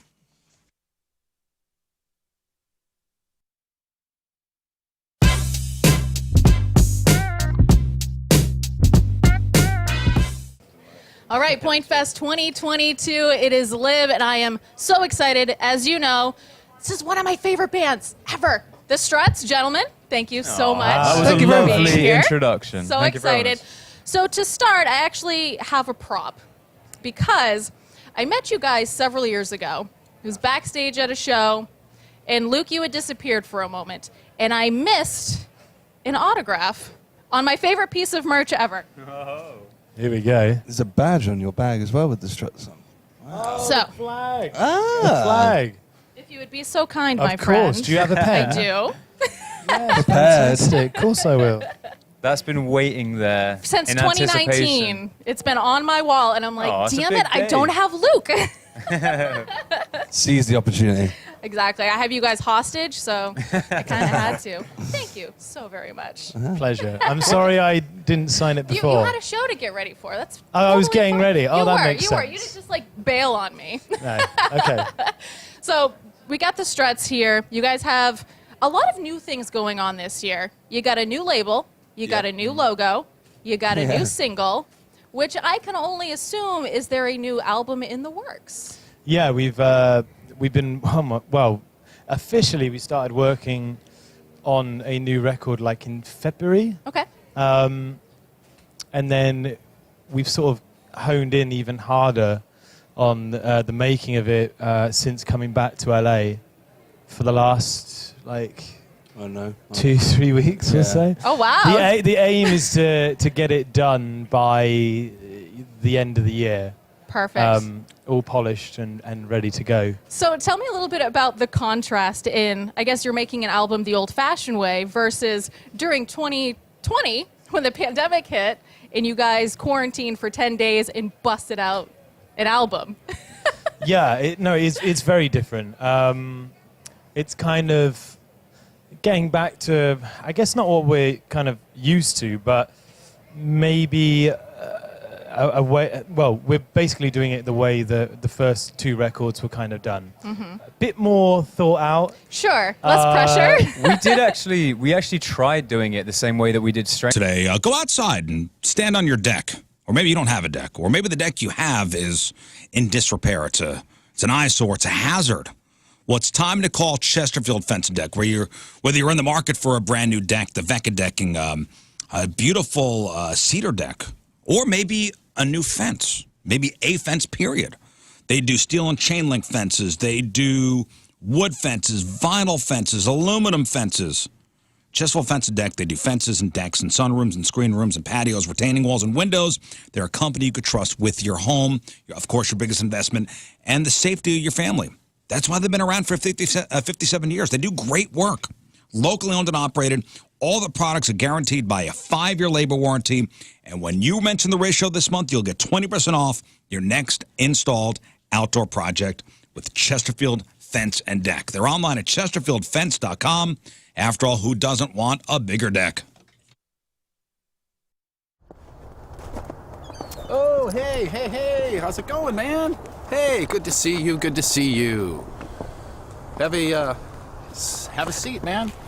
Just wanted to have a chat with you, King Scott's Virginity, just to talk with you real fast and just to say, first of all, thank you for everything that you've done for King Scott and for his lovely fiance. And I also wanted to say that you've been such a big part of our lives, you know, whether it's the show or just in our personal lives. And relationships end, and it's time for you to go. And I didn't want you to be shocked, to be surprised or anything, so I wanted to give you an idea of what's going to be happening on the wedding night, what's to come, so to speak. So when 2 people are in love, they get married, and then after they get married, they normally go away somewhere, someplace beautiful, and then they get You know what I mean? Like, they will go behind doors. I recommend going behind doors and you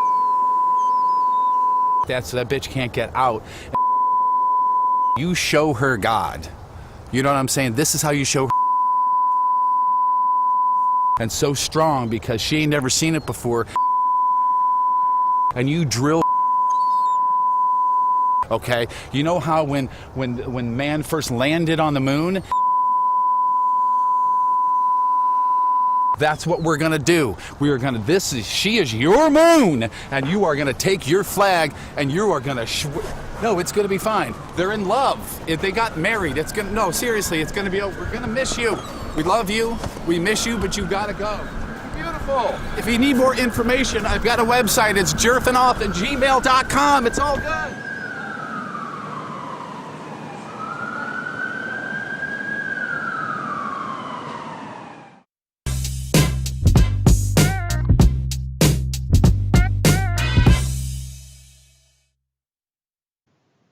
How are you, everybody? Donnie Fandango, and I am very lucky, and I know I'm nervous because my hands are sweating like crazy. I got Pete and Sam from Chevelle. Gentlemen, welcome back. It's really great to see you. Hey, it's good to be seen. Good to be here, Donnie. Well, and it feels like there was a number of years where we were running into each other a couple of times a year, but now it's been, I would say, probably 3 years, and it feels like forever, but you're back with great new music, guys. Welcome back. Thank you. Yeah, thank you, man. Yeah, it does feel like forever. So let me ask you, the break between records was the longest of your career. I'm sure you're going to get this question 6 billion times and have already, but it was a long break. What was going on during that time? Was it just a record that took a little while longer to make? Yeah. We were doing records almost every 2.5 years, roughly. Yeah. And I think I hit a wall and I just needed a little more time. I think I kind of like, you know, we don't learn very. If you feel like you're running on empty, Mentality Health is going to help you out. Mentality in Chesterfield, Mentality in South County. You might not be feeling like yourself because you're suffering from low testosterone, low T, low energy, low motivation. You're tired all the time, weight gain, muscle loss, belly fat. You're anxious all the time. You're moody. You're irritable. Low libido, which could, of course, strain relationships. Now, Mentality is a local healthcare facility that specializes in helping men feel and perform at the very best. They offer FDA-approved testosterone therapy combined with semaglutide to target fat while maintaining muscle. Your energy is going to come roaring back. The belly fat will burn off. Your muscles will strengthen up. You'll feel like yourself again. Confident, driven, ready to take on life. Be the dad who can keep up with the kids. Be the husband your spouse knows you could be. Feel and perform like you did 5 or 10 years ago. It's Mentality. Visit mentalityhealth.com/radio. That's mentalityhealth.com/radio.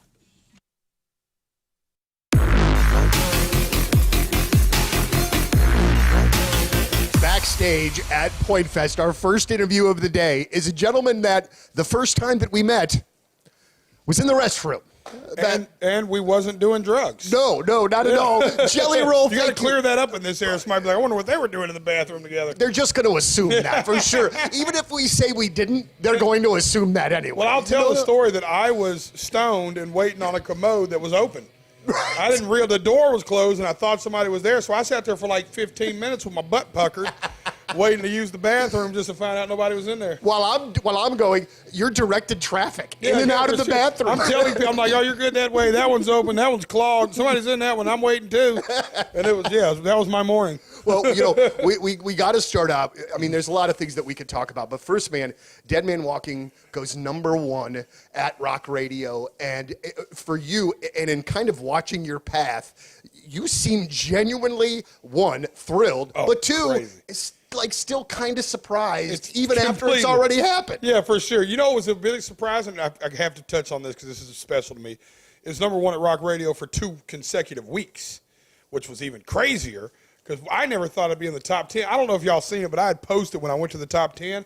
I was like, we made it further than anybody thought we would. Let's go to #5. And I was like, to me, I'd have been cool at like just going back to 12 at that point. I was like, we made it to the top 10. And then we were #1 for 2 weeks. We was in the top 5 for like 8 weeks. We were lucky, though. You know, we were blessed. It was a little rough. My dear friend Shinedown just controlled the chart for like 7 weeks. I mean, you speaking of clogged commodes. Yeah, well, they have a tendency to do that. Yeah, you talking about backing a toilet up. I mean, I think they were number one for 6 weeks, took a week off, and then went back again. I was like, you greedy mothers. When you have a song though, like Dead Man Walking, that you do you have an idea like that we've got something here, or was it just another Jelly song that you felt strong about? Well, I felt really great about it. I didn't know that I would ever be so accepted in the radio world. So I just wasn't sure, because I never changed the nature of the content of the lyrics. My top line has always been very purpose. Fast Eddie's Bon Air, Alton, Illinois, 20 minutes from anywhere. If you haven't been out to Fast Eddie's, what are you waiting for? You've been hearing about this probably your whole life, or at least as long as you've been in St. Louis. It's legendary, a destination for a great time. 367 North, cross the Clark Bridge, hang a right, follow the signs, and you are there at Fast Eddie's Bon Air. It's a full experience, And the last time I was there, I tried something new on the menu. I went for the half-pound Fat Eddie burger. They don't mess with quarter-pounders or something smaller. Half-pound burgers. And then, of course, the Cajun hot chick on a stick. The area's biggest and best bar around. The big Elwood on a stick, the marinated tenderloin and peppers. The peel and eat shrimp. I mean, try something new on the menu if you've been out there a few times. And if it's been a minute, get back out there. Bring a group of friends. Bring a group of family. Bring a group of strangers if you must. Back to Fast Eddie's Bon Air. Open daily at 11 a.m. and now accepting credit cards. Music, live music, 7 days a week. That huge heated outdoor patio. If you're 21 and in the mood, head over to Fast Eddie's Bon Air.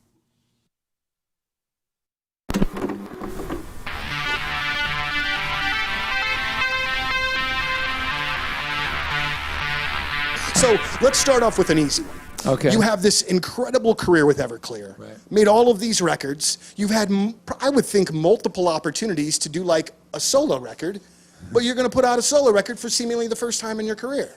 For not seemingly the first time. The first time in your career. Why now? Well, I mean, you know as well as I do that Everclear has been my baby from the beginning. Yeah. It's my thing. So as far as doing a rock band situation, I never felt really a need to do a solo record. I tried to do one once, and it turned into an Everclear record.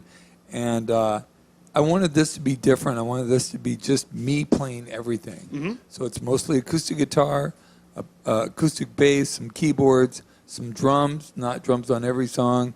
I sing all the vocals. I play all the instruments. Co-produced it with a friend of mine who's a great engineer, producer.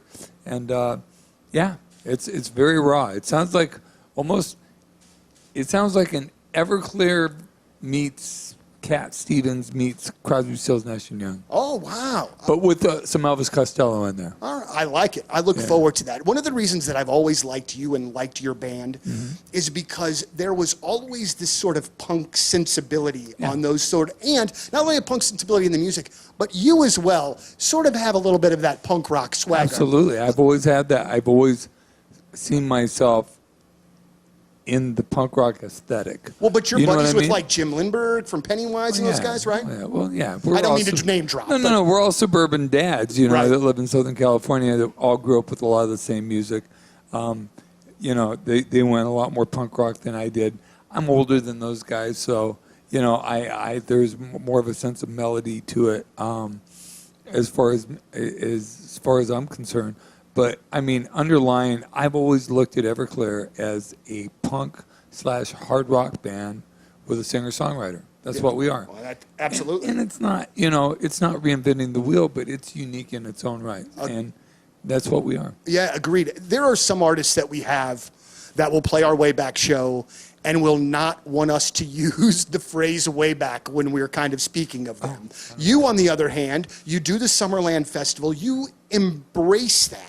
Why not? Yeah, that's kind of more my question for you. You know what I mean? Like, why do you think some other artists have like a hard time? Like, just people like it. No, they're coming out to see you no matter what it's called. A lot of people, especially people who feel a little insecure about where they are in the world, in my experience, seem to think that if they embrace any kind of, what's the word you want to use for it? Any kind of affection or acknowledgement of the old days, that it means that they're not relevant today. And to me, we define our own relevance as people and as artists and everything. I feel relevant. I go out and play to people who are singing the words and who are excited to see it and are paying money to see it, and it's value to them. That's a big deal. It's not just the money. It's not making the money, but that people will spend the money and they feel like they're getting value for it. Are you a dad? Yes, I am. So am I. Yeah. I'm a family guy. It's not hard to have it's not easy to have a family. No, sir. You want to find value wherever you go. I'll spend good money if I get the value for it, if it's worth what I'm paying for it. And if I feel that that's what we're giving to people, whether it's some sort of nostalgic trip or it's connecting with a part of themselves that they haven't felt connected to in a long time, what the hell is not relevant about that? Right. That's how I feel about it. Absolutely.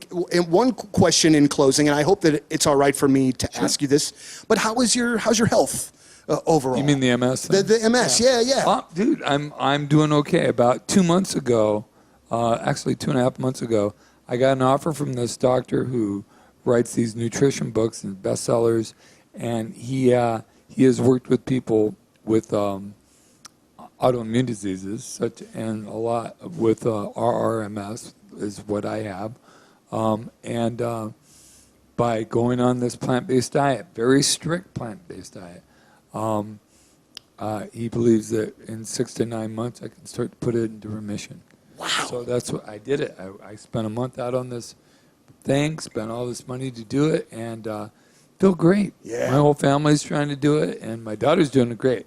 My wife's having a hard time with this vegan thing. I'll tell you, that's one of the things. My daughter is this is going off on a bit of a tangent. How old's your daughter? She's 11. Okay, mine's 11 too. Man, she's the most adventurous eater, like way more so than I would ever be. Situation, life could put good people in bad circumstances. So if you need a new car, if you need a car, period, instead of just selling you a car, the Auto Loan Pro is going to help you get your life and your credit back on track with a professionally guided approach to getting you approved. So here's how it works. Go to autoloanpro.com. That's autoloanpro.com. They'll guide you through each step with a customized game plan to maximize your qualification chances and secure you the best rates. From evaluating your credit to finding the right car, they offer a seamless process designed for long-term success in the St. Louis area. So again, your first step is going to autoloanpro.com. On that website, you'll find the playbook to success, and it's going to explain why your credit's the way it is and how they can help you get back on track. If you're financing a car, there's one thing to know. Choose the Auto Loan Pro. That's autoloanpro.com, autoloanpro.com.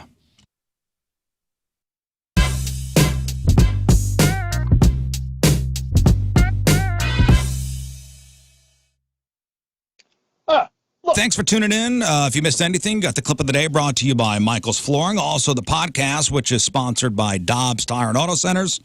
Moon, today's podcast is titled... Learn it's one of your best ever. I don't want to date a baby, okay, dude? It's just I don't want to date a baby. That was early. Thank you. That was early in the show. All right, Moon, quickly, what else? May 3rd, Can You Feel the Punk Tonight? Get your tickets at thepageant.com and get your tickets if you're in the San Diego or LA area for Anaheim House of Blues on Friday. And I think we're playing Soma in San Diego on Saturday. That's Goldfinger. Learn.